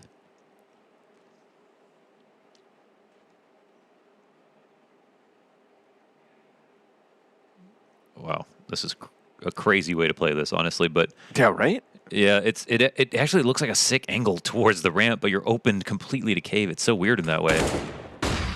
Contact confirmed towards ramp. Not going to hit that first shot, but I don't think they're ready for this angle, dude. Smoke grenade goes down in front of him. Shui's going to have to line up some bodies. Oh, he can see over it. Oh, my God. Oh! It's actually nuts. Shui's still looking for his contact, but they've just killed him out in the open. Yeah, right. No hope, no chance. He literally jumped one, saw over top of the smoke, and stopped the bomb from getting planted. Excuse me? I can't even... How come no one else is doing that in the entire world? He was saving it for the major. They didn't do it at the major. Yeah, this is the major, dude. This is the major. Yeah, I love watching the players at this level sweat so much they find stuff like this. I didn't even see anyone try that before. Oh, man. The hell? And they didn't come... I mean, yeah, they didn't come cave late. And also, you know, could have been smoked. That's a really cool spot. And it's such... How are you supposed to clear that? The fact that he was smoked off and he still just found that impact so easily. That's my favorite part. You know, they thought they nullified him because he shot one bullet and they threw a smoke. Oh, Flamey! Big pop of the face of Xerxin. Not going to find your impact this time around. But we do still have cave control from Shui. Still, you know, it's going to cause that momentary panic, but we'll keep an keep an eye on the heart rates, bro. He's an important... MOUZ is fine. They're chilling. Yeah. They know that this retake is very winnable, very doable. 2 kills off of the Shui spray down. They're a little bit nervous about that back lane. 2 Ts still up for NAVI Junior, and they're going to split the difference. m0NESY now hands on the AK in cave. Flamey walks back down where he kicked this one off. That ramp deagle shot that got things rolling. Now, however, smoked off from the play, so this 5-second stick's good. No way he's going to stop that with the MAC-10. It's MOUZ's 6th round win. Damn. Man, that was Shui playing his spot beautifully inside of the cave. They eat the 1D, right? Not that much exertion can do about that. We've seen, like, players at every single level try that peak up the B ramp, Nico particularly, but more than just G2. Lots of teams are using that because Banana, it's kind of like Banana on Inferno, except it's even easier to peek into the site, all the angles.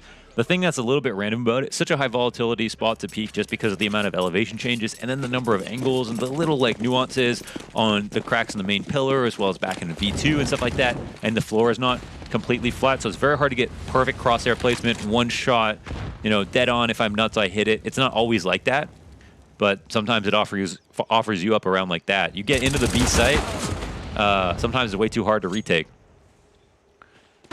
And only 1 bullet lands there. But they have the contingency with the cave control from Shui. Ooh, JDC going to take up the reins. 2 players here looking to take back what they lost. It's just Flamey tucked into pocket. Xerxin's coming down on him. Oh, just looked away. He can still... Regrettable. Yeah, well, looks like the trade is coming now. Yep, at the very least. It's interesting because he just came from mid, so it looks like they're not going to follow up behind him. They will smoke out snipers to cause some suspicions as to where the rotation will come. Problem is, if JDC senses it's not going to be mid, then they're quite comfortable. It's a good call, good stack. Torzi in the temple, flashed off of the angle, falls away. Shane also going to lay down a smoke grenade. Torzi will kill just the one with that off. A1S swings wide, but just can't finish off the kills. Have they primed JDC, though? 13 HP for the other 2 Ts. He gets the bomb planter, but Head Trick runs the risk of walking through that smoke, and it makes the difference. We've got NAVI Junior on the board. Wow, they were both so low as well. And he got the headshot on the bomb plant. But it's a fine round there for NAVI Juniors. In mid-round, back to the A site. Trade comes down. Nice round from Flamey to defend as the lurker outside B. And it's in the default where NAVI Junior get a lot going for them. So let's listen in once again to the NAVI Junior TeamSpeak to see if the mood has changed. Дал them Киев. Жень, тебе нужна флеш? Нет. Скидывайте смог 100. Убил. Найс. Еще второй жди. Можем сейчас мид поработать, у меня смока нет. Я прохожу мид. Или надо будет дым баню отпустить. Подходи мид. Не отпущу. Я контролю пока.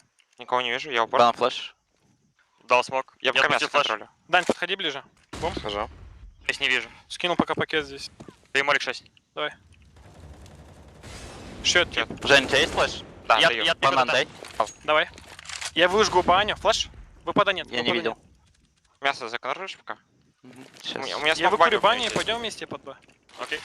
Да не видел, пацаны, крот. Хаедал? Хаедал. Упорчик. Убил. И аккуратно. Баня убила зашел. АВП. Баня. Убила АВП. Мясо. Счет, чел, блядь. Мясо типа. Пацаны, осторожно в смог мясо взять. 2Б вышел паник. мясо. 2Б паник. Вышел куда? Ну, в нычку где-то. Он отпикает просто банан. Блядь. Пойдем пода. Да, пойдем. Да, через тотем просто вместе возьмем. Я двигаюсь здесь. Стюшек, сертионик, не должно быть тут, типа. Смок есть? Приготовил храм. Нет. Давай. Забрал храм. Под ящиком ставлю. Я прохожу направо, упор. Храм отпустил. Пытаюсь храм смотреть. Давай. КТ тип. Смотрю КТ, смотри По храм. твоей откроюсь. Смотри храм. Смотрю.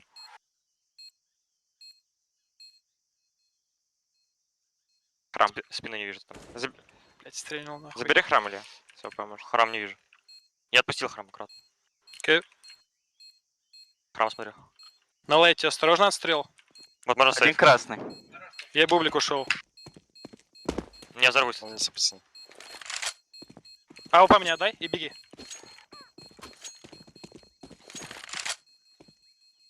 На 6. Я думаю, на 6 не взорвешься, да? Well, NAVI Junior win a second round, and you know what? They're moving all right. They're moving all right. Yes, it looks like MOUZ NXT, they're the team that has a much lower average BPM. Heart rate is nice and calmed.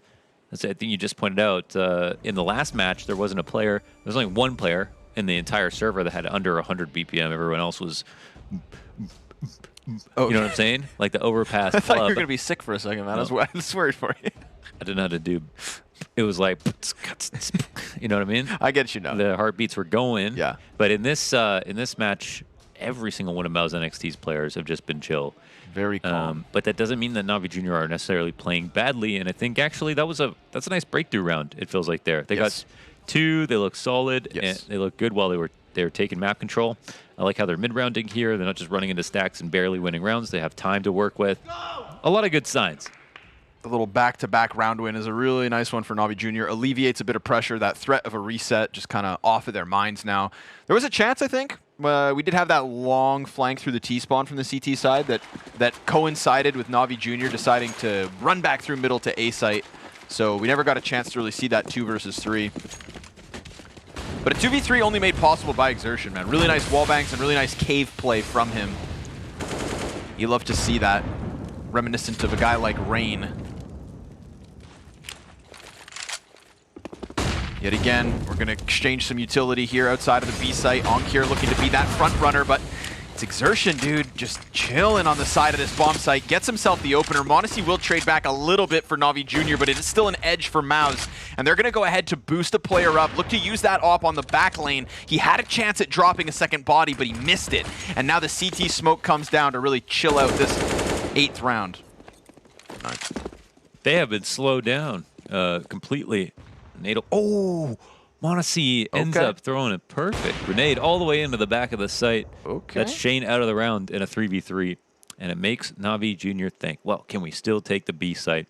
Now, the only problem with this position is just that they have expelled a lot of their utility. They are down to 2 flashes, a smoke, and a Molotov, which means they could get away with something. And, you know, conversely, we look over at MOUZ NXT, they've only got a single smoke to work with.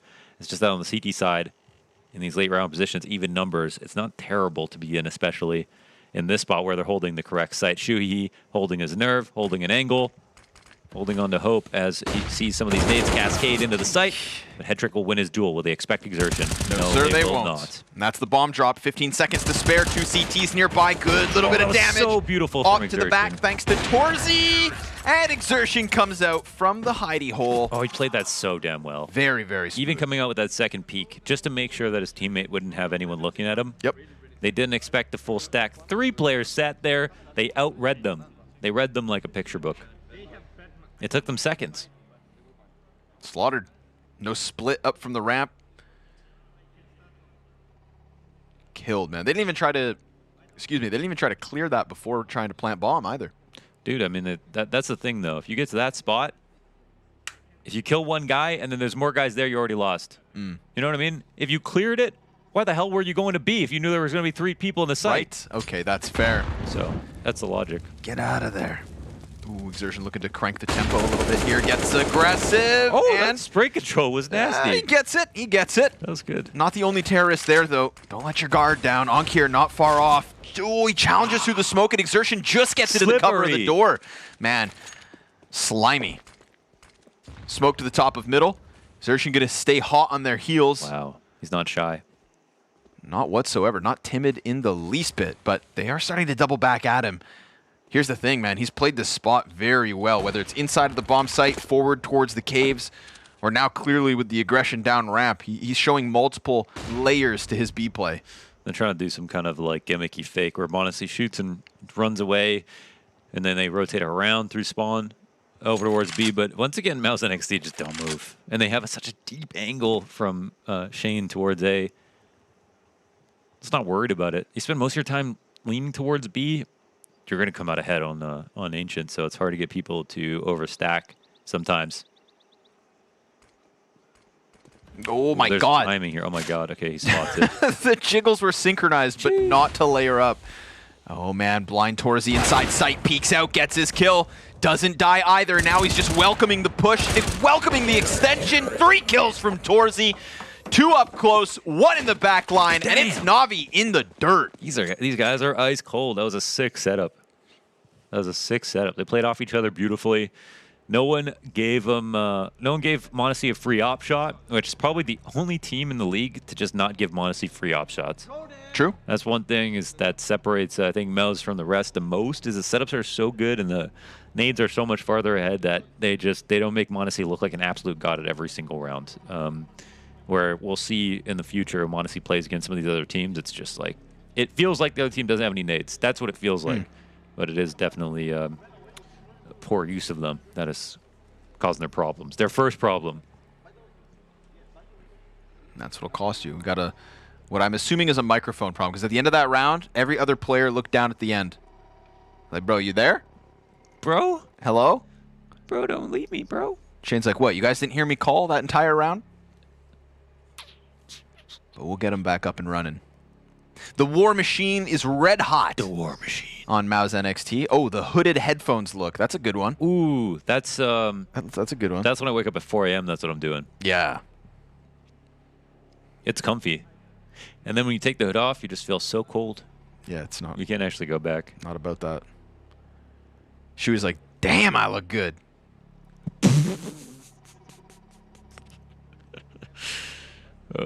Feeling himself. It's pretty cool, though. I've never been to a LAN where they put a poster of me behind me, so. Nope. Can't imagine what that's like.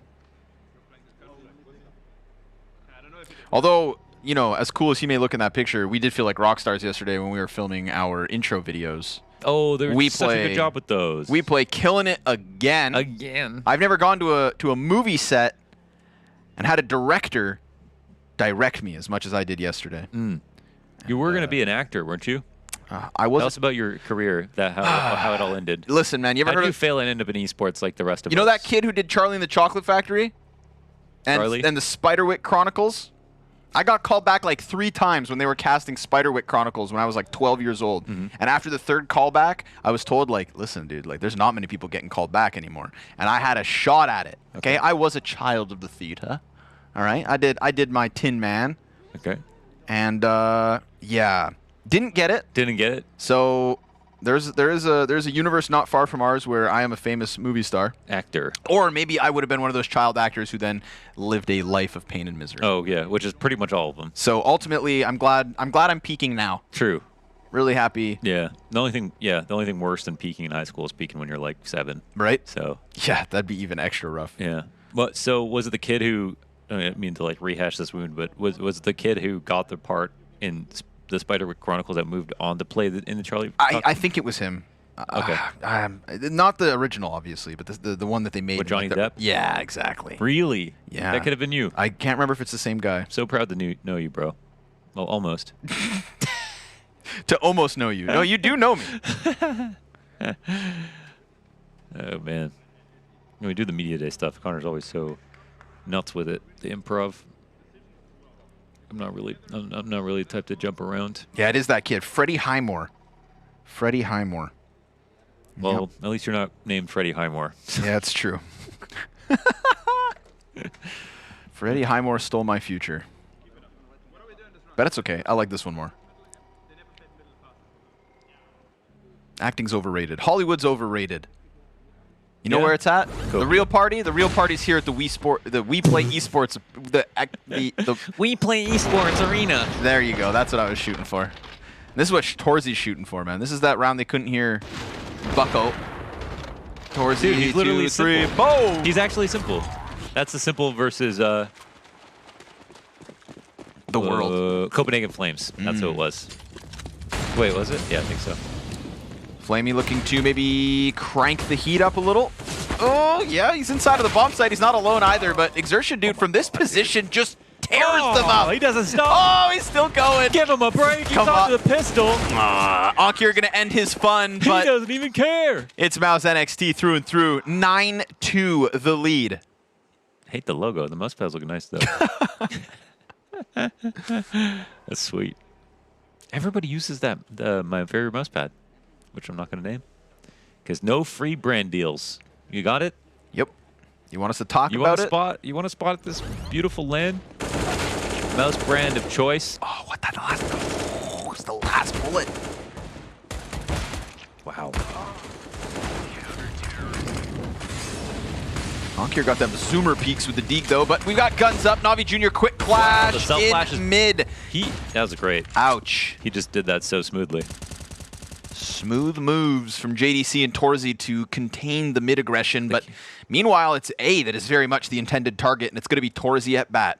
We've seen what he could do just moments ago behind that pillar on B. Now he's got the safety of the A site inside the temple. Looks to work a little magic, and JDC here to lend a helping hand in easy 5v2. They just be getting opt every time they walk out long. Torzy's sitting there in temple like, yeah, I watched a Brokey demo or two. Oh, he was jumping! Oh my god. Oh, that was nasty. He was jumping. Wow. He was. That's gross. He's just looking over the fence. That's amazing. Oh my god. That one made me cough. Well done, JDC. JDC these nuts. Sorry. It's all good. Just, you know, watch this. Wait. Oh, clapped. Damn, dude. Oh, into the smoke spam. Ah! I love it. The mid play with him too was great. Give me more. He's doing it again. And they're here again. Oh, and this time they've only got the pistols. Fear will kill JDC at the very least, but with no B players, I think soon enough that lane peek's going to come through. Oh, it was supposed to come through mid, but Flamey actually keeps his eyes on it like a hawk and shuts down shop for MOUZ NXT. They will lose that B aggression on one face, but there is a second facet.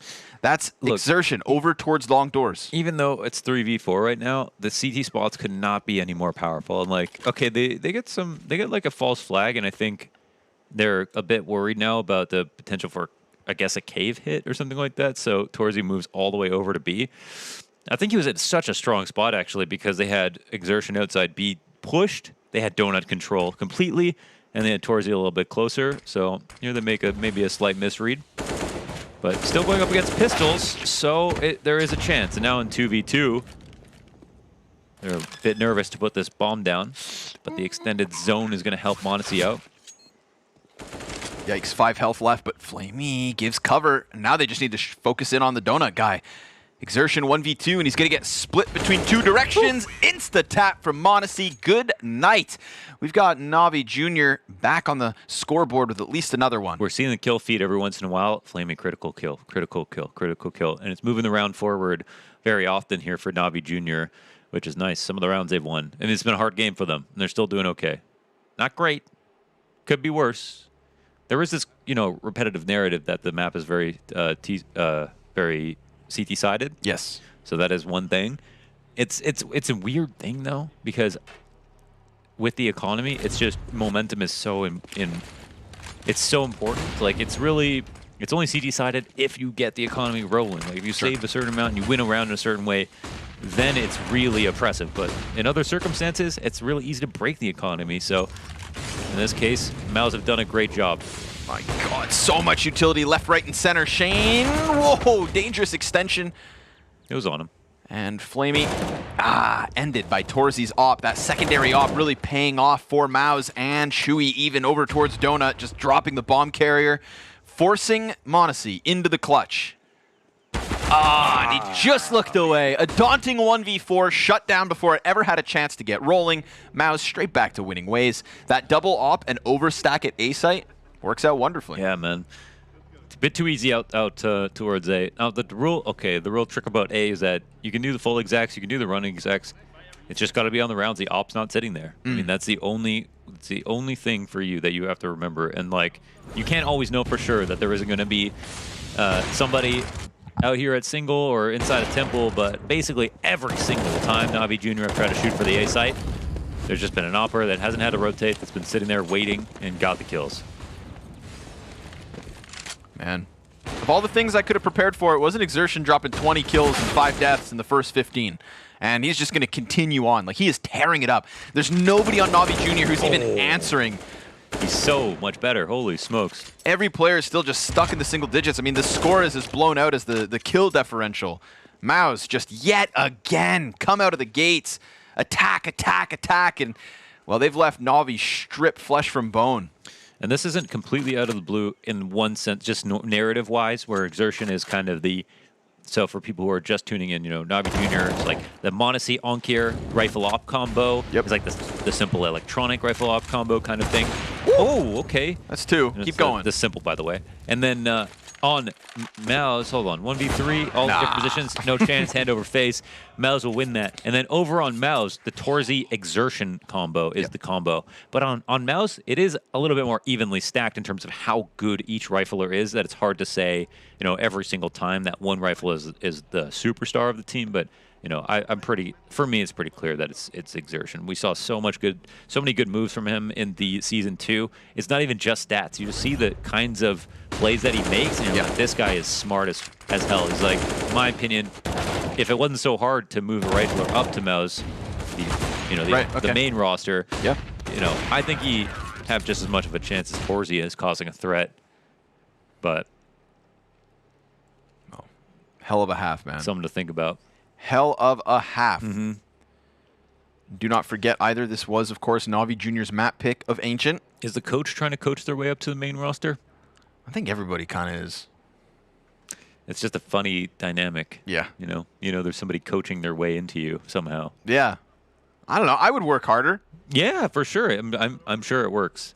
Everyone's like, I don't like the pressure. That's because you lazy. I mean, there's a ton of good casters out there too, man. We can't get complacent either. No, it's a good thing. In all aspect, you know, Valorant, Counter-Strike. You know what I'm saying? Yeah. Academy, main team. Casters. Oh man. Everybody needs a little bit of competition. That's it. Otherwise, the product becomes bad. Yes. And at the end of the day, it's all about the product. Yes. Complacency kills. We play the major.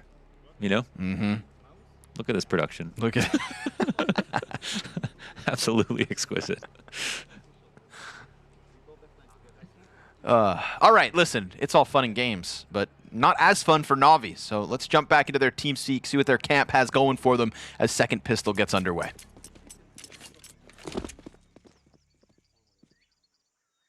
Мид нету. Дерево. Мясо. Молик дали, мясо заняли, пацаны. Мид нету до сих пор. Мясо заняли. Я пассивно отошел. Давай. Мясо вроде. Смок Б, это Б будет, смок темный. Мясо вышли. Я ушел. Зажал флеш на Мясо светлое. вышли. Они смог не попали. Ставит светлую, 2. Флеш есть? Раш. Низом дал. Готов? Давай. Фор, я релот. Темпер. 2. Светлая. Fuck. Oh, what is happening? This guy needs a statue, a painting. Oh, what is happening? A gravestone for all of his enemies. Look at what? With his name on it. They need to put his face on every one of their gravestones. At what point does it stop? He's just sunning them. He's 26 and 6. What? He's 26 and 6? 26-6, 16 First rounds map on in. LAN? Dude, I'm saying, like, everyone's like, I don't know. He's good, man. Wow, that's crazy. That's like his best map too that we've seen from him. Bro, he's farming. Holy. Come on down, Desertion Farms. B site was closed on CD side, B site's open on T side because of Exertion. We're cultivating organic ass whooping.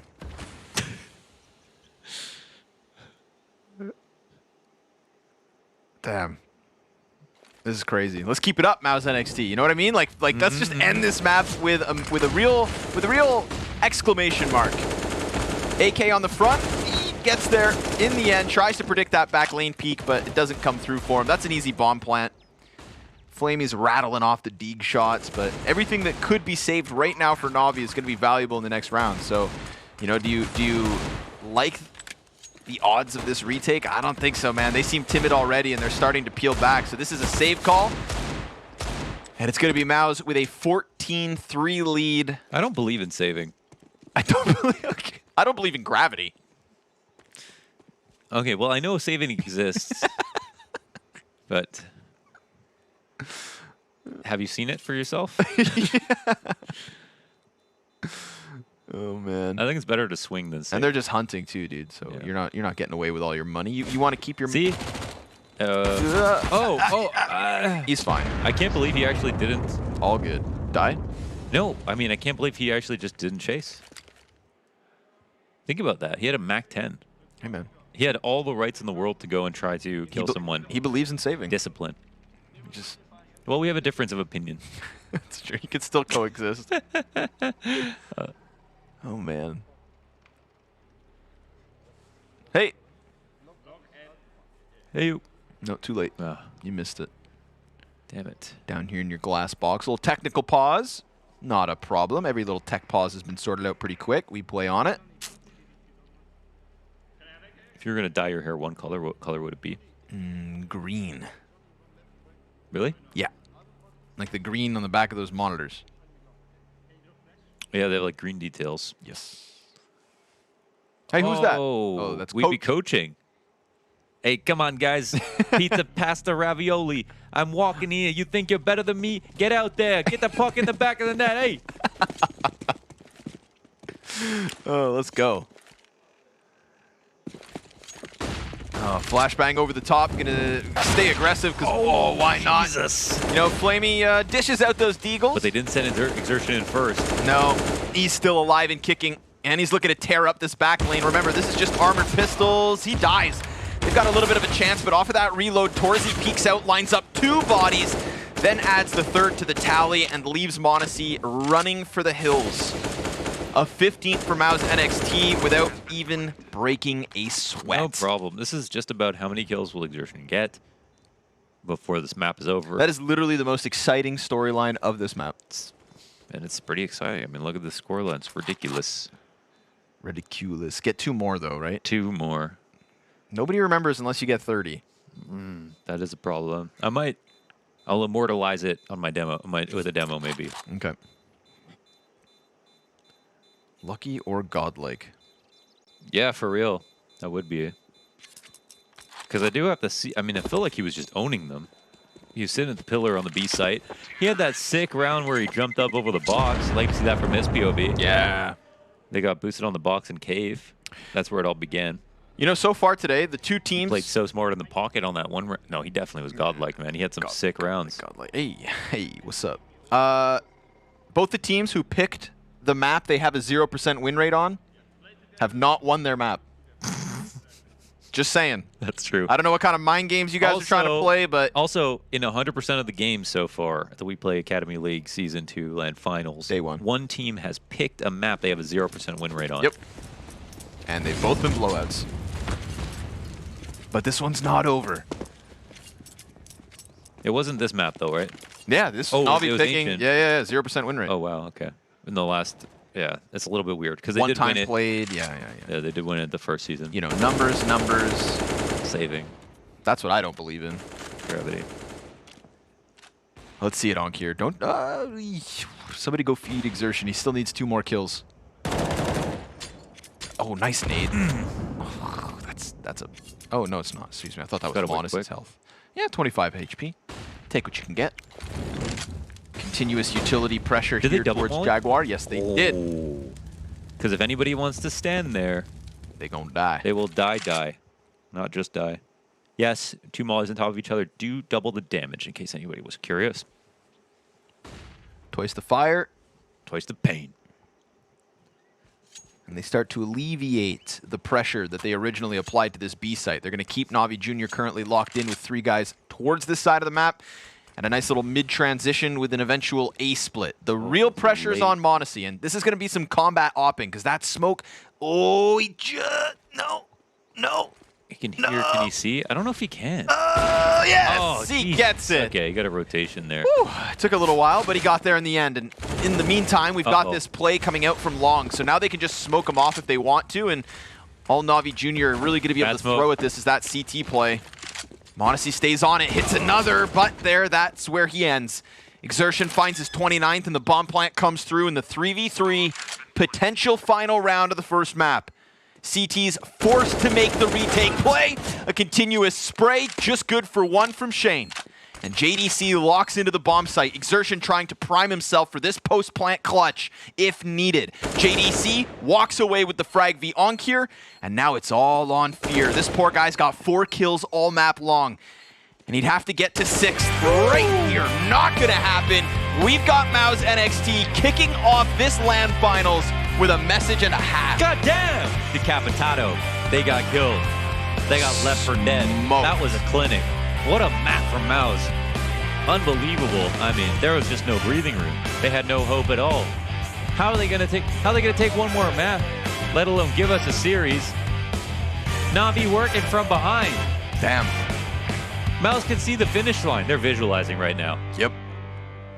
Visualizing and materializing. An easy start to this one, right? And here's the thing with MOUZ as well. Last time they looked good, previous season, came in, as we said, lost their first game. You know, looked like they kind of had that pressure, the jitters, the stutters. And a bit of a contrast here tonight, where this is an absolute whooping to the favor of MOUZ NXT. We were looking at Ninjas at the start of the day to just be like, oh, maybe they'll be challengers. Dude, I don't know if anybody can challenge this level from MOUZ. That's true. Like, I was like, okay, what if Ninjas played against MOUZ after seeing this? I mean, sorry, but Navi completely destroyed Big. So the fact that this wasn't even, this would look like they were big, they were the big of the day. I mean, maybe MOUZ shouldn't be here anymore. Maybe they've transcended. We'll see about map 2, though. Yeah, back-to-back champs? Maybe. We'll see. We'll hand it back over to Tom Biz over on the desk. Yeah, I kind of now really want to see them play against the main team, because this is starting to get a little bit ridiculous with just them destroying absolutely everyone. I also want to point out Maui was really willing a 30 bomb into existence. How many did 29. How many? What was it last map? The other one you were willing? You said 25 kills. Guaranteed for Fuzi was supposed to be 25, got 24. Yeah. Xerxes was supposed to get 30, he got 29. They keep shortchanging us. 1 more kill. We need these games to go a little longer so these players can drop bombs in the server. But really, I mean, Navi could barely even get a bomb down on that T side. Not a lot to be proud of on that offense. That was insanely impressive. Insanely impressive from MOUZ NXT. Yeah, sure thing, NAVI Junior didn't look good. You know, you didn't get to see any of the players unfold themselves. Monacy was nowhere to be found. Ankara was nowhere to be found. But that was the question of the team play right here. MOUZ NXT were not only 1 step ahead, they were a couple of steps ahead. More or less every single round. You know, even the rounds that were close, even the rounds where NAVI Junior had a chance of winning them, MOUZ NXT just seemed like the better team, the better unit, right? They're well-rounded. They have so many players who can do the dirty job. They have so many players who can get it done. Torsi as well had a decent game with the AWP. Exertion, we don't have to talk about it. 29 kills and 7 deaths, I believe. Absolutely outstanding. Finishing with 155, 160 ADR. Must be a record all season long in a game on LAN against NAVI Junior. Yes, NAVI Junior, they shit the bed, let's be honest, but MOUZ NXT probably played one of the best games we've seen any team play throughout this entire history of the league.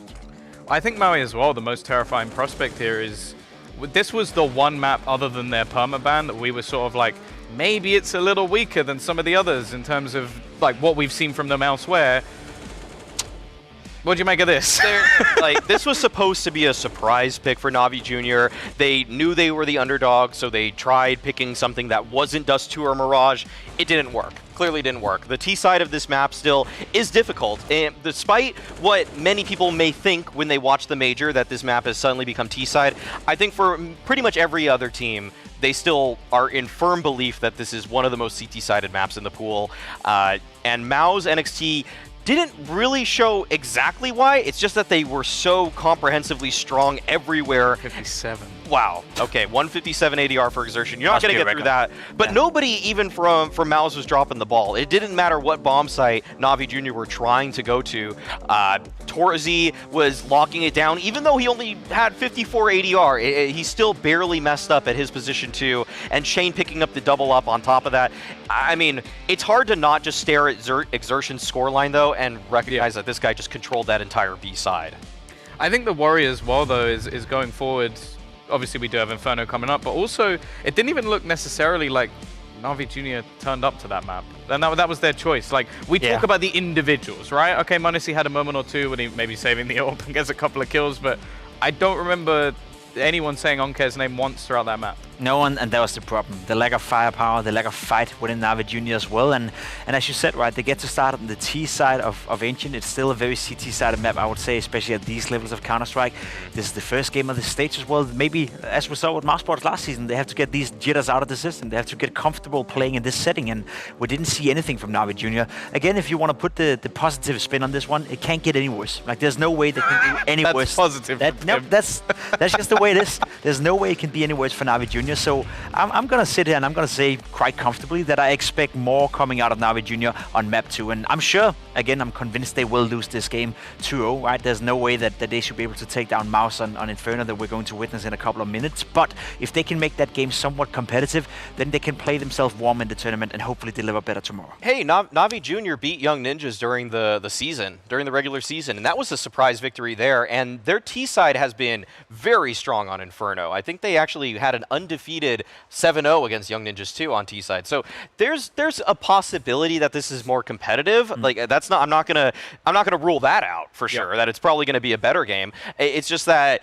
MOUZ NXT are definitely levels ahead of everybody else. I think Launders at the end of the cast was saying this team probably shouldn't be here. They've transcended, and we just kind of saw why. They are so good at putting together every kind of situation. They always have a plan in a round. Every single person seems to have a great understanding of the meta of the spots that they're in, and then when they have to put together a crossfire in a late 3v3, it's just the perfect setup you can make. You don't even need to drill it with these guys anymore. They are just on top of their game, and for NIP, I mean for NAVI, for NAVI Junior, they seriously need some more m0NESY. They need some more, like, every time in a late round situation, he was always juggling between two different angles, but MOUZ, they always just make it so hard for any individual to pop off.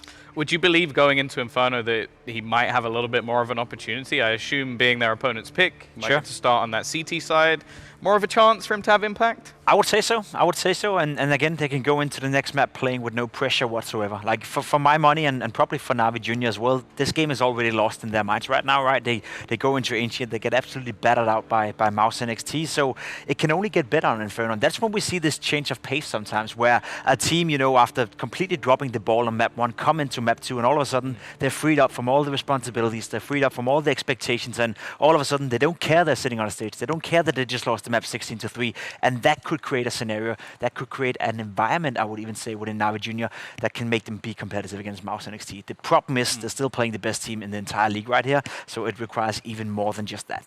Is it possible, though, Maui, that it could just go the other way? Because we've got some very young players up there. You know? But not even just that it gets worse in terms of the scoreline. I just mean you've just been absolutely boomed by that. A team, obviously, that wants to come here and compete. A team where sort of like the parent team has just won the major. You come into the Academy League, okay, now it's our time to shine. We've even got one of the experienced players to come with us. That's the first map that they've played on the LAN with this squad. Yeah. Is it as easy as Pimpsaw made out to be that they just come back and, it doesn't matter anymore? I don't want to count out NAVI Junior entirely on Inferno, because the fact that they were able to beat Young Ninjas in the regular season was a huge surprise. Yep. And that was a game where I think we counted them out before that one started. So I don't want to do that again. I don't want to make the same mistake twice. I'm not going to just completely rule out an upset here, or at least a very close Inferno. And I think that NAVI Junior absolutely have the potential to show that they can break some of the strategies for MOUZ NXT, because when they faced off against Young Ninjas during the season, they were strong in defaults. They were able to win retakes, clutches too. It wasn't just some kind of one-trick show. It was actually Onkare, if I remember correctly, who popped off for them when they took down Young Ninjas, and he didn't get going in map 1. We didn't really get to talk about him too much. And so if he's able to just give, 30% more, if Monacy's able to give a few percent more, then this game starts to get interesting. And I really do think that NAVI Junior showed the absolute worst state of themselves in that last map. It seriously is only going up from here, and I think that they're going to be more comfortable. They're going to take some of the fights that they want to, because every situation, it felt like MOUZ just had such a hard read, and they barely got to play CT side, where usually NAVI Junior thrives. So I want to ask you, Pimp, you've obviously sung the praises of MOUZ NXT's Inferno to the highest degree. It's the best in this tournament.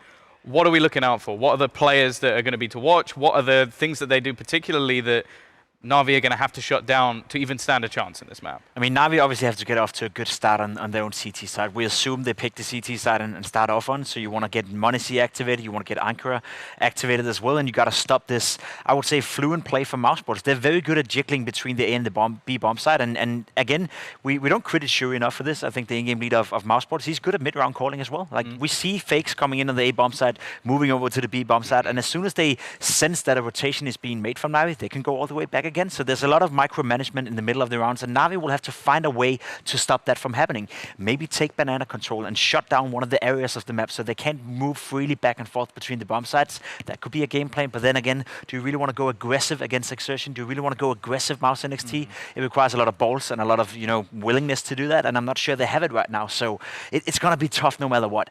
I'm looking forward to see if Exertion can continue to play as well as he is right now, because if that's the case, then sure, Monacy can step up. Sure, Ankara can lay on 20-30% to his game, but there's no way you beat Exertion with the way he's playing right now. Exertion is hunting for Bemis's spot right now. I'll just say he wants that spot on that main roster right now, and he's playing like it. And so, I mean, that's going to be the banana fight. That's going to Exertion. He's been tearing up every single team at the Academy League towards banana. If there's anybody that can stop him, I mean, Flamey has years of experience, so you want it to be him, but he needs to give more. During the regular season, he didn't have it. He was the top fragger, at least for NAVI Junior in the previous map, so maybe, but it's just such a big if. So I want to see Monacy go to banana, give up the op at A, just go to banana, take down Exertion, and then you can play the 5v4. So I kind of want to talk a little bit about Fear as well. I think he definitely had a rough first map. I don't know how much that would have affected his calling overall, but it definitely looked like a lot of their T-side in the last map was almost waiting to see if someone was going to push them. Do you think they can get away with anything of the sort on this map, or are they going to have to be maybe a little bit more assertive? They have to. I feel like you have to create the game when you're playing the T side of Inferno. You can play around with the tempo in the game, though. That's one of the things Inferno invites you to. If you want to play a slow play style on the T side, you can. You talked about Na'Vi running down the clock, waiting with 20 seconds to go. And on a map like Inferno, if you can drag out the utility and you can drag out the smokes, the nades early on in the round, and then hit the late executes on towards either A or B bomb side, maybe that could be a way to attack this T side. So not necessarily a lot of micromanagement, but more like a clear game plan that we want to drag as much utility out of MOUZ as early as possible and then go into late executes. But again, then it's when you're running into JDC, you're running into Torsi. That's when you run into this rock solid CT side of MOUZ NXT. So for me, it's hard to imagine how they're going to win this game. It's going to be tough, but I think that if they just take a few more fights on their own terms, which they never really could do on Ancient. They were always just getting pushed back. It was always MOUZ that were setting the tempo, the pace. Even though MOUZ were on the defensive side, they still just managed to find ways to upset every default from Na'Vi. This is where Na'Vi can flex a little bit. They can use some of their individuals, and I really think that if the game gets a little messy, just make sure they get an op in the hands of Monacy. Don't play the force by battle, because Monacy can win this map or win a half by himself. He just needs to have the right gun to do it. Yeah, that's fair. I actually want to talk a little bit more about Torzy, because I know he's someone that we didn't really touch on as much because of how much we've seen from other players. Do you expect him to almost play that disrespectful, aggressive AWP style on this map as well? It's the only style that I feel like Torzy knows. I haven't seen Torzy really reel it in to be the calculated, just patient opper like Acor on the main roster. I feel like they're actually in fact probably polar opposites right now. You got one side of the spectrum, Acor just every piece of utility forces him back and he just plays a super standard style, and then Torzy disrespects everything. Kind of reminds me of Poison if I had to compare him to any modern pro, and just wants to always fight on his own terms, and it's gonna get him like caught a couple times, but it's fun to watch, I'll say that, and because his skill is so high, he makes it look very passable. Well, you know what? I remember last time, Scrawny, he said, I 100% believe that Big were going to make the comeback. I think that was the quote, something along those lines. So I want to see, are you in belief that NAVI Junior can bring this one back, Connor? Yeah. Can't believe you said that. This guy's putting words in my mouth, and I'm not too comfortable with that. How they taste? Unlikely. Leathery? No, very unlikely, man. I don't know. I don't think Navi can keep up with the MOUZ like this. I think you know, maybe day by day we get a little bit of a reset, a little bit of a gap closer. Maybe Maui and Pimp are onto something when it's like, you know, they'll be able to take a bit more of their own plays. Maybe how motivated could you be, you know, in this situation? Monacy doesn't have a chance to move up to the main roster now. You know what I mean? Maybe Flamey does. Onkir doesn't have a chance to move up now. You know what I'm saying? But Exertion. Yeah. Torzy. Yeah. JDC. Yeah. Shuhei. Woo! Woo! Goddamn. I mean, Shuhei might be the best IGL in Europe. Do you know that's not true? Okay, Do you know that's not true? Who knows? Yeah, okay, you know? mister. He's definitely the best IGL in the room. Yeah. He might be the best IGL in the league. And he could be the best IGL on Earth. Well, 1, yeah, 2, yeah. Maybe we're getting, you know, we like to exaggerate here at WePlay. But we don't have to exaggerate that performance of Exertion, dude. That was some next level stuff. Next level. And I'm kind of down for him to run it back. Why not? You know, it is going to be the T side of Inferno, so maybe the defense is going to be able to find a way to just cool things off and stunt them for a little while. Yeah. But there's no real reason to believe that NAVI Junior today are playing up to the level of MOUZ. And, you know, maybe on a different day they can. It's one of those days where you just want to know who would they beat. Who, if you put them against someone else, would they win? How good are MOUZ? This is the same thing that happened when we started the WePlay Academy League Season 2. Ooh. Oh, man, with the mountain. Oh, I know what happens. I know what happens. Just a kill scene. Oh, my God. Hoorah! What the hell? Someone order some whoop-ass. There's always someone at Coffins. Yep. It's a mandatory spot. Here we are, folks. First round of the second map of the second match of the first day of the WePlay Academy League Season 2 LAN Finals. That's a good Glock. Yeah, but this guy's got 2 guns. Monacy already. So ready. Very slow. So slow. MOUZ going to take their time. Okay, all right. Make them nervous. You know, make them sweat. They went from an action-packed ancient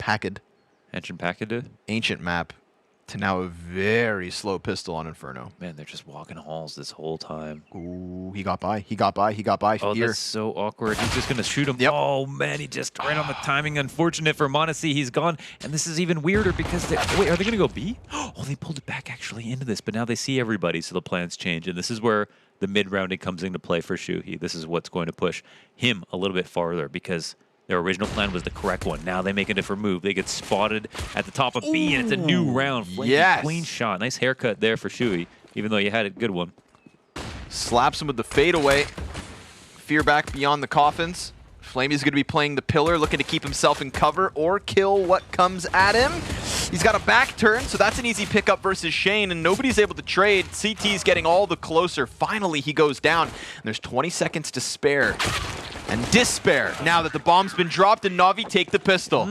That's an interesting, tricky, awkward, and ugly round from both sides because, well, okay, maybe not so much from NAVI Juniors. You know, more well played from them. The only kind of mistake they made, I guess, was reading that it was going to be a B hit or really overstacking towards the B site. But outside of that, I mean, they did what they needed to do. They had a shoulder peek that went wrong on the timing where Exertion got by, but you can't actually blame someone too much for that just because he was doing frequent shoulder peeks. It just wasn't, you know, it wasn't like every half a millisecond and there was a small chance that that could happen. That's Counter-Strike, man. That's Counter-Strike. That's okay. But they had more pieces in place. It was really where MOUZ NXT gave up on their original strat, came back to be, fought into that really strong defense. You got to feel the brunt of Flamey. Oh, Fear. Kind of got stuck on the fallback, still able to tuck into cover. 7 health left for him to play. Smoke grenades in the face of Shui. This is, of course, the all-in from MOUZ NXT, so will it be worth it? They've got a player tucked in the CT smoke. Flamey's able to get behind oranges as the smoke goes beyond towards coffins. Onkir's also boosted, and Flamey's now going to come into the action, looking for another kill, but a player goes over top, and that deagle from Exertion starting to get a bit of room to work with. The peek from beneath is where Onkir drops the scout, and it's a 4v2 comfortably for NAVI Junior. Yeah, it's a bad smoke here. Crack on the left side, and it doesn't look like Exertion is aware that they can see from the bottom, and he's not getting shot so far. They'll even refresh the smoke. Crossing the minute mark now, bomb getting into a position where it can actually get planted, but there are 2 HEs left on the CTs, and look where they're standing. Yeah, bank them, bada boom. Oh, what? One misses. It goes into the pool. All that right. being slightly off allows the plant to go down. Okay. Well, that wasn't nearly as cinematic as I hoped. Well, you got to make it a hit. Could have been. Oh, well. Still a bomb plant, still 1 kill, and almost 2 more, with 21 health combined for Fear and Onkir. But Navi can laugh off that bit of a hiccup, take their 2nd consecutive round. They're so confident that they picked a map that they have 0% win rate on because they knew they were going to win Inferno. They just wanted to get those that practice in. Exactly. Just got to get the officials Just so in. Connor would stop bringing up how many officials they played. It's only been 1. As if they're not practicing every day. MOUZ TeamSpeak is what we've got on the menu for you guys here. Round 3. Let's see if they can break through here and now.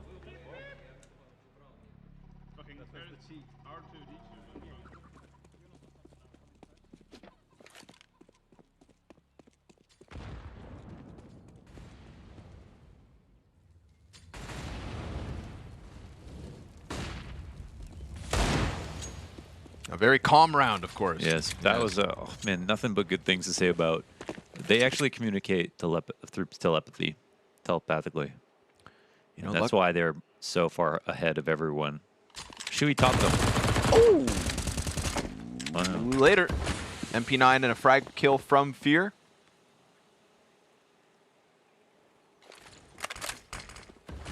Obviously not much to work with here. MOUZ NXT just walking wounded, but Shane's still able, even though he's tagged to 39. Gets that kill on the gap of the smoke. Fear locked into the fountain. Easy pickups. 2 kills, locks down the B site, ensures that they don't get a bomb plant or a gun in their hands or any follow-up frags. Nice clean start from NAVI Junior. They got mowed down like Hank Hill's front lawn. Hank Hill's front lawn. It is mowed often. I'm in the propane and propane accessory business. Something I've never seen. Yeah, I sell propane and propane accessories. All right, there we go. Dang it, Bobby. Boggle. Nice little collection. That one's too easy, and here's where it's close. So that's all SMG kills. That's extra money in the bank, so definitely makes up for the occasional kills that were racked up by MOUZ in those opening rounds. This is a very comfortable start for NAVI Junior. Head trick with 5.4 in the bank account. More importantly than anything else, we've got MOUZ NXT with guns for the first time on T side.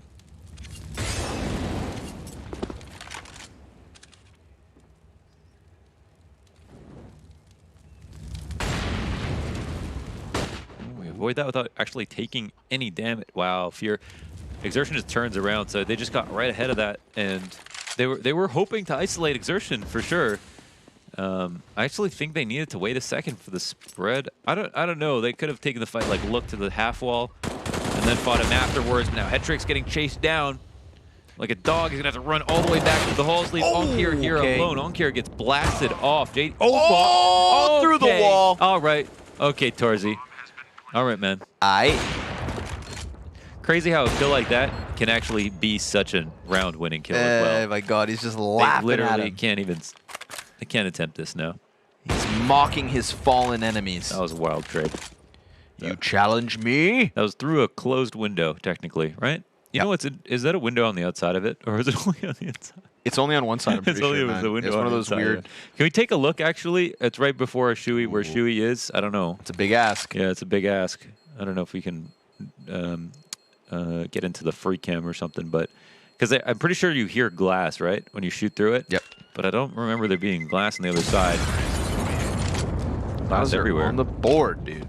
Everybody took a little bit of damage getting in there. You know, it was there was definitely a way that was going to be stopped, but when Torzy just starts shooting you through the walls, this is not normally. That is not normally. They need to check his PC. Damn. All right. So here's how it happens. That was Exertion, so nice. quick little flick into it. Yeah, that's the mechanics. Here it is. Boom. Is there? There is. There's a window. There is. All right, it's a window on both sides. Oh, it is on both sides. Oh, okay. Oh, that's consistent. Oh wait, or is it, excuse me? No, I was thinking. I thought I was certain that it was on the outside, but now. Oh, I don't know. well, if you were, then there is, unless you're super wrong. But I was. Oh God, I really want to know now. We'll find out. It's one of those things you've just seen so many times, but just don't know. Keep your eyes peeled. Very weird. Shane? They're going to pop him out. They're going to pop him out quick. He's getting popped. It's going to fall on head trick to stop it. Monacy's going to be preoccupied with the mid play. Grenades start to come over top. Monacy's still just keeping it locked in. How much further does he want to they're not. extend? They canceled. The smoke came down in halls. Yep. Head trick will have a second to breathe. And they stay at mid, waiting for a push. They're wondering if there was a sign here. And this is about MOUZ not doubting themselves. Because actually, Navi don't know anything just yet. They're starting to retake the top of Banana. And MOUZ have enough time to go back and counter this attention that's been given. But there is a smoke here at the half wall, which makes things a little bit harder. However. Yeah, they've grouped up. They're trying to make this B play happen, and we've got a CT side that's running out of smokes. Oh, that's a mistake. Last one thrown. Flamey's nade was the final smoke to try and stave this off. Frag grenade at his feet, not going to make the hold any more easily, but he still locks this in. It's a little bit messy. 25 seconds on the clock. Flamey just trying to stay focused forward, sees a player jumping. It's a little bit desperate to get that bomb over top. Frag grenade comes flying over on the money. Exertion dropped to half health. But the bomb plant, regardless, Torzy through the smoke. Another ridiculous shot that lands, but another frag grenade that also softens up the T side. A 3v5, turn to the 3v4. Monacy's gonna go head hunting. Molotov to the back of the new box, not gonna flush anybody out, so by process of elimination, they're trying to figure out the positions, but check out the CT spawn. We've got this flank from Shane. It's been caught. They're starting to turn their attention backwards, but that's buying crucial time for MOUZ on site to just walk away with this win, and Exertion extends all 3 kills from him. He had them turn their attention away, and he goes looking for the frags. He's a monster. He's still a monster moving into map number 2. That's nuts from Exertion. That was a really well orchestrated round. Overall, from MOUZ, I think that I saw a little doubt there in some of the rotations where they just wanted to make sure information wasn't gained, but there weren't actually any tells that required them to kind of go back. They got like info on both sides of the map. Either site would have been fine, but I could have seen a world there where, with just a little bit more resistance, they don't get into the site they want to. Any site, because they just come close on time. And when they were playing around with late CT smoke and the exec at the top of Banana, there was a lot of chances I felt like where a team could have punched them and they could have died. So I wonder if they are a little bit nervous about how how proactive NAVI Junior are being, because they're not being that proactive. 5 rounds deep. MOUZ NXT put up another. They get some pistols to go up against. It's the reward for their hard work in the last 2. I like how Torzy, after these last 2, he keeps looking around at his teammates and his coach like, yo, you saw that wall bang? Saw that wall bang? Hey, man, you saw that smoke shot, right? You know, on land, they could see your screens.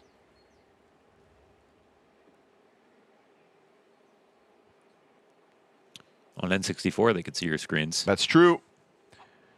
That is true. Oh, that is awkward. Oh, that is awkward. He knew it, and then he said, "Damn it, I knew it." After he died, you know? Classic. But he put that smoke away. He knew it. He knew it, though. When I was growing up, we used to just. But it begs the question: did you know it? He knew it. Well, if he did know it, then why didn't he throw it? It was too late. That's why he put it away. So he just died anyways. Yep, he accepted fate. He didn't know it. Come on. We used to beat up the screen lookers. How many are left? Only a couple. Only a couple survived the screen looking. You got to leave a couple survivors. It's so that hard they to can not tell look. The tales. It's the don't look challenge, you know? Sometimes you're not even a cheater. You're looking because it's just... Nope. Look at your crosshair. Dude. Oh, 3-3. MOUZ going to quickly come back into this one.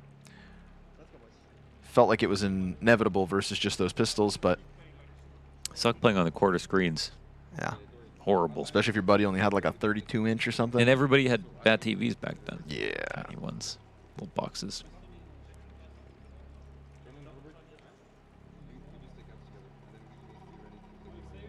Come on, Navi.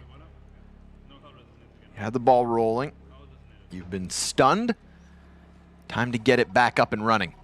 You can't. Exertion is Sure here. you can. Sure Exertion you can. is here. You can't. Navi are no chumps.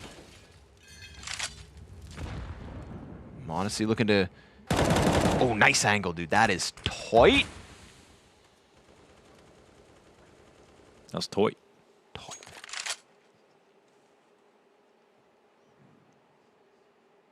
See if Head Trick can also skim one off the top. Just Shane being left to his own thing here. They're going to go take banana control. Maybe that'll elicit a rotate from NAVI Junior, but I think they can also just happily stay 2-3. No panic. Cool your jets. Yep, they always have a lot of time to work. They go and clear stuff out. There's usually no one there. They come back, and Navi will, become a little recidivist. They'll get back into the pits and double up. Rap is coming forward. 40 seconds, pressure on Monacy. This is where he shines. First shot good. Second shot looks good, but isn't. But he finds a way to squeeze out. Oof, and his two teammates aren't able to get that frag either. Fear, he's able to get himself into the library. Oh, but he doesn't need the kill. Onkir's got it. Onkir's locking it down with that bomb clearly in the vision of Fear. This one is all but over. Yeah, pretty much dead. It's kind of weird, though. They're low HP, but they're still trying. They're out here. Torzy's finding trades. He's got the 2 kills of the round, looking for a third. Can't grab that. Head Trick will put him to bed. 3-4 off that. Things are moving a little bit slowly. I feel like the ideas are somewhat messy here for MOUZ NXT. I'd like to see, it's like a little bit more deliberacy. I think that's the big thing. Sure. It's just that they look like they're in their own heads a tiny bit. That one's stalled out a little, you can see how clean they are about the way they're taking map control, the way they're moving around, but then it feels like they're doubting themselves at the 5-yard line. And in this spot, I think NAVI Junior have done a good job of starving them out, getting him to a spot where they're just, taking some drag duels, and that's where you see Monacy shine. Yes. Like a diamond, as Rihanna would say. Oh my god, the Zaiwu pick.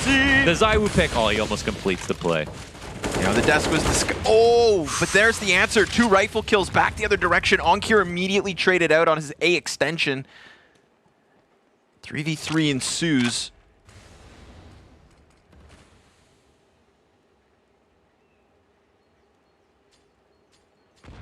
Oof. Rifler's putting in work for NAVI Junior.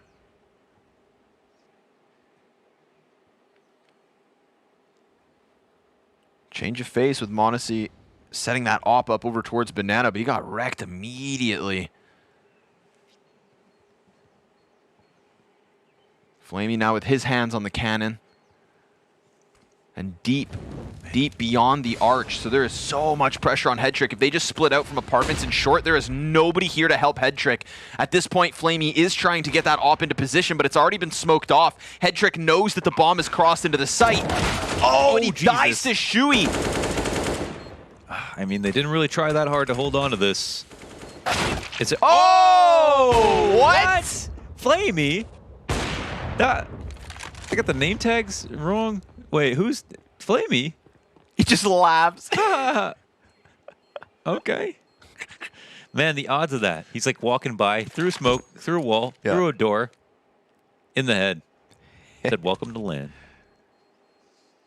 Oh. It's nice. It's nice to see Flamey have a round like that. You know, give this man a reminder. He's been doing good. Boom, MOUZ though. Bomb pops off, and they add another. So this T side, you know, this T side doesn't need to be a blowout. This T side can be a bit of a grind, and then they can swap to the defense and blow Navi out of the water on that side if they choose. So very much par for the course as is. My question is, what's the economy look like for Navi? We've already seen them have to concede a round because they just were forced back into the pistols. Good point, yeah. It's been resting on fine margins. This is that Zaiwu pick, and he almost grabbed sandbags as well, but they were fine as soon as they got to this point. That's nice. Yeah, what a shot. Oh, man. It's a little scary for them. You know, once the exec came in, they were, wow. What the heck? What can you say about that? Oh, okay, Modesty. Wow. And nobody to try and punish. Last time it was a player at the base of middle that was able to get back as Onkir aggressed and Fear. Solo B play. Second player's tucked just behind him, and that's actually Flamey dying out, so. Honestly, rotates in very quickly here. Oh, they'll swing on it. Whoa, I think the shot got taken, but Monesi was way too fast. Real quick. Dude, Torzy's scary because he's very comfortable with those, you know, angles where he'll pre-fire, come right into it on the T side. I think that's where his huge impact comes from. Dude, Modesi's starting to power up. But there's one guy who's just as fast. Yeah, he's starting to power up. He's starting to find that groove. Oh, another. Yeah. Modesty, 4 kills on the round. From 3 kills to 7. Damn. In the blink of an eye. And we've got NAVI Junior back to the lead, 5-4. Mm-hmm. I mean, these are the major champions right here. I don't think that's how that works. The org, yes. I don't think that's how that works. Did Team Spirit win TI or not? That's what I thought. Well. Is not the same logo that we all hate? It looks better here because it's like 3-dimensional, has like carbon fiber looking texture. Yeah. WePlay are doing it. There's only WePlay can do it. Yeah. WePlay helping them out a little. Mouse pads are all right. Don't mind the jerseys actually. Kind of looks like a heart. The NAVI Junior side of things. Fear. More kills already here on Inferno than all of Ancient. Glad to see he can just rebound quick. And after that last round as well, I feel like Modesty has arrived. Because these were not easy shots either. Some of these rifle setups have been very potent. Quite potent. Man, they made it feel like it was a full rifle, but yeah, there's a couple of pistols on the board. Just some good rotations here from Modesty. Yep. So 2 AK-47s up from MOUZ. You know, I put the Navi economy in question, but in reality, it's MOUZ NXT who are on the brink of poverty. This has to break through for them, or else NAVI Junior's lead will extend.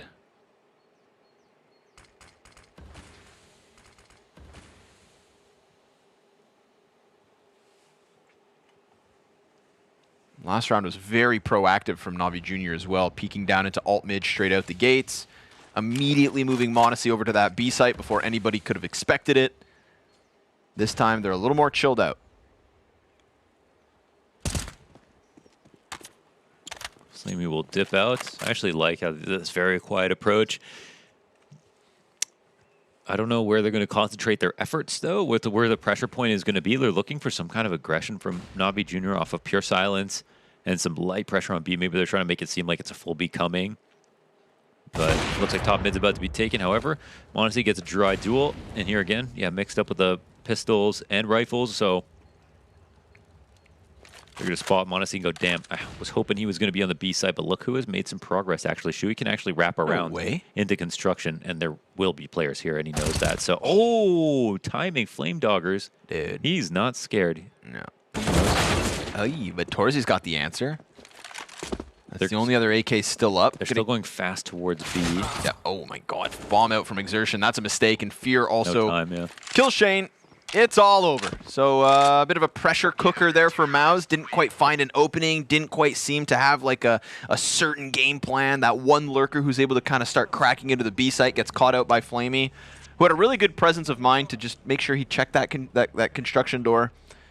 I was pretty surprised that he was care even of his own timing. Yeah, exactly, right? Like, I was shocked that the terrorist was allowed to even slip by. But if you're going to let someone slip through, then good on you to keep eyes on the possibility. Mm-hmm. Very nice. 6-4 lead, Navi Junior. Coaches can talk. Yes. Coaches are not oppressed here at WePlay. Nope. Free the people. Ooh, that's the solo AK. Oh, that's the solo AK from Torzy. 2 kills into the B site.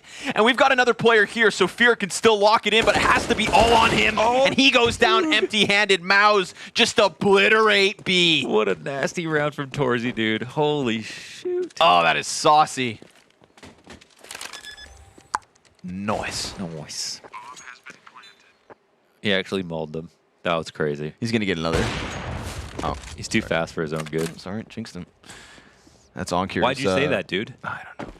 I'm just an awful person. But at least I admit it, which makes me a little bit better. Nope. Doesn't actually accuse you of being an asshole. Oh my God. So it's not meta anymore. It used to be. You know, you'd be a YouTuber, you'd just be a fool out in public and be like, yeah, but I know I'm a fool. And it was like, oh, self-awareness. That's adorable. I'm so self-aware. And now everyone just does it, so it doesn't even work anymore. It doesn't count. It used to be brave to be self-aware. Now it's annoying. Oh, yeah. Have some shame, people. How brave is Torzy for just walking up into that second player on Banana? Just peeks the opera like it's nobody's business. Even know, he doesn't even know he's on LAN. He's going up against the major champions. Watch this one. Watch this one. Oh, this is so gross. I mean, he can visualize it, right? He sees the where the player's going to hold from. He jiggles it so perfectly. I mean, you know, if there's going to be a test against it, it's going to be Monesi's speed. And Torzy just showed how perfectly he approached that fight. He's on the spice. The good stuff. He's on the melange. Ooh, man, these guys are so like perfect for each other. They literally have shot at each other's shoulders and missed like number of times now, or hit nasty shots against each other. They're actually such. They're like Batman and not Robin, the Joker. But I don't know who's the bad guy. Evil it's like is two subjective. Jokers. Just saying. All of it. All of it. All of it. It's all subjective.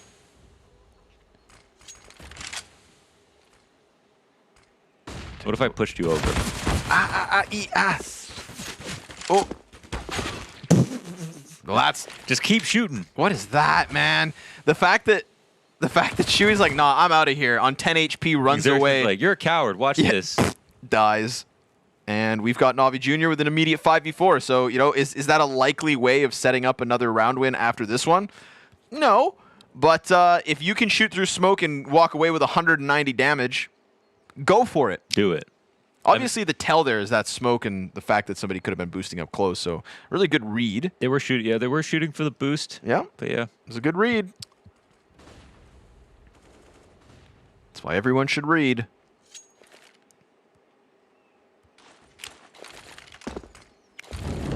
Smoke to the CT cross, Molotov on the backside. We're going to see if some of these players get flooded out. Fear looking to hold down, and nicely done. Second kill to him. Flamey's MP9 in from Orange, goes empty-handed. Shane, it's the double kill that alleviates the B site of the CT side, and now pushes them into the post plant. AK peek to the construction door. That's going to cost Shane. Torzy locked into the pillar, and he's dropping off shots. He's been dinked, so now that he's killed Onkir, so be it. Head trick cleans it up, and Navi Junior take a 7th to the 7-5 lead with 2 players standing in the end. Yeah, looked a little sketchy for Navi Junior with the double entry coming in, but 2v3, and they hold for everything simply. Torzy from a strong spot to multi-frag from, but misses 2 shots, and that's the end of his road. Very short road. But in Counter-Strike, you respawn, no scratches on your body. Only money's a little bit different from last time. No big deal. And this is quite a competitive game. I think that's the most compelling part. So far, the most competitive map out of the 3 that we've watched, I'd say.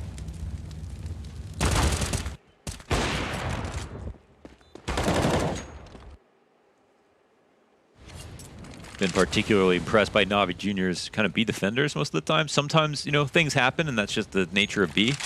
But for the most part, I think the rifle setups have been pretty decent. They've held back. They got some, you know, kills through smokes, kills and setups.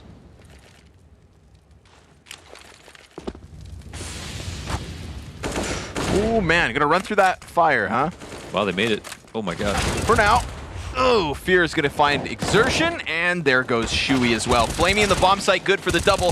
This is an excellent B site hold. Back-to-back rounds, Fear's found a double kill, and this time Flamey has a better weapon, so he will also add some frags to the scoreboard. An 8th for NAVI Junior, and a CT side that's just powering up as time goes on. I wonder if that Molotov was thrown from the CT side, and it both mollies across as well as interrupts the CT smoke or something. I don't know if that, I don't know why it would bounce that far off, but it was off, obviously.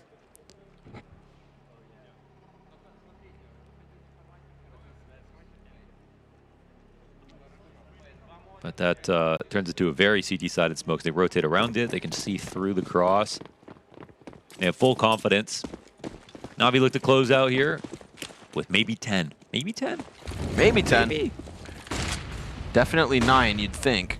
A few P250s sprinkled in with the Glocks, but this is the most desperate buy we've seen from MOUZ. I swear. So far, nice rebound here on Inferno. I'm happy for NAVI Junior that this isn't just going to be one of those blowout series. Ancient? Lessons were learned. I mean, yeah, that was exertion. That was exertion show.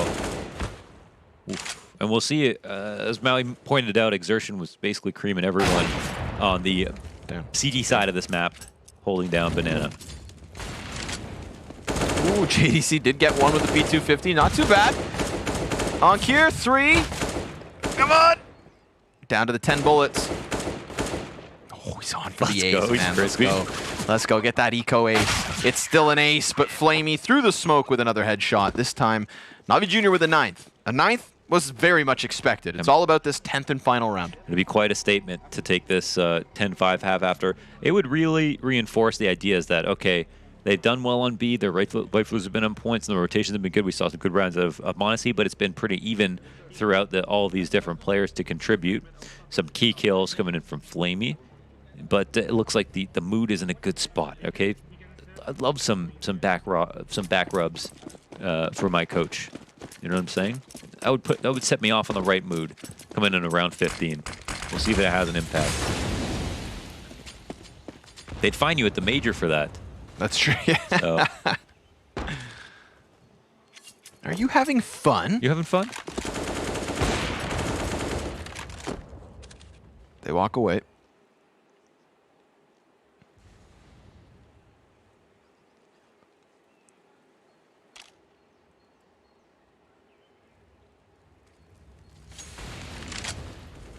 It's been a good affinity for the top of Banana for MOUZ lately.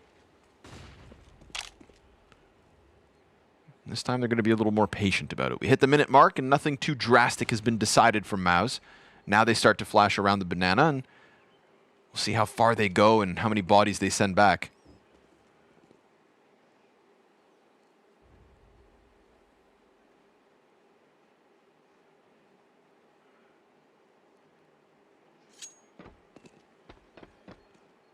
Solo arch-side player in Flamey, but look how just wrapped up they are within the site. I think MOUZ just need to stop overthinking these situations. They know Javi just play all the way back. There's those moments where like they're just slower than they were in the first map, but here we go. Up lane, they shall charge. Onkir on the box. Shane with the kill. Oh my god. Oh, all 3. What? I mean, it's just so clear because their setup is like, if someone's cold, if someone's here, then someone's cold. Like it's like normal. So, but they also are looking for specific like name tags, and their spot is. Just feel like the CT's never even got it. They just didn't even shoot back, man. They shouldn't have just started there. You know what I'm saying? They should have started there. That's what happens. That's what happens. All right. Man. You hide That's in your what I'm corners, saying. you Like, die. there were so many rounds where they could have done that earlier, and Navi would have been in the same spots. It would have literally been curled up in their last, most passive setup possible, and that's just where they want to sit. But that's why it was just so painfully obvious to Navi or to MOUZ coming onto the site what was going on. Well, I'm glad they had There's only so many places you can be. Clear image of what was up. That's right.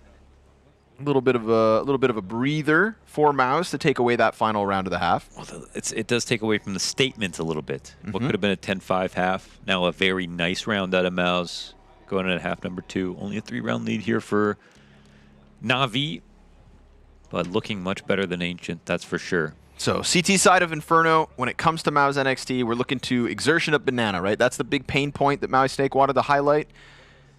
Exertion towards B. Yeah.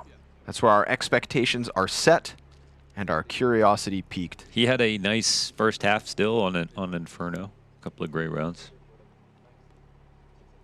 It was going to be hard to follow up after that Ancient play. Oof. Yeah. That was a tough performance. Tough performance to follow. Got to be one of his best right there. Didn't get 30, though. Nope, which is why we'll all forget tomorrow. We'll just forget it now. So enjoy it while you can. You really got to get like 35 these days, though, for people to talk. Yeah. The thing is, the sad part about it is that to get 29 in that many rounds is like ridiculous. Yeah, that is people will get 30 part. in 30 rounds and everyone will lose their mind. But that was 26 and 16 kills. And then you kind of cool off. And that's what always happens. Everybody gets nervous. They're like, I'm about to 30 bomb. It's like, bro, you still have 25. You should cool off. Like, no, I'm about to 30 bomb. And then you get 4 rounds in a row where you're winning and you just can't get kills. And all your teammates are farming.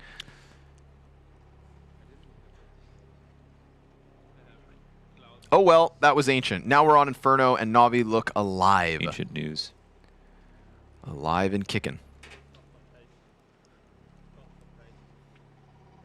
Like a buffalo chicken. So, go ahead. Is buffalo chicken like the sauce, or is that just like a spicy type of chicken? It's a style of, yeah, like buffalo. It's not like a species of chicken that's just spicy. No. It's. You were telling Imagine me if a buffalo and a chicken had sex. I mean, you were telling me about zonkies yesterday. Z-donks, sorry. Z-donks. Yeah. Zebra, donkey. Zebras and donkeys can be crossbred. Why can't buffaloes and chickens? There were beefalos. Beefalos. Which I don't know what the beef, like A cow. cow. Yeah, like they call them beefalos. Okay. It's so weird, man. Cow buffaloes. And then there's ligers. If you could cross-pollinate 2 animals, what would you choose? Cat and a Any dog. two. A cog. That's a weird one, man. Let's listen to the MOUZ team speak so you don't have to listen to this. Go on. The fuck is this? It's, I think recording. Oh, right. I'm very late. Nothing mid. You can wait until like 35 We need the minutes. side wall, right? Hello, shut up. Yeah. Let's go back to pit. And run.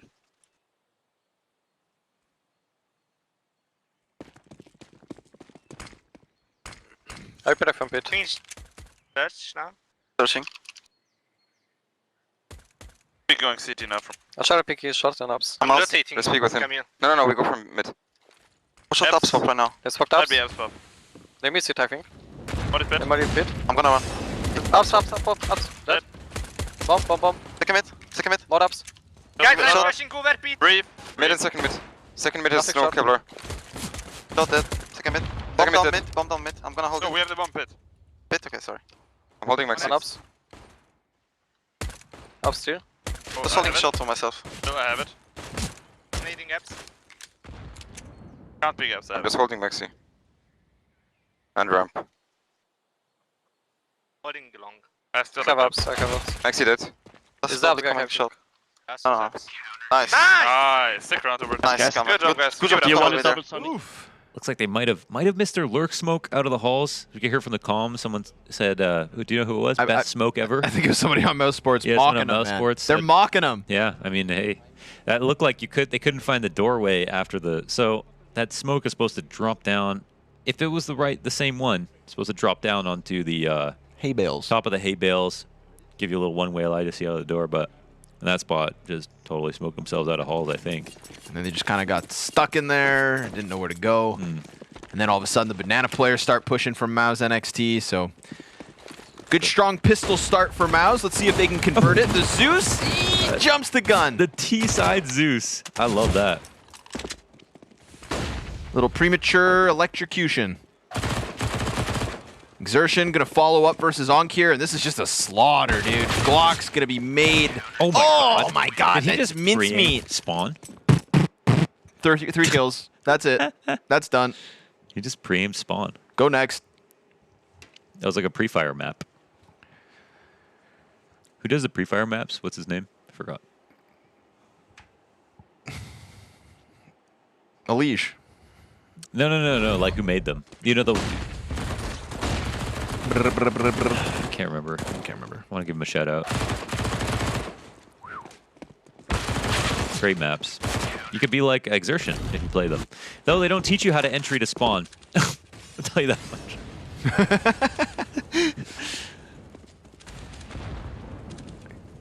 Torzy op posted up.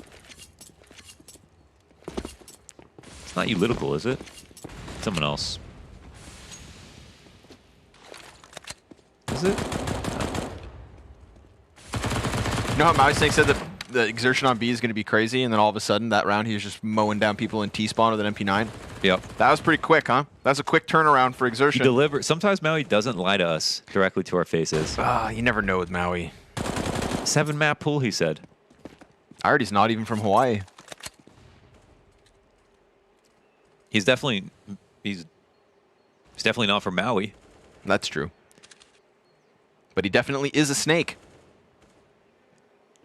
Doesn't always lie. Smoke grenade top mid soon to fade. Fear looking to challenge around to the arch side. But if they do wrap arch, there are already 2 CTs for MOUZ in position. Not to mention the other 2 within the A site. So good little defensive setup. But the smoke grenades could throw a bit of a wrench into the works. Oh man, he's gonna flash his way right out of library. Exertion flies out library off of a teammate's flash. Torzy starts to fall back away from B. This is going to be a crunch into the site itself. JDC won, and not the second. But they don't know about Shui. Surely they do. They don't know about him. Oh my god. Oh. Flamey checks it, deletes him. And now because of that, there is no chance that Torzy is going to be able to come in with any impact. No chance at stopping the bomb plant with just 5 seconds. And no chance that MOUZ will tie here and now. This is a 10th for NAVI Junior. Damn, a clean one. Look at the entries that came through. And it starts with dealing with Exertion, who comes to the call of duty. Yeah, he flew out library, dude, like a madman. Would they do the flash up the roof of library? Yeah, from inside of the A site or from the pit player. The JDC almost gets 2 inside of the site. Close one. There are some good entry players, and NAVI juniors can. I mean, they can. These juniors can play a T side. Listen, even as a team, obviously we rate MOUZ NXT higher than everyone, but NAVI Junior on that short list of teams that we expected to get here. Yes. NAVI Junior are a team that didn't qualify the first time around to the LAN, which was kind of weird because everyone was like, well, they got the best opera in the league. They got maybe the best rifle or second best, something like that. And now they do, but they're still not the favorites to win the LAN, and it's just about how close are they to MOUZ NXT, and are NIP better than them, or how good are they at this point? Yeah, the question's like, who is MOUZ's challenger? Yeah. And after that first, I like that. Okay. We playing KZ. I saw those are some great strafes. Exertion. After Ancient, it felt like it definitely wasn't Navi, but now Ancient's feeling much more like just an anomaly. Torzy gonna get double peeked. Oh, I thought he hit him. Okay. Nope. Oh, what? Wait, what? Oh, because they were still looking towards balcony, so JDC comes up boiler, bop, bop, double deagle kill. Even though they had a player already flushed out, JDC makes the move. The P250 close is not enough, but Exertion finishes off that kill with that boost spot in the back of the site. 2 players coming at him, and the USP is not going to be enough to keep up that B defense, so the bomb plant shines through. NAVI Junior in the post with 2 CTs to take down. No armor. Nope, but they do have AKs. They're going to have to keep this extra clean, MOUZ. Shane passively back. They know that Navi Junior must be forward on this bomb site. Onkir's position revealed. m0NESY patient as ever, just waiting for the CT peek. And oh, Shane may have gotten the one in the background, but m0NESY just too cool. Waits it out for Navi's 11-8 lead. That's a really, really strong close line, specifically versus CT spawn. It allows you to push, like, if you keep one around the bomb plant zone, then that guy can push into CT. They can drop in a pool. It's like you're open to banana. That's the really weak zone, I'd say. Especially if you're not thinking anyone's going to come from there, and they do. But apart from that, they have a very nice, hard to win fight versus CT spawn. They put tons of pressure onto construction as well, and they can both help each other out for both of those fights. So very nice for the most natural rotations coming into the B site. And a 3-round lead now for NAVI Junior. But it was a round where MOUZ ended up saving. Still made it very scary.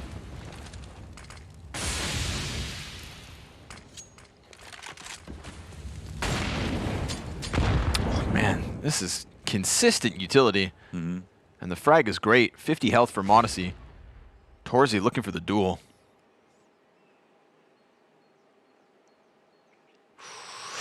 And he finds it. I swear, I mean, that's it's nuts. We've seen m0NESY win way more unfavored duels than that, but Torzy is just keeping up. And a great grenade as well on the player up close. They're trying to like vacuum the hole that was created by Torzy's first op pickup. That's going to make them fade away.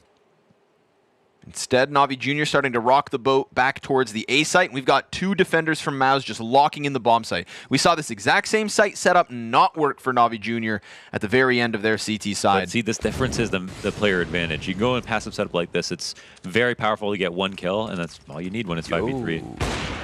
Torzy doesn't jump the gun, waits, and hits the mark. They're in an awkward spot now. They're still the op up. They know the riflers are here. Had this the first call that there's too many players. Yeah, they're actually gonna save. It's like a little bit early, but they're so right about this. Yeah, they're so right about this. This is just a stronghold from MOUZ. Navi will take good guns into the next round. It's definitely worth it in this spot. I think they have very little chance of winning there. Kind of a braver call to make. It feels like, you know, in the Academy League, there was definitely a lot less saving. And once you get to a certain point, you know, economy makes a big difference. Like, okay, the rounds rest on very small percentages. So how do we change that? We give ourselves more chances to buy, and then we can, you know, have a better chance to win. And that's what it boils down to when you start to get really, really good. And then in this spot, they didn't second guess it. Look at that. Nasty, actually. One of those harder than it looks. Harder than it looks clips. Yes, sir. MOUZ back in the driver's seat. Let's hop in the team speak in the back seat. He's not. Liquid, one ball. I'm blind, He's through. I'm rotating B. One in middle. Let's smoke you off ups. All aggress ups actually. Guys, come B. I can flash through. I can flash one. But Koi is flash. Do it. I will rotate. Wait, 1 second, 1 second. Flashing now. Flashing again left. One more, two more. They're coming. Two more, peeking, left side. Dead. Wait, I flash a couple of you now. One more, not executing. Relax, not pushing in. I'm in city. We can go first. We cannot come back, guys. Banana. We can jump first. I'm out ruins. I'm playing the take. Okay, I'm in We city. can jump first, Ruby. Taka first. Okay, nice. Hope he's alive. It is Fox City. Can be close side now. Banana one. Go away, go away. You're running back A. They're running back A. One S is 1 HP. Try to run on side, Bobby. One is 1 HP. There's smoke long. I'm on side. Ups. Ups. 2 ups. 1 S is 1 HP.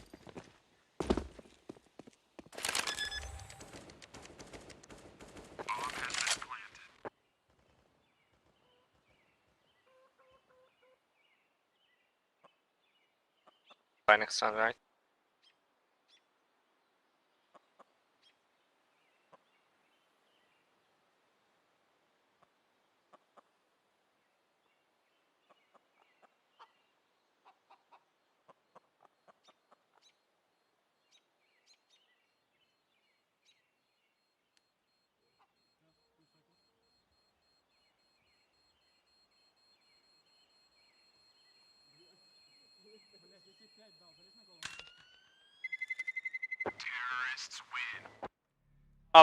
Another one. NAVI Junior, quick little redirection over towards that A site. We saw Shane try to throw himself into position, but... What did you just say about Torzi's heart?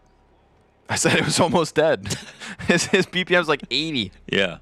He's That's conserving all his energy for the next round. Well, that's like a normal. That's like where your heart rate's supposed to be normally. Yeah, but not when you're sitting on the WePlay Academy stage facing your opponents and staring them in the face with nothing but violence and vitriol on your mind. Wow. But no, he's sitting on 80. He's chilling. And it's contributed to how nuts he looks, I think. He's made some good plays this match. Torzi tweeted out, 5 years since I made the worst mistake of my life, which is because he had a long-standing VAC ban, but Valve were kind enough to say, okay, hey, if you made a mistake when you were younger and it wasn't versus any players in the Valve sponsored events or whatever it was, you were just being a stupid doofus in an internet cafe or just being a kid, whatever it is. Being a dumb kid. We will allow you to compete in majors, and I think that's awesome. So Torzi now has a chance to live the dream. To take Acor's spot. Way to ruin the moment there. Sorry. Yeah. I thought you were implying.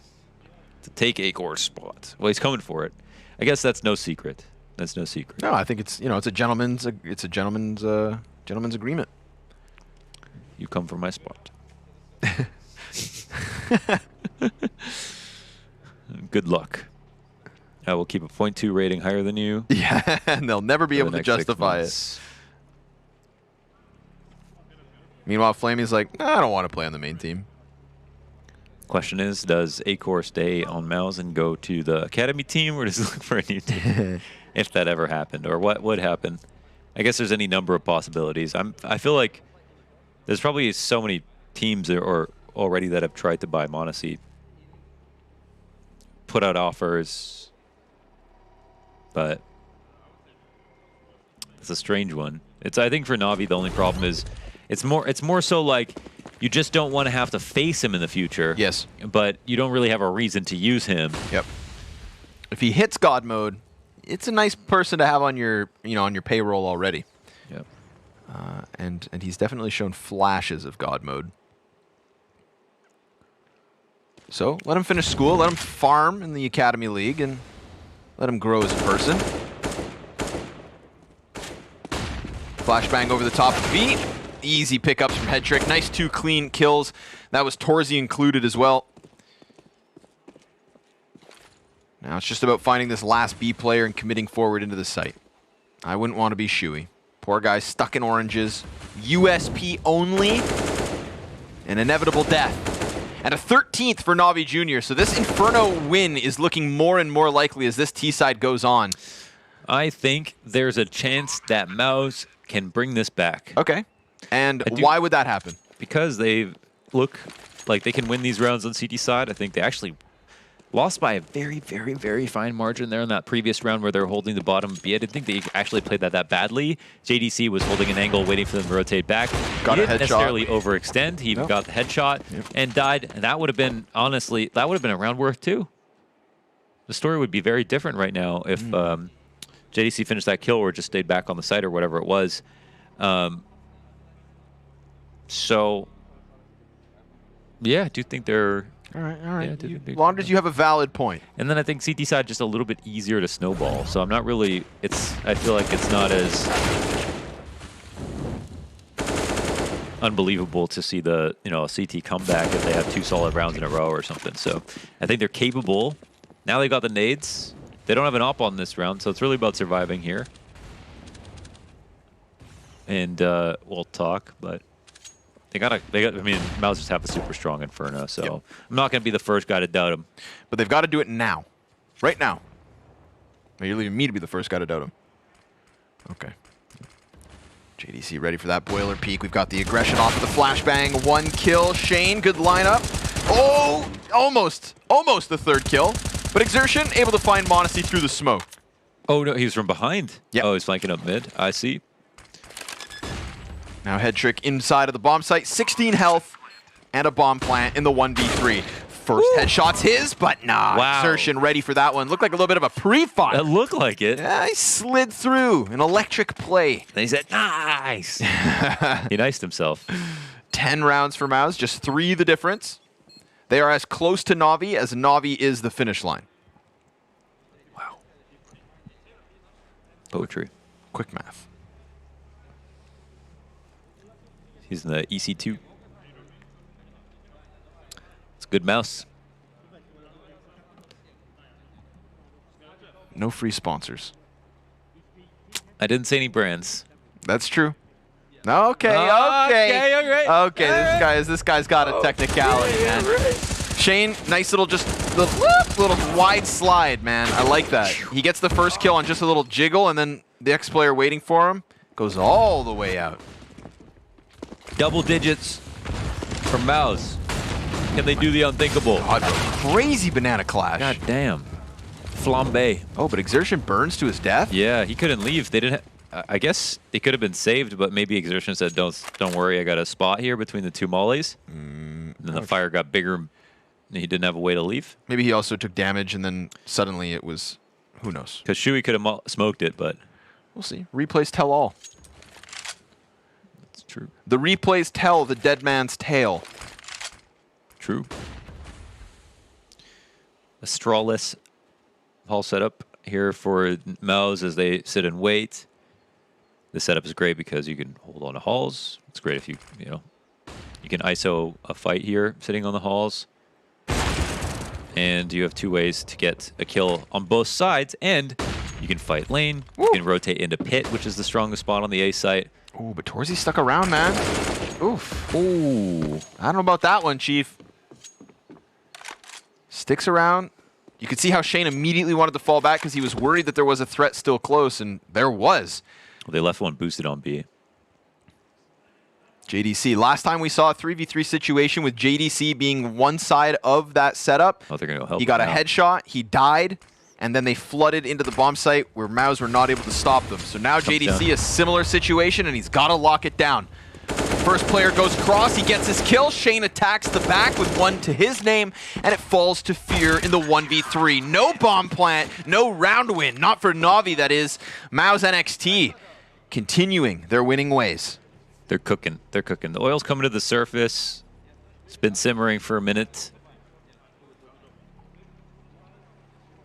Ideas are bubbling up. They're loud. That's good. And they won. They did the 2 strong rounds in a row. Oh, he headshots him too. So man, he just ran through fire and he didn't take his smoke out fast enough. I don't know. Yeah, he got shot in the head by his teammate too. So that was like when he ran by. Well, you got to be careful where you put your head. Yeah. I think you should die instantly if you get shot in the head by your teammate. It should hurt more, the betrayal plus the damage. My heart. I can't go on. 20 emotional damage. Mac 10 ready for this one. It's the Mac 10 AK Galilbai. Grenades as well in the equation. Torzy, he's going to stick around. Didn't fall off of that flashbang. Not afraid. Not afraid to fight. JDC finds one and stays locked into the cubby. The trajectory from the frag gives away his position, but Torzy continuing to bat away at the boiler and knocking down names like Monacy. That's huge. There's some weird Halls timing here. I don't know if it's going to get taken advantage of, but Flamey is up here, and he can make a move. It seems like the thing they're least concerned about at the moment, but they do have Shane and Pitt. And, okay, he'll take a peek up there. Flamey pulls back. They don't make any progress off this. I feel like there's a way to capitalize on the damage that they did to the CT setup, but now they're concerned. It's silent. No one's made noise on B, and Torzy regresses on mid by himself. He's not worried. He doesn't need a babysitter. That's crazy, man. No utility or anything. He just goes peeking. This man wants to go dancing. Wow, they'll walk into it with it. Wow. Oh, dude, too easy for Torzy. Oh, Jesus, because Flamey comes in to peek on the lane. They don't see him there. He hears them. So like I was saying, MOUZ 2-0, they've really... they've closed the gap at least. Still 1 round the lead, but NAVI Junior not in a position to buy whatsoever. That last force is going to cost them this next one, you'd think. And then we're talking tied game 13-all and CT advantage for MOUZ. Yeah, we'll see about it. You can see the confidence. I'd be working so hard for these rounds if I was going to get a shoulder rub from that guy. Cyclone.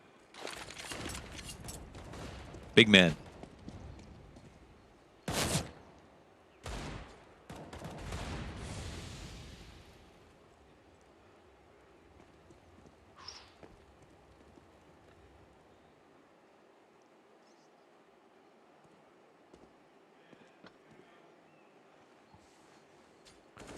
I was leaning back on this A setup other than Shane in the apartments, but even that's a quick hop and a skip back into the cover. Confirms that they are sure enough close. Wow. He actually just perfectly jumped over the balcony. Hurdled it. Beautiful. Torzy takes a shot, jumps back, just in case that served as a trigger for the pistols to push. We've got a player inside of the pit looking at... Oh! Okay, Flamey! And now it's Shui over on Arch, but nobody else is going to face him. They're instead going to try to use Flamey as the jackknife. Flamey's got another, but everybody else is dead. Jeez. And then Shane comes up with that last kill. Nice attempt from Flamey, Nice but shots. Not enough, not on his own. Nope. That was some good shooting. Quick. It's like a desperado.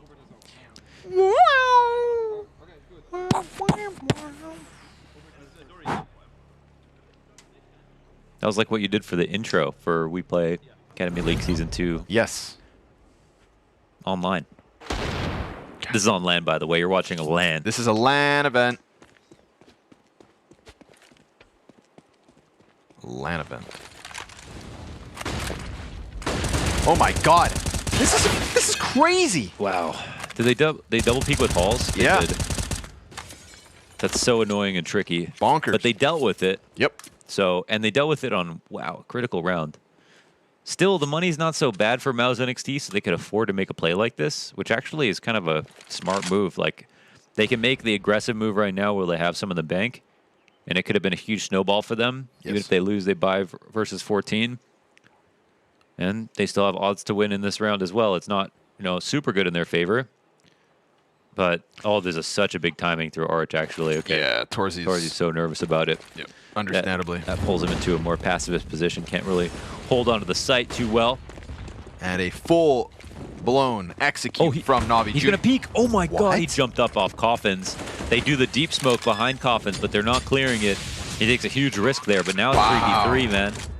Okay, dude, that could very well be a turning point here. That could justify the retake attempt. Yeah, they've got two Molotovs and a smoke and flashes. I mean, they've got full.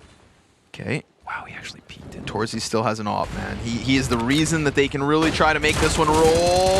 And Flamey with Onkir, both able to grab a kill, but then that flank, it goes back to the bomb site. He swaps it to the AK. He knows where Flamey's at, and it's so damn close. 14 health for Flamey makes the difference. 14 rounds for NAVI Junior, but Torzy knows no limits. Dude, what was that hot swap? Off to the AK, up on the Coffins, completely seamless, right into the headshot, and nearly pulled off the clutch. That was so sick, man. He didn't even look down.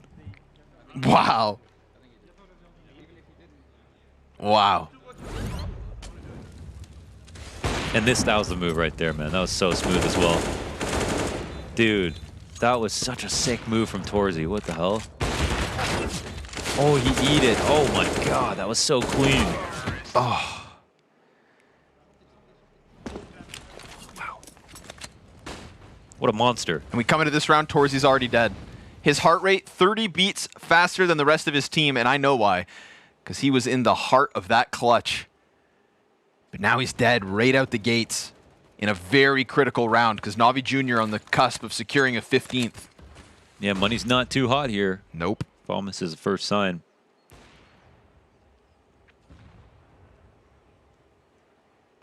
First sign of poverty, as they say. Shane burning. Oh, man. He had to commit to that moment. Shui even comes in with one of his own, so they're trying to keep this alive, but look at the health that remains for MOUZ. Low. And now the fully HP player is dead. Onkir is so ready, but he turned away at the worst possible moment, and now an op's been picked up. That could be it. Yeah, they're coming back towards A. I mean, Shui's got to know they're not going to go Archer in this position. Might be a free shot, a clean one. He's looking for the second. There is the plant going down. He's got the temptation to end the round early. Exertion's coming up so low. Headtrick, does he have the best gun possible? It's the full-up Galil, and he actually makes a move here. Quite sneaky. Back towards lane. Op is now peeking. And they're waiting for the re-aggression, actually. Exertion, he's going to stop and try to bait this attention forward. And there's a moment where he could die. Now he has to move in, though. Headtrick, such a huge advantage here. Pressure starting to sink in, but he hits his headshot. No sweat. Well done, Headtrick. Gotta love that clutch. Locks in 15 for NAVI Junior as they lock in overtime as well. At the very least, OT. And best case, we move to map 3. Made that as tricky as possible. Wow. I can't believe Shui got away with as many kills as he did. Nuts. I thought for sure he was going to get caught when he peeked around, but the terrorist just turned back to check Boiler side. So a little minute moment that slips the way of MOUZ's favor. The round, however, the way of NAVI. And that's a full investment, so it's not going to be a better buy than what we just saw from MOUZ. So it'd be a huge map win for NAVI to take Inferno, especially considering they, pick an Ancient, get decimated. An enormous frag there from m0NESY. There's been some pretty, not ego peaks, but just pure confidence moves from both these operas in different moments. Like so many head-on engagements. I can't even believe it. You don't often see that.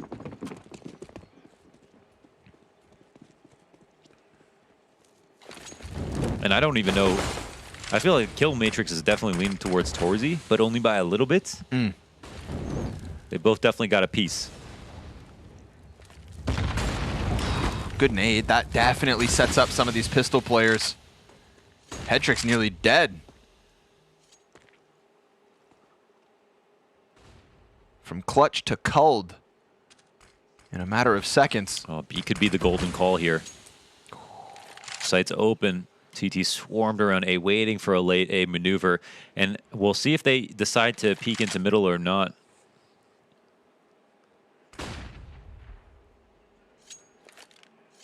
This is what it could boil down to. Looks like NAVI are playing this round out perfectly at the moment. Flamey coming, just throwing a smoke. They're not seeing anything, but they're holding their attention. 50 seconds. No way MOUZ are going to win this retake. I mean, Exertion just runs out into the open, gets flashed, and dies immediately. Oh my God. But Shui finds one through smoke. I mean, that's some kind of give back. And NAVI, they're a little bit timid here. Oh my God, that smoke's going to come up. He's planting. Oh my God, the damage was there, but the kill's still the way of NAVI. Flamey adding 2 to the tally, and NAVI Junior close out on Inferno. Headtrick with the 1v2. NAVI with the T side to withstand what looked like a comeback from MOUZ. That shows resilience. We saw individual skill. We saw some great setups. Entry pack was good. They got some good B defenders on that CT side as well. Wow, look how dense this camp is. Damn, that's a team, man. Lots of support. That is a team and a half. They're able to survive a little bit, and again, everything that we just saw was like a great check in the NAVI list. But it's the real fact that they came off of the back of that 16-3, I believe, on Ancient that makes me respect this even more so. It would have been so easy to just concede this opening game, slide down into the lowers, meet these guys again in the finals, but instead you steal away their map pick on Inferno. And you made it look gritty too, There was some really beautiful moments on an individual level. So props, NAVI Junior, keeping this one alive, keeping the dream well alive. We'll throw this one back over. Speaking of dreams, Tom Biz. Oh, I'm blushing. That's the nicest thing anyone has said to me all day. Why would you look at me when saying that? Because of how we started the show, Pip. Oh, okay. Because of how we started the show. But yeah, other things that weren't said on the desk at all. NAVI Junior actually winning this map, so a little bit crazy that they've been able to do it, and in the fashion they did. It wasn't like a blowout, any particular player going crazy. It was actually just a good team performance. It was a good brawl. It was a good fist fight back and forth between these two lineups, I think. And as you said, it wasn't the m0NESY show or the Anchorage show. It was two teams playing a good game of Counter-Strike, I will say. MOUZ, slightly disappointing. I think they, after that first win, maybe they got a little bit too cocky about the situation. They felt like they already would have won it by now, right, going into their own map pick.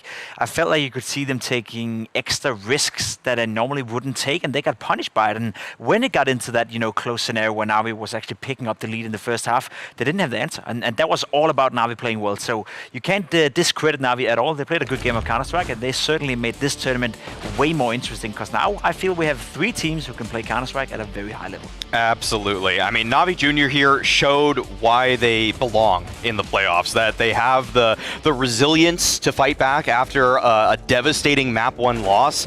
And you could see that some of the setups, the ideas for NAVI Junior, just solid CS back and forth, and it was just really tense moments. There were a couple clutches. There were some like head trick winning a 1v2. Sometimes the plays from NAVI Junior were just structured enough. I really did like the way that Fear called the T side. I think that it showed a level of confidence in the way that he didn't really, there wasn't like the back and forth too much. Whereas on Inferno, for some teams, you see them take a lot of space, try to go back to get other space. They were just actually good at getting map control. They didn't have to second guess the space that they were getting all too much. And even when they closed out that last round there, the way they do it is they just take Banana and just go into a B hit. Didn't have to overcomplicate things. Well, you actually mentioned Fear, and I almost want to jump into that a little bit alongside Oncare, because you look at the previous map to now, I almost start to wonder if there was just more comfort here for them, because they looked, they played completely different to the first map, Pim. It felt like they came in with the mindset we also discussed coming into the game, that they had nothing to lose, right? They already went into Ancient with a very, very poor performance. They knew that it couldn't get any worse than that, and I am sure the pre-game talk would have been from Coach Ami as well. Play our own game, come in with confidence, try to play our own game. We've done this a million times in practice. We know we can be competitive. We know we beat good teams on Inferno before in Young Ninjas, and it felt like they were coming in with a different mindset right here. Again, I'm very happy to see that they were able to withstand the pressure as well, because in the beginning of the second half as well, MOUZ NXT won the pistol, went 9-9, and I thought at that point, okay, they're going to cruise this one home, they're going to win it. But Navi showed us both on the T side and the CT side that they have a bit of depth within the squad. Depth is right. I mean, look at the scoreboard. It's not even the m0NESY show. Yeah. We keep propping it up like it's going to be, and that actually hasn't happened yet. The Flamey show. It's the Flame Dogger show. The Flame Doggy Dog, and it's on Care too.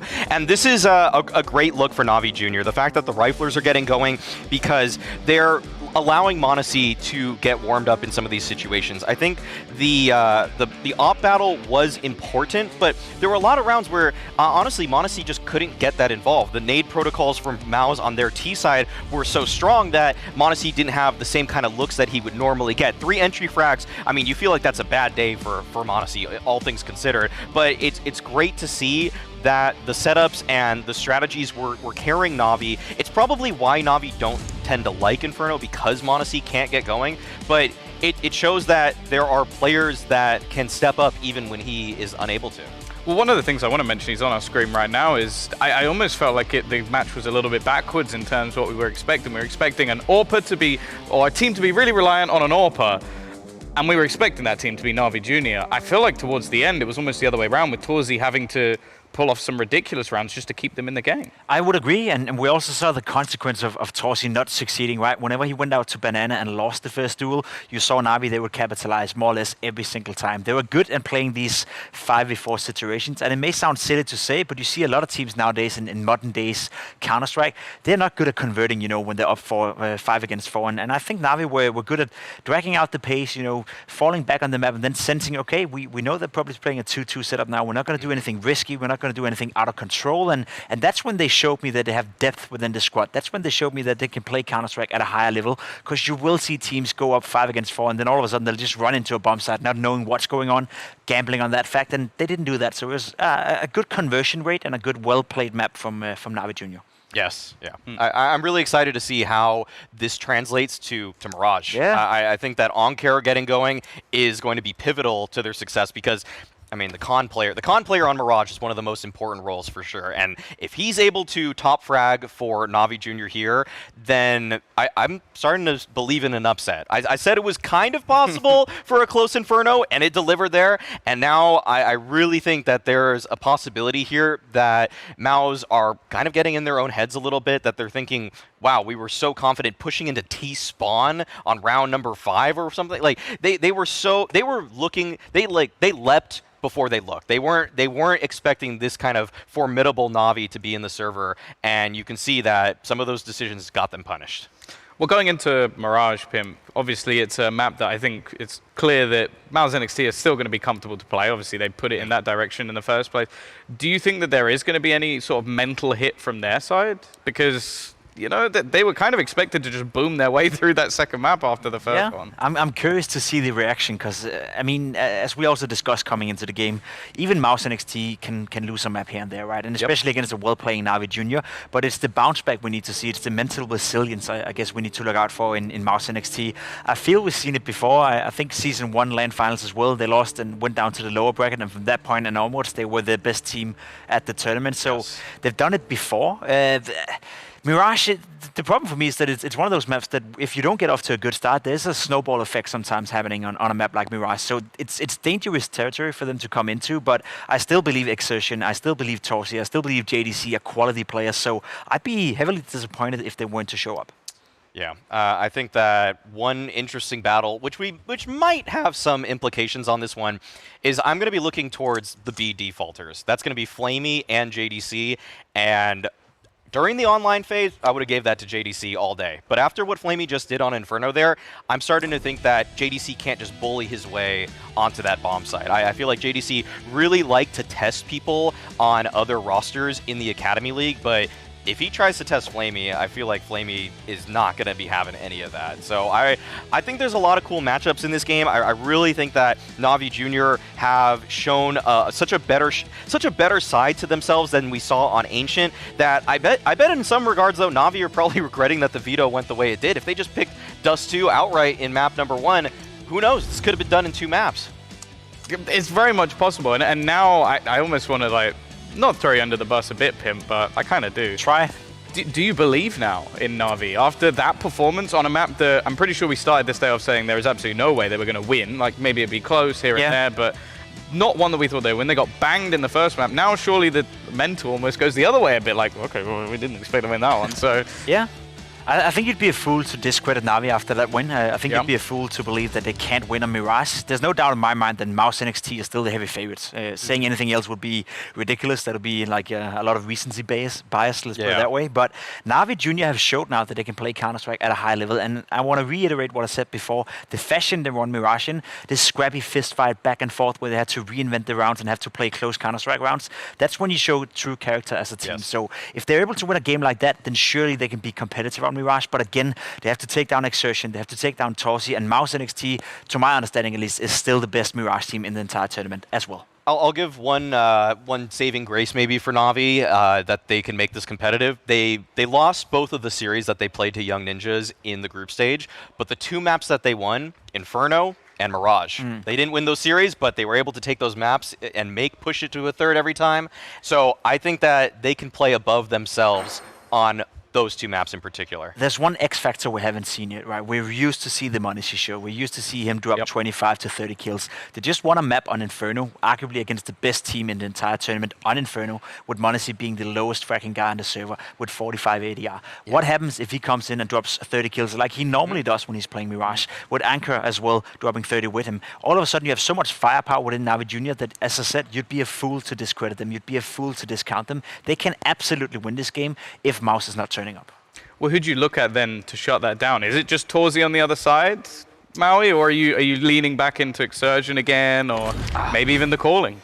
I think it's got to be the calling. I think you got to try to find ways to avoid Monacy or just take him out of the picture. I mean, the thing is that this MOUZ team have a lot of great plays to get mid control, to just make the exec have a little bit of a remix to it, a little bit of a slight change so that it's more to their own liking. And if Monacy isn't ready for some of those situations, then it'll be MOUZ who are able to find some space on the map. If they're able to push him out of the picture, then that's going to be a huge win condition for MOUZ, because if he gets going and Oncare's playing like he is, this is suddenly a very scary series for the heavy favorites in MOUZ.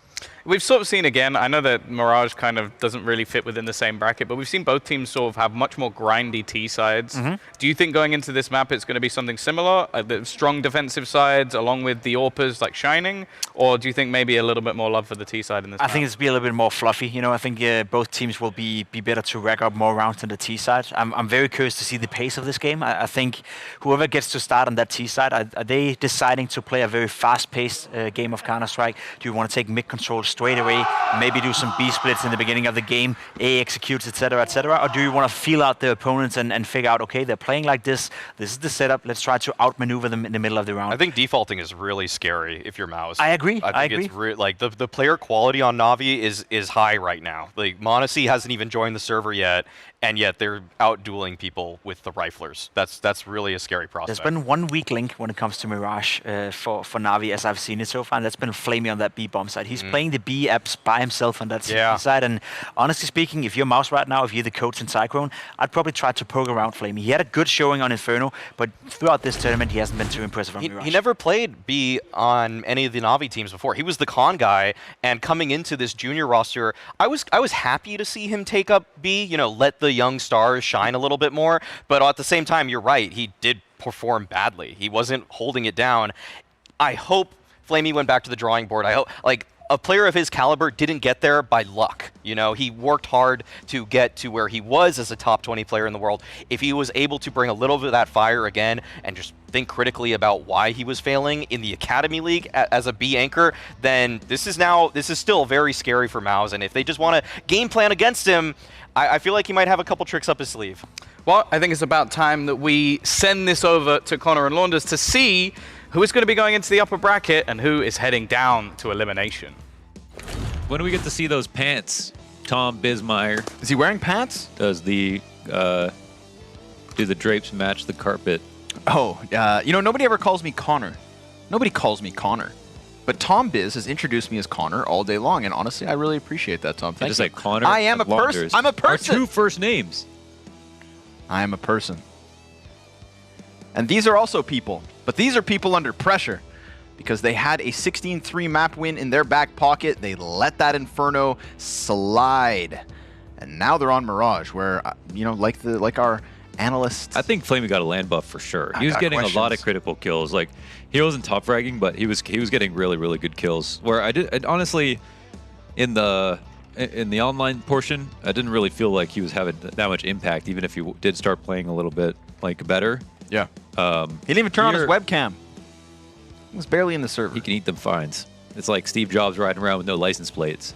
Barely in He doesn't give a schmuck. You know what I mean? Yeah. So, I think he has got a land buff, and his aims look good. He's doing enough, but yeah.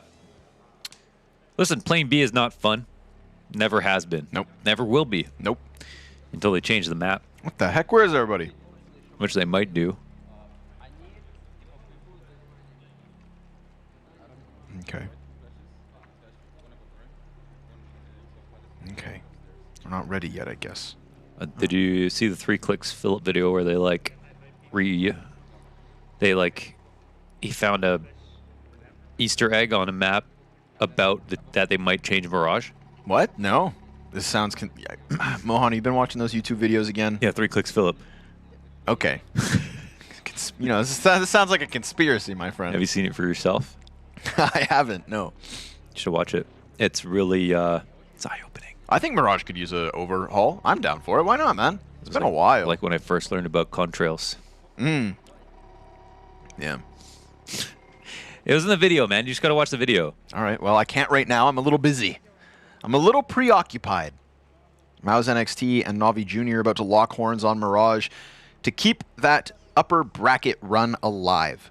It's not elimination on the line, okay? You're not going anywhere. We're not going to send you home after one BO3. But you will get no second chances after this one. Well, MOUZ knew last time they went into lower bracket, then they won. That's true. And maybe they believe it's their destiny. I was going to say, you know, that's actually something that's like one of the parts of the story that I wanted to really sell after the Ancient blowout. Like, look, it's not happening again. This is the real deal. But you don't even sound like that. Now they're on the cusp of exactly that, man. Yes, they're on the precipice of failure. But Oh, if it makes him feel better, no shame in losing to NAVI Junior on Mirage. This guy's name is Mogasi. That's a fact. One of the team models. Look at all that money. Yeah. It's all about them dollars. Yeah. I also just realized that Mogasi was tinkering with the bomb using the blade of a knife. Crazy stuff. I can't say. I wish I was that brave. I can't support that. That's not good advice. It's not how you would handle a bomb. Nope. Why does it look like the bomb is planted? Oh, this is a knife. It's a Wait, no, it's warm up. Oh, it's a warm up. Okay, we're done the knife. We're just we're just watching the action. NAVI Junior are a good Mirage team. Yep. They have good T sides. They have good cat splits. I think this is one of the maps. The calling looks very good, actually. And this will not be an easy win. Now that we're in map 3, this will not be an easy win for MOUZ NXT. I don't even know if I would consider it a fully upset if NAVI Junior win this map. Honestly, if it was a best of 1 playing this map, I might lean NAVI Junior. Ooh. 55% confidence for me. Ooh. Well, let's find out, folks. It is time. Final map of the series. Final map of the day.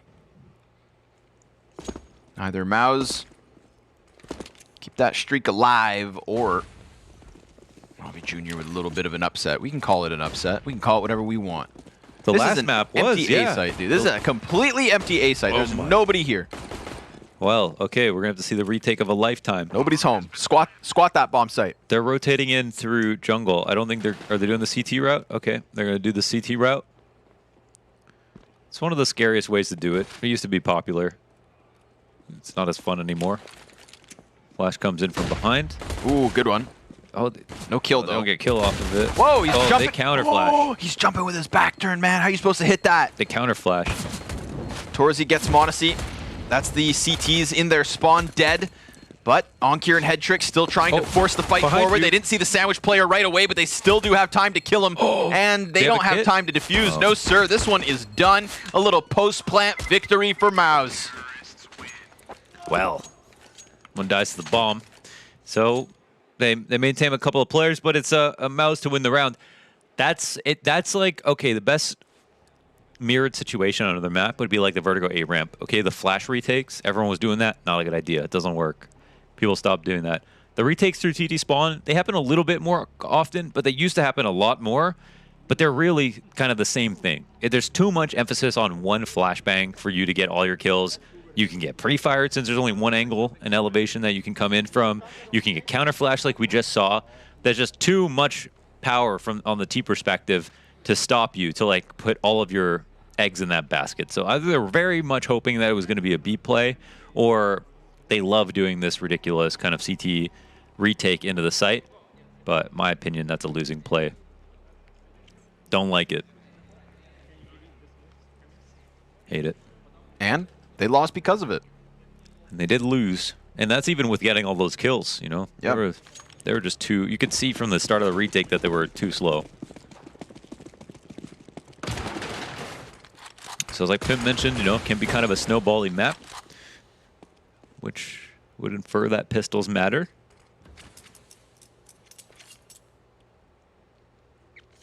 Now it's officially 15 rounds away from keeping the upper bracket dream alive. That sounds close, but it isn't. It's a long road ahead. Twists and turns and landmines. Yep. Mortars. Yeah, that's a thing. Claymores. Yes. Okay, Onkir, I thought maybe he'd go for a little peek there. There's bodies ready for him, more than one. But not the case. He's instead going to go to the top of connector. 2 terrorists inside of this. Trap wires. They've got ramp room. Fierce push. Okay. They've got ramp. And Flamey's got the jungle. Woo. Tries to reset that Desert Eagle. Fear on the ramp play. Dies out. JDC also going to start dealing with those Deagles. 30 seconds, and they kill the cat player as well. So it really does just come crumbling all around them. Scouts primed for a kill or two. Ooh, not going to happen. MOUZ, they'll get that second. You know what the most important part of this map is? Ramp room. You can't plant the bomb there, but it controls an entrance to the site. Oh, man. It is a ramp. It is a room. It is. And I just had no idea what you were talking about until you pointed. We're like, a ramp. Yeah, it is. Took you all the way to Nuke. Occur to me. And now I'm going to take you all the way into the Navi TeamSpeak, folks. Enjoy. Because we were looking at like connectors, so I was like, Давай. Молек. Никто не вышел. Никто не вышел.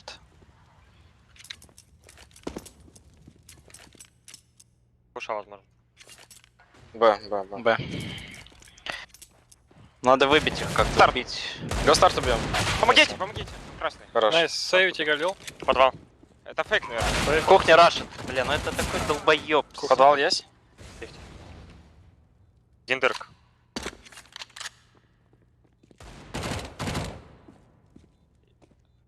Передырка. Телек все смотрю. Что хочешь дать? Ладер. Плащ ему зажали, походу. Я ушел. Кухня, аутсайд джангл и штик один. Окей.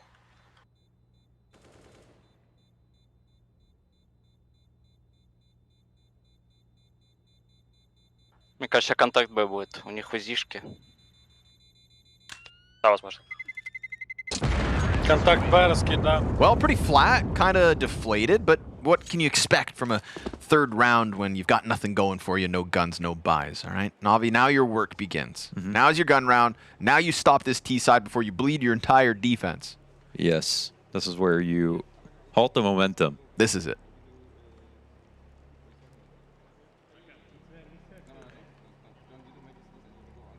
We've got two griefers, Hedrick and Unker. Okay, you can't. It's hard because Bit plays with an M4A4. Yep. Yep. It makes it so tough to make fun of M4A4s. But it is just worse. He'd be 2 times better if he switched to a silencer. He just doesn't know it. Okay. Smoke holds off the A play where there are currently numbers. We got that one B lurk, man, trying to feel bigger than he really is, I think. JDC dumps out his utility, keeps 2 players locked over there. Meanwhile, mid, it's Shui. Exertion phases out the smoke towards ramp. Oh, Shane catches Onkir jumping with a Galil. Holy moly, default actually. They're trying to ISO the under balk and they find that trade. Oh, Fear didn't throw his smoke right away. Oh my god, m0NESY, the 180 whips it around into the connector. 3v3, Hedrick's got another kill, but it's Exertion off at the top of the stairs, and Flamey, his CT peek stops the guy inside sight. It's only Exertion left. That's all that remains of MOUZ. Wow. And Flamey, he just falls back ever so slightly, respects the space that Exertion has earned. Oh. And Exertion doesn't want a bomb plant, man. He wants that fight. He just wants to make sure they're scared enough that they don't peek him. But he'll take it. He's going to see one. Yeah. This is awkward. I mean, it's not easy for the Navi players to coordinate here, actually. They decided to play this one-on-one separately. And Exertion has always a temptation to go under balk, but sometimes that can just get you stuck. He's trying to get a frag so that he can move. And oh my god, he has an opportunity. Oof. He damn near wins that. Oof. That was very sketchy. Navi Junior not playing that 2v1 together. No, you exactly. See how nervous they were about it. Yep. They don't want to let him get into CD spawn. Maybe they were low on grenades, and that's why they decided to do it. But they still pull it off. He's given so much room, man. Flamey gave him a ton of room just for the bomb plant to happen. Then we had the player connector give him room so that he could fall back to default. He wins that stairs fight. He's got the default box as cover versus Flamey in the 1v1. That's very winnable. Hedrick was very fast there. Yeah, he did not have the advantage. Oh, also, come on. Let's talk about that m0NESY connector flick. Wow. And this, well, don't forget. That guy stopped on a dime. Woo. Yeah, m0NESY. And honestly, it looked like he had Exertion too. It looked like he was about to get that multi. Barely a millimeter off. But either way, that's a Navi Junior round. Like, they look good the whole time. m0NESY says, I'm rushing connector. It was the plan all along. And we saw how important the cap plays were in the early rounds in the Academy League. Jumping off window off the cap. Oh, he missed mid-smoke. He missed the window. Yikers. Tried to throw it from behind boxes even. Oh, man. And JDC's going to leave. Exertion's going to stay boosted up close. They're looking to rock this boat towards B. It would be 4 players' apartments. Negligible nade. This movement's going to be heard by Exertion, so he's going to call 2 players fumbling around inside of the murder hole. And we had this talking point on the desk. Flamey at the B site. Not something he's known for, but something he's been tasked with. And the first kill's not his. It's Shui instead with the opening and then the immediate op pickup from Torzy. Molly goes deep as well, so that's discomfort for Onkir, and then Fear is all that steps up for NAVI Junior. Everyone gets a piece. Flawless opening here from MOUZ on B. That was perfect coverage. I mean, that's everything you'd really want. Your entry player gets the first kill in B. Torzy, as the opera, sits in the window, finds the refrag. That's both players in B site down. JDC gets a molly frag, and then Exertion gets in the window. Timely flank as well. Beautiful. That was well orchestrated. That was like eating a Snickers bar after starving for 24 hours straight. You're not yourself when you're hungry.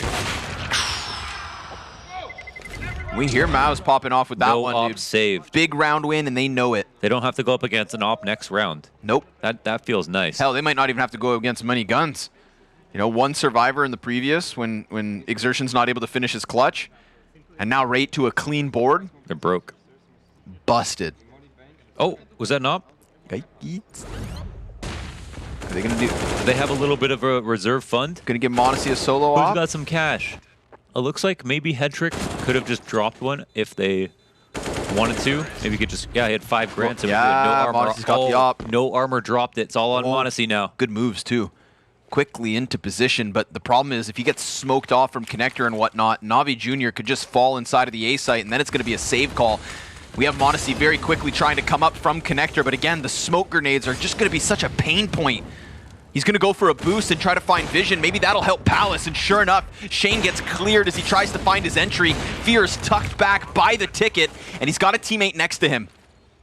1 kill goes the way of MOUZ. Still, that op loomed. Oh my god. There's 3 up. Deagle kill up close.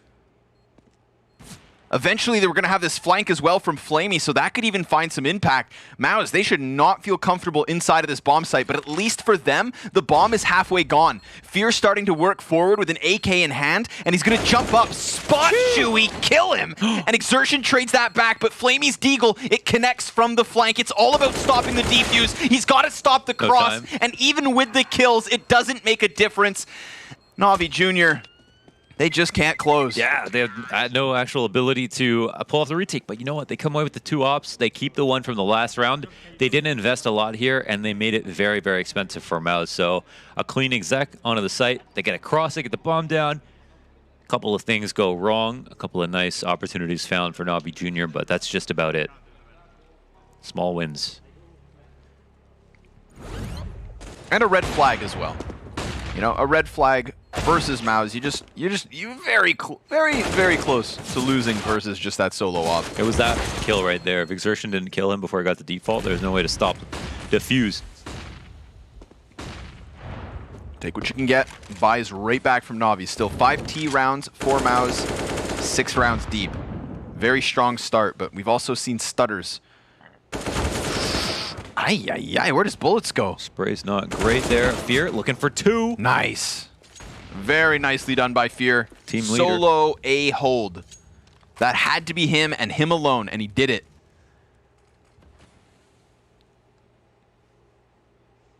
Turns MOUZ's offense upside down, but they do have a window player tucked in. JDC killed by Modesty. Just when he thought he had a chance.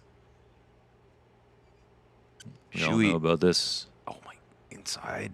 Here, yeah, gonna get the better of him as the smoke begins to fade. And now it's just Torzy's AWP with 50 seconds. A daunting save if he thinks he can pull it off. CT's gonna come hunting. It really depends how, I mean, they've got double ops themselves. They got double ops. They're not doing too well financially, so yeah, they might actually allow the save to take place. But they know better than anybody else the power of a solo op. Yes. And it is Torzy. It is take over the game Torzy. Too many kills Torzy.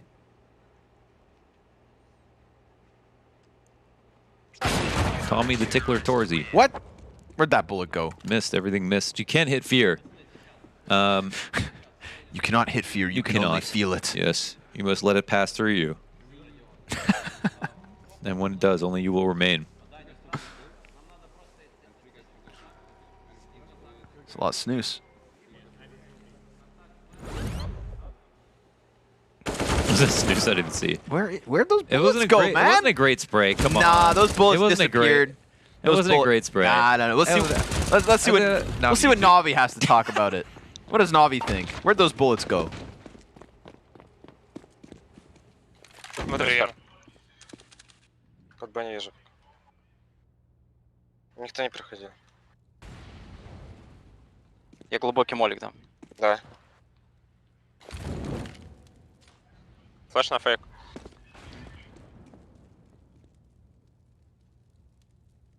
Флешка В андере может быть?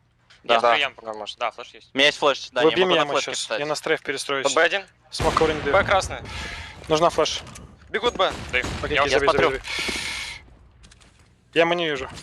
Не вышел. Там ехал. Еще мог. Найс. Еще упал. Найс! Хорош! Форсбук, Это эко было. Давай. Окей. Непонятно, таки были. If you think about it, even if they had auto snipers, M249s, and armor, full nades, they still would have died one shot each. Yep. So those would have been the same result. Beautiful from head trick. I love how he missed like the easiest shot. He was deep in apps holding that. He misses, and then he just nails everything once the pressure's truly on. Yeah. So tip of the hat to head trick. Good job, sir. And on to the next one. NAVI Junior still trailing by 2, but looking to win 3 in a row. Got a little bit of momentum.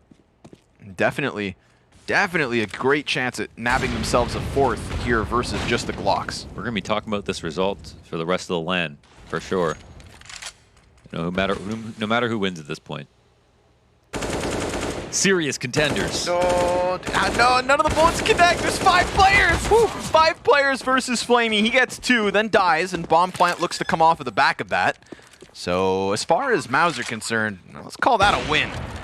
Of course, AK in the hands of Shui as well. Little drive-by Glock shot. Head Trick's going to swap out to the Tech 9. Shui's going to tuck that AK into this close corner and dies. So now that's the biggest threat dealt with. Only Shane left over. They know exactly where he is, and they've got all the time they need. They'll get there. Oh, they'll get there all right. NAVI Junior taking their 4th, but also giving away the plant. Yes. They inch closer towards getting back on their feet in this first half, and there's still the, outlandish potential that they can get 10. It's not a foregone conclusion, but I think we know they can snowball. We know they have a good Mirage in general. Again, feel great about NAVI Junior's Mirage, them coming into this 3rd map, and also, yeah, I'm sure MOUZ are going to think about the thought that they're playing well. Plus, the series may be going on longer than it's supposed to in our minds, considering we pick into Inferno. We're supposed to, after we smashed them on Ancient. Yeah, it feels like we've been a long way since that 16-3 on Ancient.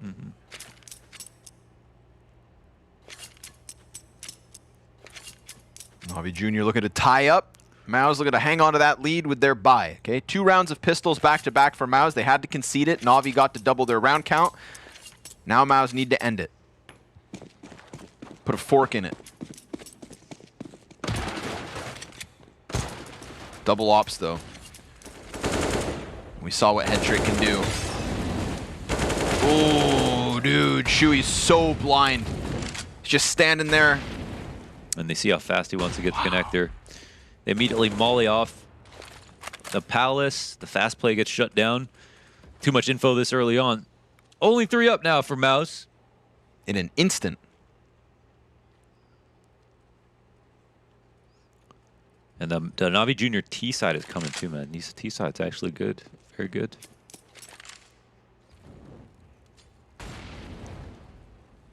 And on the desk, they're saying m0NESY hasn't even logged in yet. And it kind of feels like that's still. Like, it's still not even turned up all the way. But it was mostly to highlight how good his teammates have been. Yep.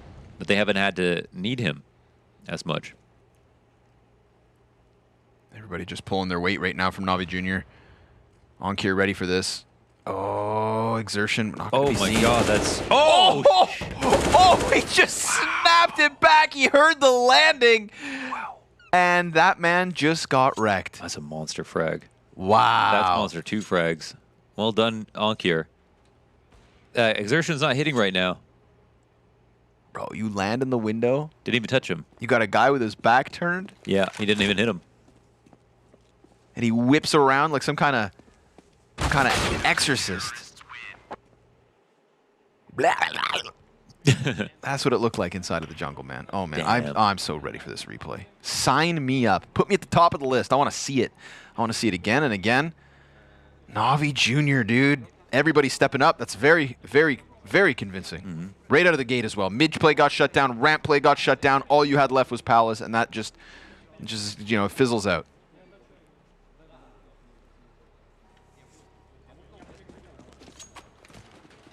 Oh. So we're back to the pistols. This is going to be half of NAVI Junior's round wins versus lesser weapons. Ooh, but if it's a win, it's a win. Exertion finds Monacy. Onkir brings this back a little bit by killing Torzi. Yeah, it's getting a little crazy here. That op is in the T hands. We don't get this frag right now. Shui feels like he's being pinched, and sure enough, he is. Exertion trying to find that op shot up close. Deagle's back out. Op now re-equipped. Pistols, Onkir, hands are busy, and he slides away. After all of that, he just walks away. What was he doing? Surviving. Okay, that's what that looks like. Oh, head trick gets Exertion off of the cap peak, so that's the one weapon picked up right back down to the ground. Flamey's going to lose his head to JDC, and it's still head trick's op that's needed, but the Tech 9 works as well. Wow. 2 kills on the primary, 2 frags off the secondary, and NAVI Junior with a 6-5 lead. That's how you anchor, right there. Head trick is, he's having one of those hybrid op games, you know? Keep him on the op. Who knows how well he's going to play, but today, head trick looks like a primary. Nice shots from him. And our desk was mentioning, you know, like this flamey B site that isn't necessarily his bread and butter. What could it look like if they try to actively counter him and focus in on it? But it's been this nice tethering, this nice duo between it's not always head trick and flamey. And with head trick really popping off with this op as well, like it's not just a hybrid between the 2 players, there's also a hybrid within the role of head trick on his own. So just cool stuff happening at the B site for NAVI Junior. And pleased to see they've got a lead on the CT half. Early Palace control here for Onkir as well. Kind of goes unnoticed. It's not exactly clear if they would have heard this or if they had if they heard any nades that went off that would tell them. But for now, it looks like it could be a strong spot to play versus MOUZ, who are approaching the A site. Fear doesn't have a molly or a smoke for himself. They'll get out of there and get punished for trying to leave. But Onkir, he still exists. Are they holding? No, they aren't. No, nobody's looking. Are they in? No. They're more worried about the... Oh, and they got the bomb. Wow, dirty little tap, but they don't know about the second player. Yeah, but he's repositioning. He is kind of like a free... Oh. They didn't know about Shui. They lost track of that. Bombs picked right back up. Monacy's going to try to just crank the aggression. Runs out with the op past the ticket booth. He's got his deagle out, but now he dies. JDC's got the kill. Flamey over top of ticket. Bomb plant beyond it. And Exertion's looking to give that bit of cover. 40 health for Flamey. These are his moments. And he's just trying to line up a couple of bullets here through this smoke, but nothing really lands. Gets vision up and above. MOUZ, despite all of that chaos, all that pandemonium. He's got a Molotov to work with. And that's going to flush him out a little. But he's got to basically stick at this point. There's not really a way for him to actually... Player already outside of it. Yeah, Shui's got it. He just stayed tucked behind the box. And we've got MOUZ NXT with that 6th one. So Shui locking into triple box as the player on Palace. Onkir one-taps the first bomb plant and then kind of just forgets about the likelihood of someone being there. That's the big one. That's Shui's round win. That is his. Big shoe balls. Yes, sir. Big shoe box. You know, size 14s or something. The Bardolphs. Yeah, I was literally thinking that exact same thing. Yeah, all 700 pairs. Ooh, that could have been something, but it's not. So forget about it. That's like enough leather to wrap around the whole world. 700 pairs, size 14. Yeah, man. All right. The pressure is on. The lead at the end of the first half, anybody's to take.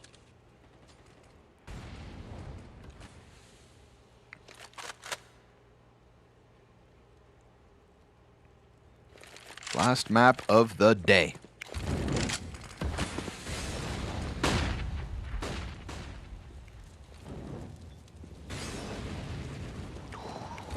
Okay, just walking up connector. Molotov to cover the cap peak so they don't have to think about behind them. Just move forward, move in. And they're going to try to move fast. m0NESY gets one thanks to the ticket play, but Onkir shut down. Coverage.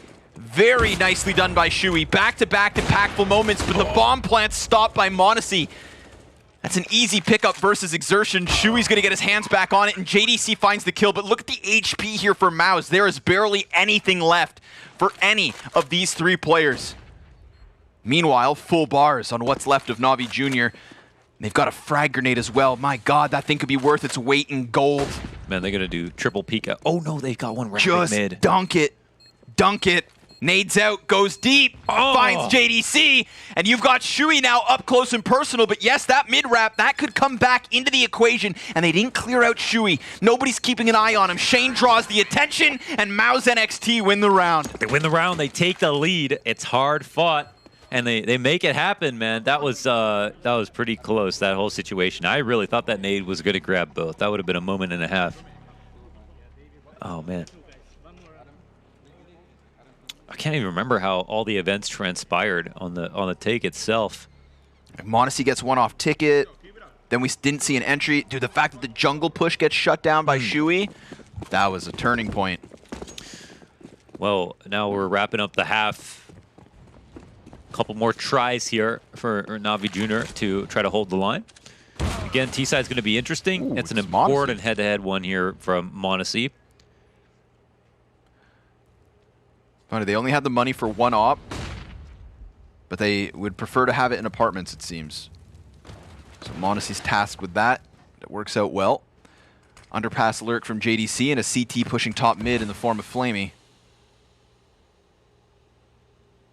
Oh my God, if JDC just turned, he'd see him. Jesus, did he see his rifle? JDC? Nope, no idea. Oh my. Like ships in the night. Oh no, he's outside connector.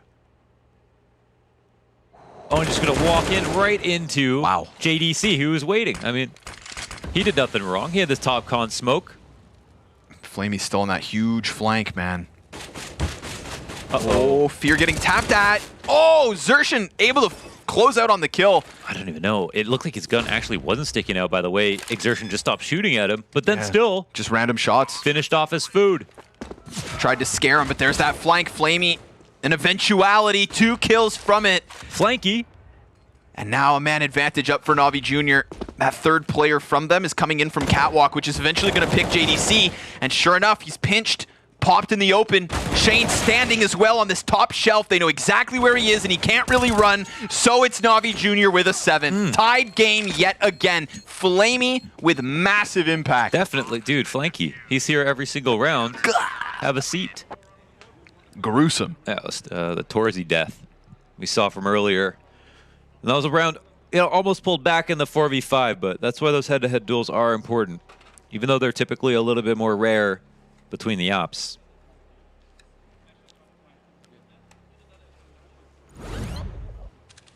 This is an interesting game. It doesn't feel like anyone's, got a specifically strong game plan here. A lot of these are boiling down to the individual decision-making. Right before the bomb goes down. And we've got some unique goes of it in the retakes. The smoke that comes down. This is a CT smoke. Yeah. What the hell? What's that doing there? I don't even know exactly. Torzy's like, this thing makes me nervous. That was weird. Yeah, it'd make me nervous too. A little different. I don't know who threw it.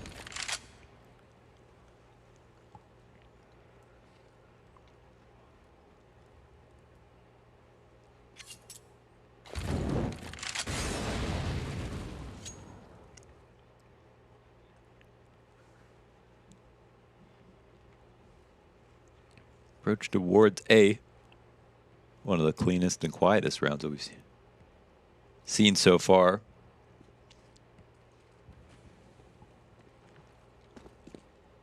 There's no real CTs here to press up for information. They might be able to combine off Cat off the ladder room presence. But Shui will make sure that they don't do that. And he'll himself cross towards ladder room. Damn, Fear just locking down. This is not a bad position for MOUZ NXT, that's for sure. Okay, Whoa, whoa. and they get it. Oh, they get. Oh, Shui got. Oh, no! Shui just does that. Somebody stop him! Shui's killing everybody. Just tears up middle like it's nobody's business. How? I don't know, but it works. Jesus. It works well enough for MOUZ NXT to take the 1-round lead here at the end of their T side. 8-7 the half. Big Shui. He was in ladder room.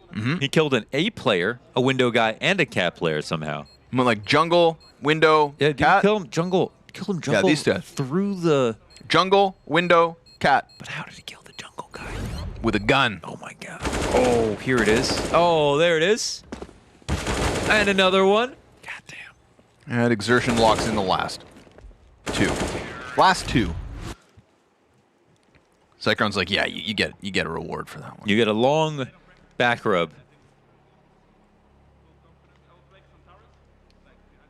Everybody stay relaxed. That's why their BPM is like lower than everybody else. There it is. It's the Cyclone back rubs. We've got to take a look at the BPM right after a back rub. There's a maybe it'll go up. You know what I'm saying? Yeah, maybe you never know. Up. You never know. Meanwhile, Navi have to reflect on that first half, and they're not getting back. They're just getting yelled at. That's why their BPMs are all 130. It's all the opposite of back. Yeah. That's the two approaches to coaching.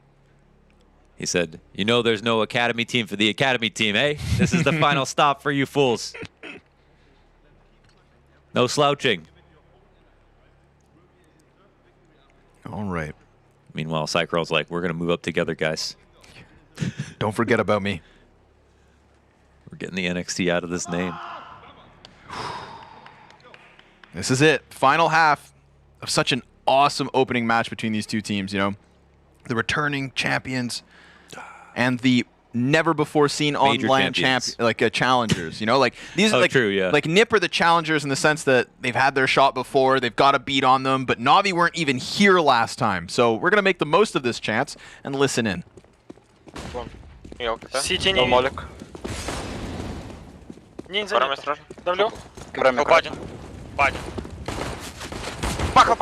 Ставлю бомбу. Давай. Кон ворвать может. КТ тип. Дика дырка. Кон. Перед дыркой. Окно. Дика тип. КТ. Блаждает. КТ тип. 2 КТ. Съебал меня. Сзади. Сзади и 2 КТ.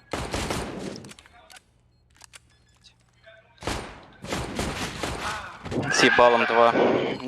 Нельзя пикать. And so the pistol falls the way of MOUZ. Ow.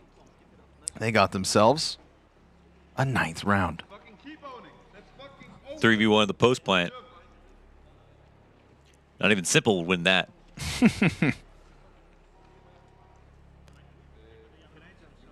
Well, you never know. Nope. All right, MOUZ. That was an awkward jungle fight. So awkward. Ran out of bullets. I mean, it's pressurized. There's nerves. You know what I'm saying? Mm-hmm. It's map 3. It's the final pistol of the series. You know you're changing the story if you win this series. The story is in your hands. Your destiny. Oh! Okay. I thought he was nervous. And that is everything at A site. Jeez. Shui tries to get into jungle as quick as he can, but it's not fast enough to stop m0NESY from finding footing inside sight. Bomb's still in spawn, though, so NAVI Junior not rushing this moment. They've found quite a chance here. This is so crazy because of all this mid control here. Uh-huh. Very weird situation. But no clue how this unfolds. Technically, you'd want to be the T's in this spot late into this position, but okay. Not anymore. It comes down underpass. Yeah, not anymore. Oncure thinking of the threat of that B push. This is definitely going to bring him over to the A site. You have to work with what m0NESY gained. Oh! Another one. Another one? Oh, Modesty! 3 kills already in this. He has done everything they needed. He has opened up this avenue. He has extended the gap in the CT defense, and he's still standing with 33 HP. Frag grenade meant to be banked onto the bomb carrier. They missed the Decent enough damage to soften them up. Maybe the FAMAS now of Shui can really come in and make a move. Oh, he's got a good Towards wrap, the kills actually. on here. They don't know that someone else is sitting in the site, actually. No, this is weird. Oh, Monasty's got himself a fourth. He's on for the ace, but it's head trick to jump up with the Deeg to take it. Monasty. What the hell was that? Dude, those taps. Insane. Those taps. That's the X factor. I believe he's officially joined the server. Yeah, he's up now. Wow. And off the, man. He did like the op swing, right? Op the A ramp into CT spawn. Third guy, 1 bullet across the other side of the map, and it looked like they were just going to throw the round away. Exertion gets his kill in underpass. They're not connecting with Monasty, but he comes in late, man. That's so nasty. That's so nasty.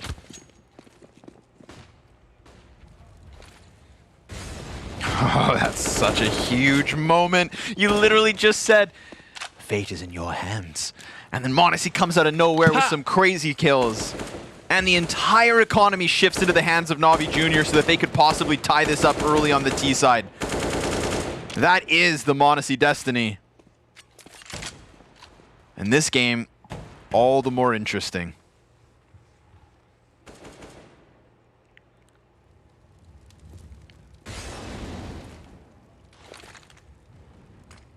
Gonna continue to secure more and more map control.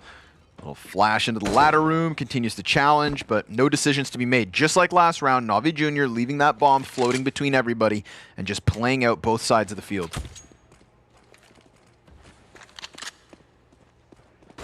They begin their lean towards B, and you know what? So will MOUZ. Trying to sprint towards the into position with just that Deagle. Fire. Fueled. Oh, what is happening elsewhere? What is happening? Torzy, 2 kills down the catwalk, and then the one into the apartments. Oh my God, it's destiny. Jesus. What? 4 in 1 round? Dude, they were just in his death note. It was coming. It was destiny, like you said. I wish I could explain what just happened. I don't even know, man. How can you predict that? Man, they just got shut up. That is huge. That goes beyond analysis, you know what I mean? Like Monasty's round into that round back to back. Oh, Jesus, that was such a nasty shot too. Oh my God. Oh, wow. Oh, that's beast mode. Oh man, it was everything just lined up perfectly there. That's just crazy. That's a hype round. Yeah, Monasty's like, I can do other guns except for ops. Torzy's like, yeah, me too. It's the nicest Deagle play of the season. We play the day. We play the week. We play the month. We play of the quarter. We play of the season. We play the season. We play the season. Well, you guys remember everything I just said about how the momentum has everything? Just pretend I repeat myself, but now it's about MOUZ. Okay. NAVI Junior going to come in with that solo scout, and it dies instantly. Torzy tearing it up. Oh, yeah. Going to make quick work of these measly pistol players. Yeah, don't take the camera off Torzy, man. He wants another. That's wild, man. That was a twofer. That round was supposed to be a twofer. Wow. MOUZ win with just the Deagles. They force up. They know they're going to have to save twice, and now they have an op. Now they get an op. They get full guns. Such a game-changing moment. Shane can pick up that M4, so not too much of a loss if that's the only death versus MOUZ this round. But for their sake, they should try and keep it limited to only the single.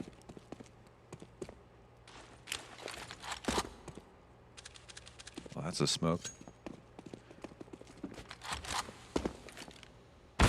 Oh! Bro, there's some insane shots. I don't even know what's going on in this game, dude. There's such crazy shots that are happening. None of these rounds, everything is so abnormal. Like, all the setups are kind of just turning into these insane mid-round situations, the ridiculous shots that are being hit here. Torzy has been going off. Hits him in the leg. Warning shot. Oh, that just so he can hit him twice, man. That's Just the final, yeah. Just wants that second serving, but head trick. He's on for the ace. No way. He's on for the ace. Exertion just over towards the catwalk, trying to spam him down to 20. Head trick. This would be huge. And that is a desperate attempt to cross out. Didn't like that temporary cover. Didn't want to die to a wall bang. Thought maybe he could just cross, but he tempted fate. The problem is, if he sat there, he was going to die. Exactly. If Exertion spammed him, he had to make some kind of move. Yeah. The other option would be just swing hard right there instead of trying to cross fully. You either there's so much pressure. Stay in position, die to the wall bang, jump across, and maybe he gets that one bullet, or you try to take your duel and possibly lose it. Or he tries to go for the default plant first. That's the other one. Yeah, rewinds. Damn.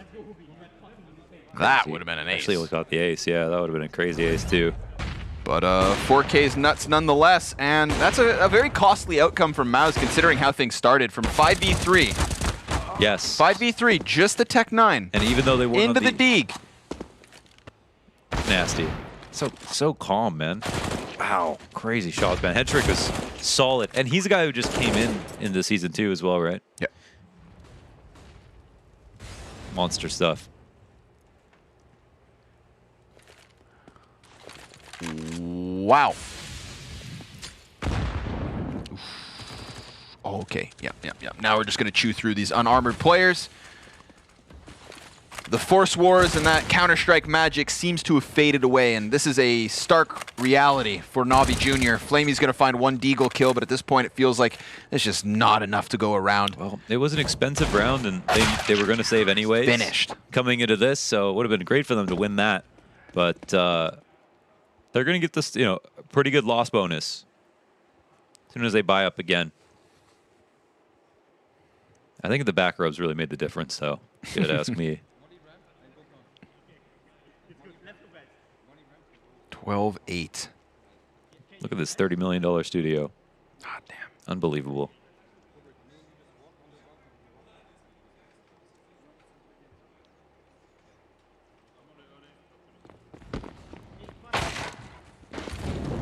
Not a better picture for NAVI Junior in this one either. Yet again, unarmored pistols. So the ramifications of that back and forth at the start of this second half on full display. JDC, gun out. Oh, players starting to come over top, and Exertion's here to really help him out. 2 kills each. It's a full house on the B site between JDC and Exertion. 13-8 lead. And again, things just unfolding normally now that we got away from those first crazy rounds. Man, it was all about the Force Wars. That is the tail of the tape here. Yes, with the second half, the 3 rounds that go back and forth, everybody almost winning or winning.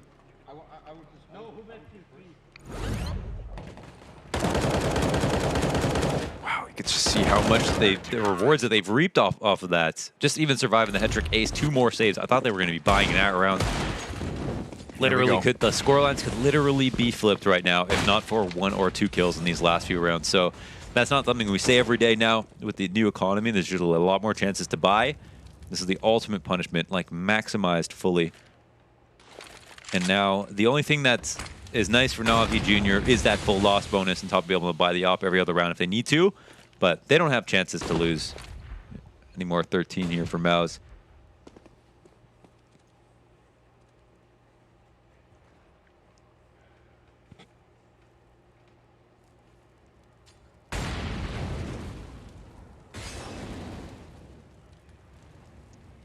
But these guys probably forgot how to play rifle versus rifle at this point.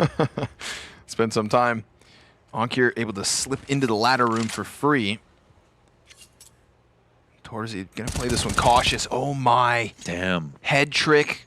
Found out on the flank. Shui immediately gonna run back to the A site. We get this lean from NAVI Junior towards B. Fear gets dinked down to 3 HP, but Onkir gives good cover. JDC is dead. A flashbang versus Torzy could get Fear to cross into the bomb site, and even though he's low health, he could still play at least 1 player with him. Shane and Exertion, though, they're good for the hold.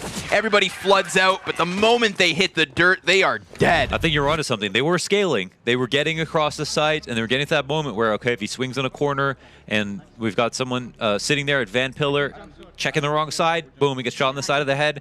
Opera doesn't get any way in, no rotations, and the round is over. But even though they were doing a good job scaling, they were getting picked apart They're kind of just like, you know, running up the beach in Dunkirk, getting blown to smithereens. Yeah, that happened. Lest we forget, Remembrance Day. It's yesterday. Was it? Yep. Can't forget that. No.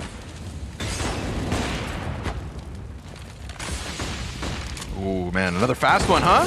Okay, I like it. Little action-packed adventure up the catwalk, trying to get into that B site yet again, but who other than Shane? And JDC, of course, with one in the kill feed, but Onkir just slipped through, and he's going to jump up. This CT coming in may expect him on the other side of the hole, but oh, Shane's able to adjust fast enough. m0NESY finding a bit of timing here. 1v4 cut down, and MOUZ 15 rounds on the board. This CT side is now in full force and shows no signs of slowing. Where did this half go?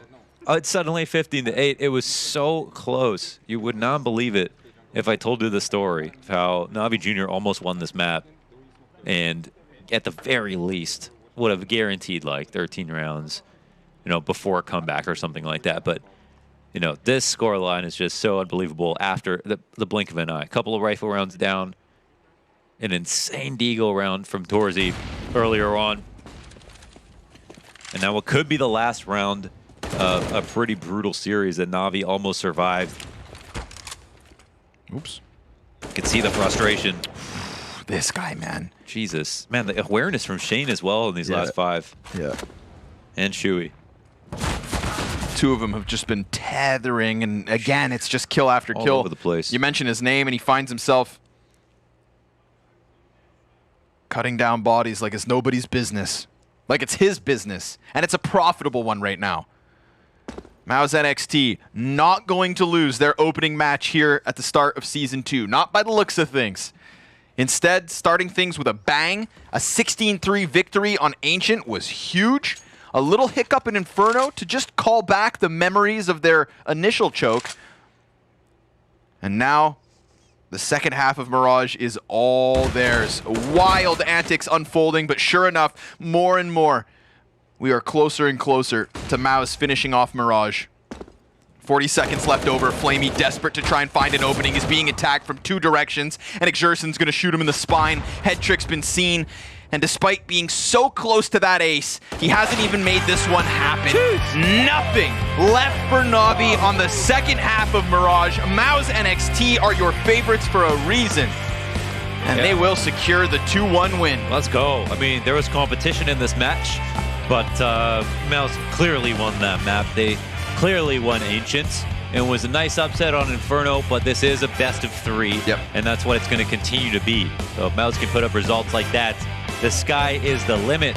And as for Navi, it's kind of what we expect. We know they can be a threat to basically anyone. Right. We haven't even got to the point where m0NESY is cooking at full strength and other players are looking better. I think definitely we saw a little bit of a land buff here from Flamey as well. So, you know, they're going to be a team that it feels like will always be a dark horse no matter what, can upset, maybe put together some good results, but the Kings right now, MOUZ, they've got the crown gorilla glue to their head at the moment. Yeah, it's gonna have to coming be off. Someone could rip it off, but it's gonna be blood, sweat, and tears to make that happen.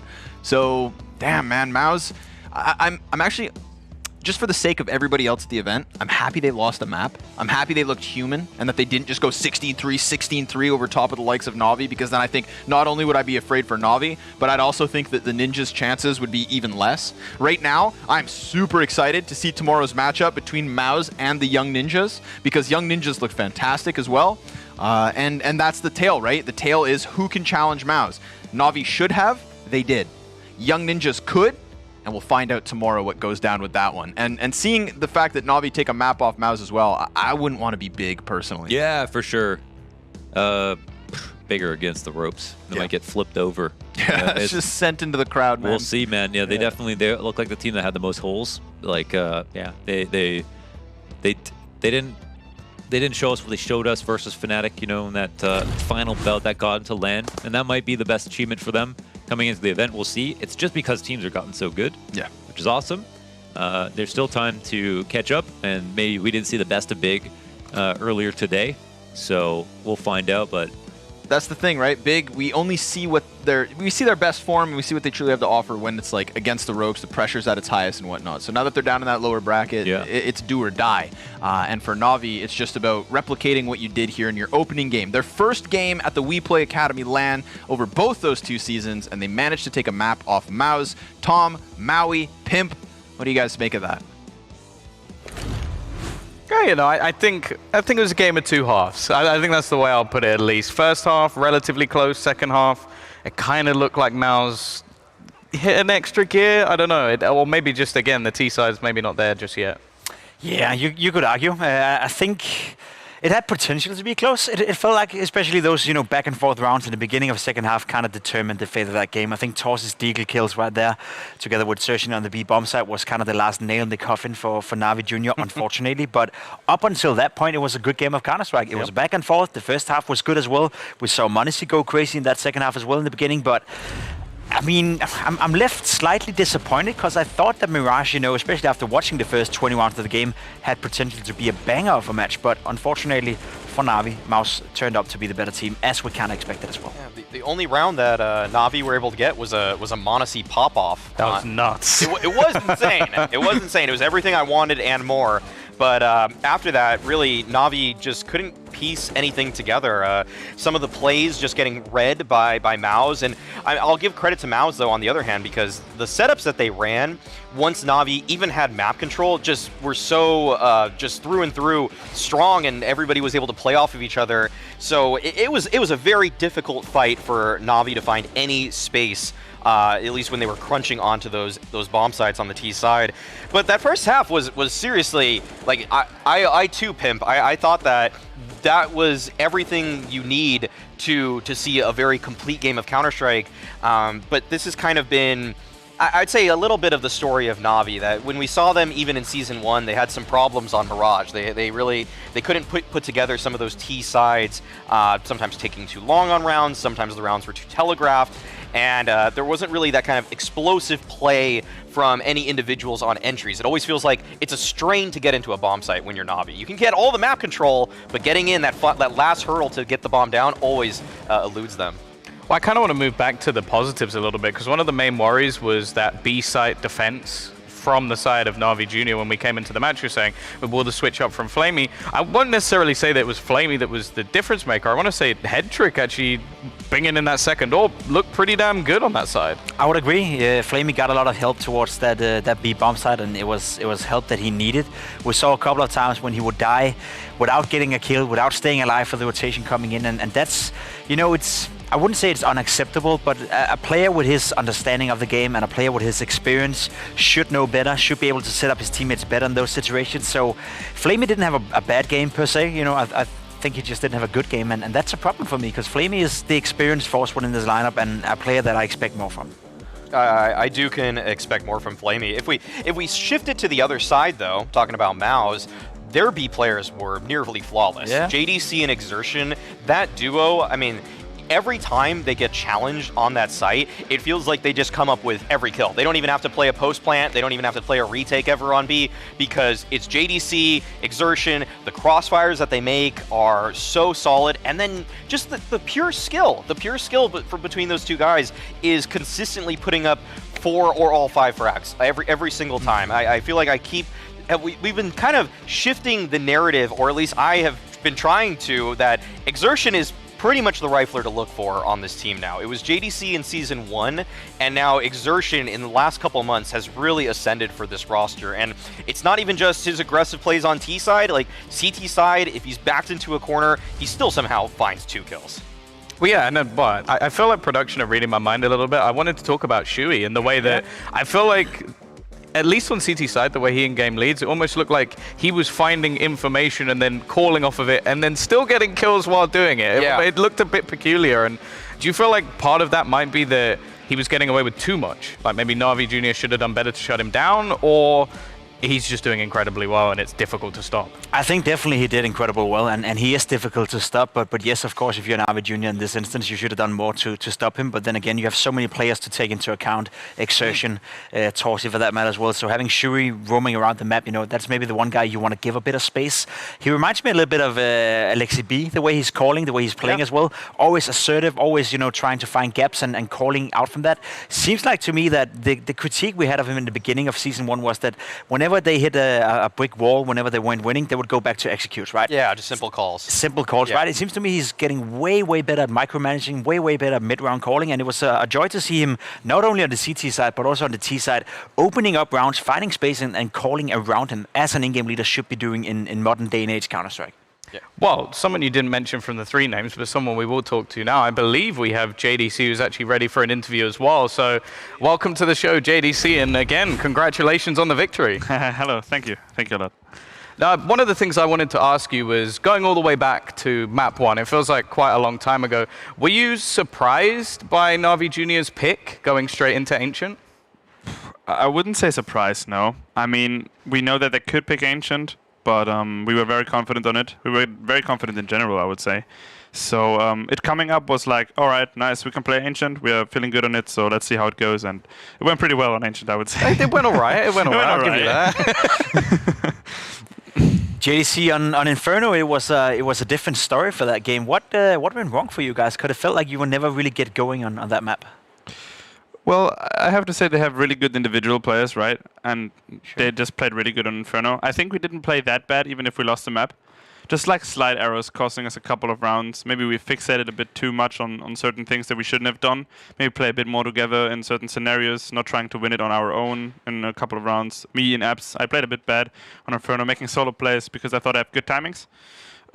In general, I think it was still a good map, even though we lost it. So we're going to learn from it, and if we play Inferno again, we will come back stronger and fix all the problems we had. Yeah, because we kind of discussed here on the desk what the mood would be like within the team after losing Inferno. Because I agree, it was a good game from both teams back and forth. Did you guys feel still, as comfortable and as confident as you're describing here, that it's just one map and you can always come back from that? Well, I mean, I talked to the guys in the huddle that losing a map in a best of 3 is completely normal and fine. And I think you shouldn't get thrown off of it, especially if the last map is the decider of the match, and you need to be sharp there. So, I mean, we shook it off pretty well. We got to respect the opponents, and if we lose a map, we respect that. But it's part of the industry, it's part of the game, and you need to be sharp for the next map. So we talked about it. We accepted the loss. We accepted that we played maybe not that good, but on the next map, we were again sharp and hyped. JDC, I'm really curious about how Shuhei has been developing as a leader. I feel like the strength of him as an individual was absolutely on display today. You want to maybe give us some words as to how he has improved from the beginning of this roster to what you're seeing now? Well, I don't know how to specify that, but I mean, he's been doing great. He got put in the role in the start of the roster. He's never been in IGL before, and we all notice him consistently growing in the role and like learning more to micromanage. You said that, and it's actually true. He gets better and better in that, and he's getting more comfortable in general, I would say. And right now, he's doing an amazing job. You can't say less. He's pretty much calling us in a perfect manner, fitting our playstyle, and he's been developing amazing skills, talking to the coach of us, Dennis, and just in general watching a lot of demos, being up to meta and just playing how he feels, and it's working really good. Yeah, I would say final question from me, and I think it might be a little bit obvious where we're going. You have a familiar foe coming up tomorrow in the upper bracket, maybe trading a few series here and there. Are you feeling as maybe confident as you did in the grand final last time that you'll be able to take down the Young Ninjas? I would say we are confident, yeah. I think we are not focusing on the opponents so much. We are more focusing on ourselves. Thinking about that we play them a lot of times is maybe overthinking a bit, We just need to play our game, be confident in our maps and our gameplay in general. And we'll see where it takes us from there, right? So we're all really hyped to play again, especially against NIP. It's always a good match, so we'll see how tomorrow goes. Well, again, huge congratulations on the victory, and we'll see you tomorrow back in the upper bracket. Yeah, see you tomorrow. Thank you a lot. No, I like that. I like the fact that you sort of delved in a little bit to the in-game leading scenario, because I think especially with the younger teams, the young players coming through, the next generation of in-game leaders is going to be one of the most important things, because we've seen in Counter-Strike, I feel like there's always a hole for in-game leaders, Pim. Without a doubt. I mean, in-game leaders right now are high-quality in-game leaders. There's a very few of them, let's put it that way. There's a lot of teams out there who could need a proper in-game leader. Slightly better one, wouldn't hurt. A slightly better one. You know, that's just... Any names? Any teams you want to A lot of teams. A lot of teams. Let's put it that way. But what impresses me the most is Shuri, as he's describing right here. Coming into the roster, never been an in-game leader before. I can imagine that the respect from the other players may not have been there from the get-go, right? And there's nothing worse being an in-game leader for a team, having players around him who doesn't necessarily respect his call or who doesn't necessarily think he knows better than I do. But it seems like he's gained that respect within this roster relatively quickly, and I think that is a very, very strong attribute, especially when you look in towards the future. When he's going from this roster to a new roster, whenever he has to build a new project, gaining respect from the get-go is so important for an in-game leader. Otherwise, it's never going to work. I'll say that he improved his calling, and I think that because of that, he's also improved as an individual. I think they're more comfortable. I feel like there's probably some, I mean, we hear the comms sometimes from MOUZ Sports, and they sound like everybody can contribute, and that's going to help him a lot, and I bet has opened up his ability to perform, and just seeing their just tactics improve and to see him improve as an individual. Usually it's one or the other, not both simultaneously, but that's why MOUZ are such a deadly team. Well, what we can do is take a little bit of a look at how that's affected the bracket so far. I think anybody who's been watching from the beginning of the day will kind of know how things have gone and where we'll be heading into tomorrow. Pim, any surprises, really? No, really. To be honest, I think the biggest surprise is that NAVI Junior was winning a map against MOUZ NXT. Yeah. They actually, you know, I guess the scoreline didn't reflect it on Mirage, but it was a close game in the first 20 rounds, so kudos to NAVI Junior. I think they go down in that lower bracket game against Big Omen Academy feeling relatively comfortable, whereas for Young Ninjas, I think they look better than we could have anticipated.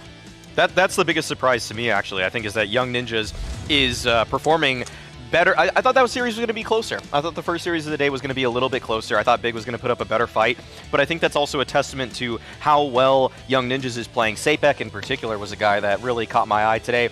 Fuzi, I kind of felt like we knew he was going to perform well, but the fact that they have a second heavy hitter in Sapek is, I mean, that means that maybe the upset is possible. Maybe they'll take a map off of MOUZ tomorrow.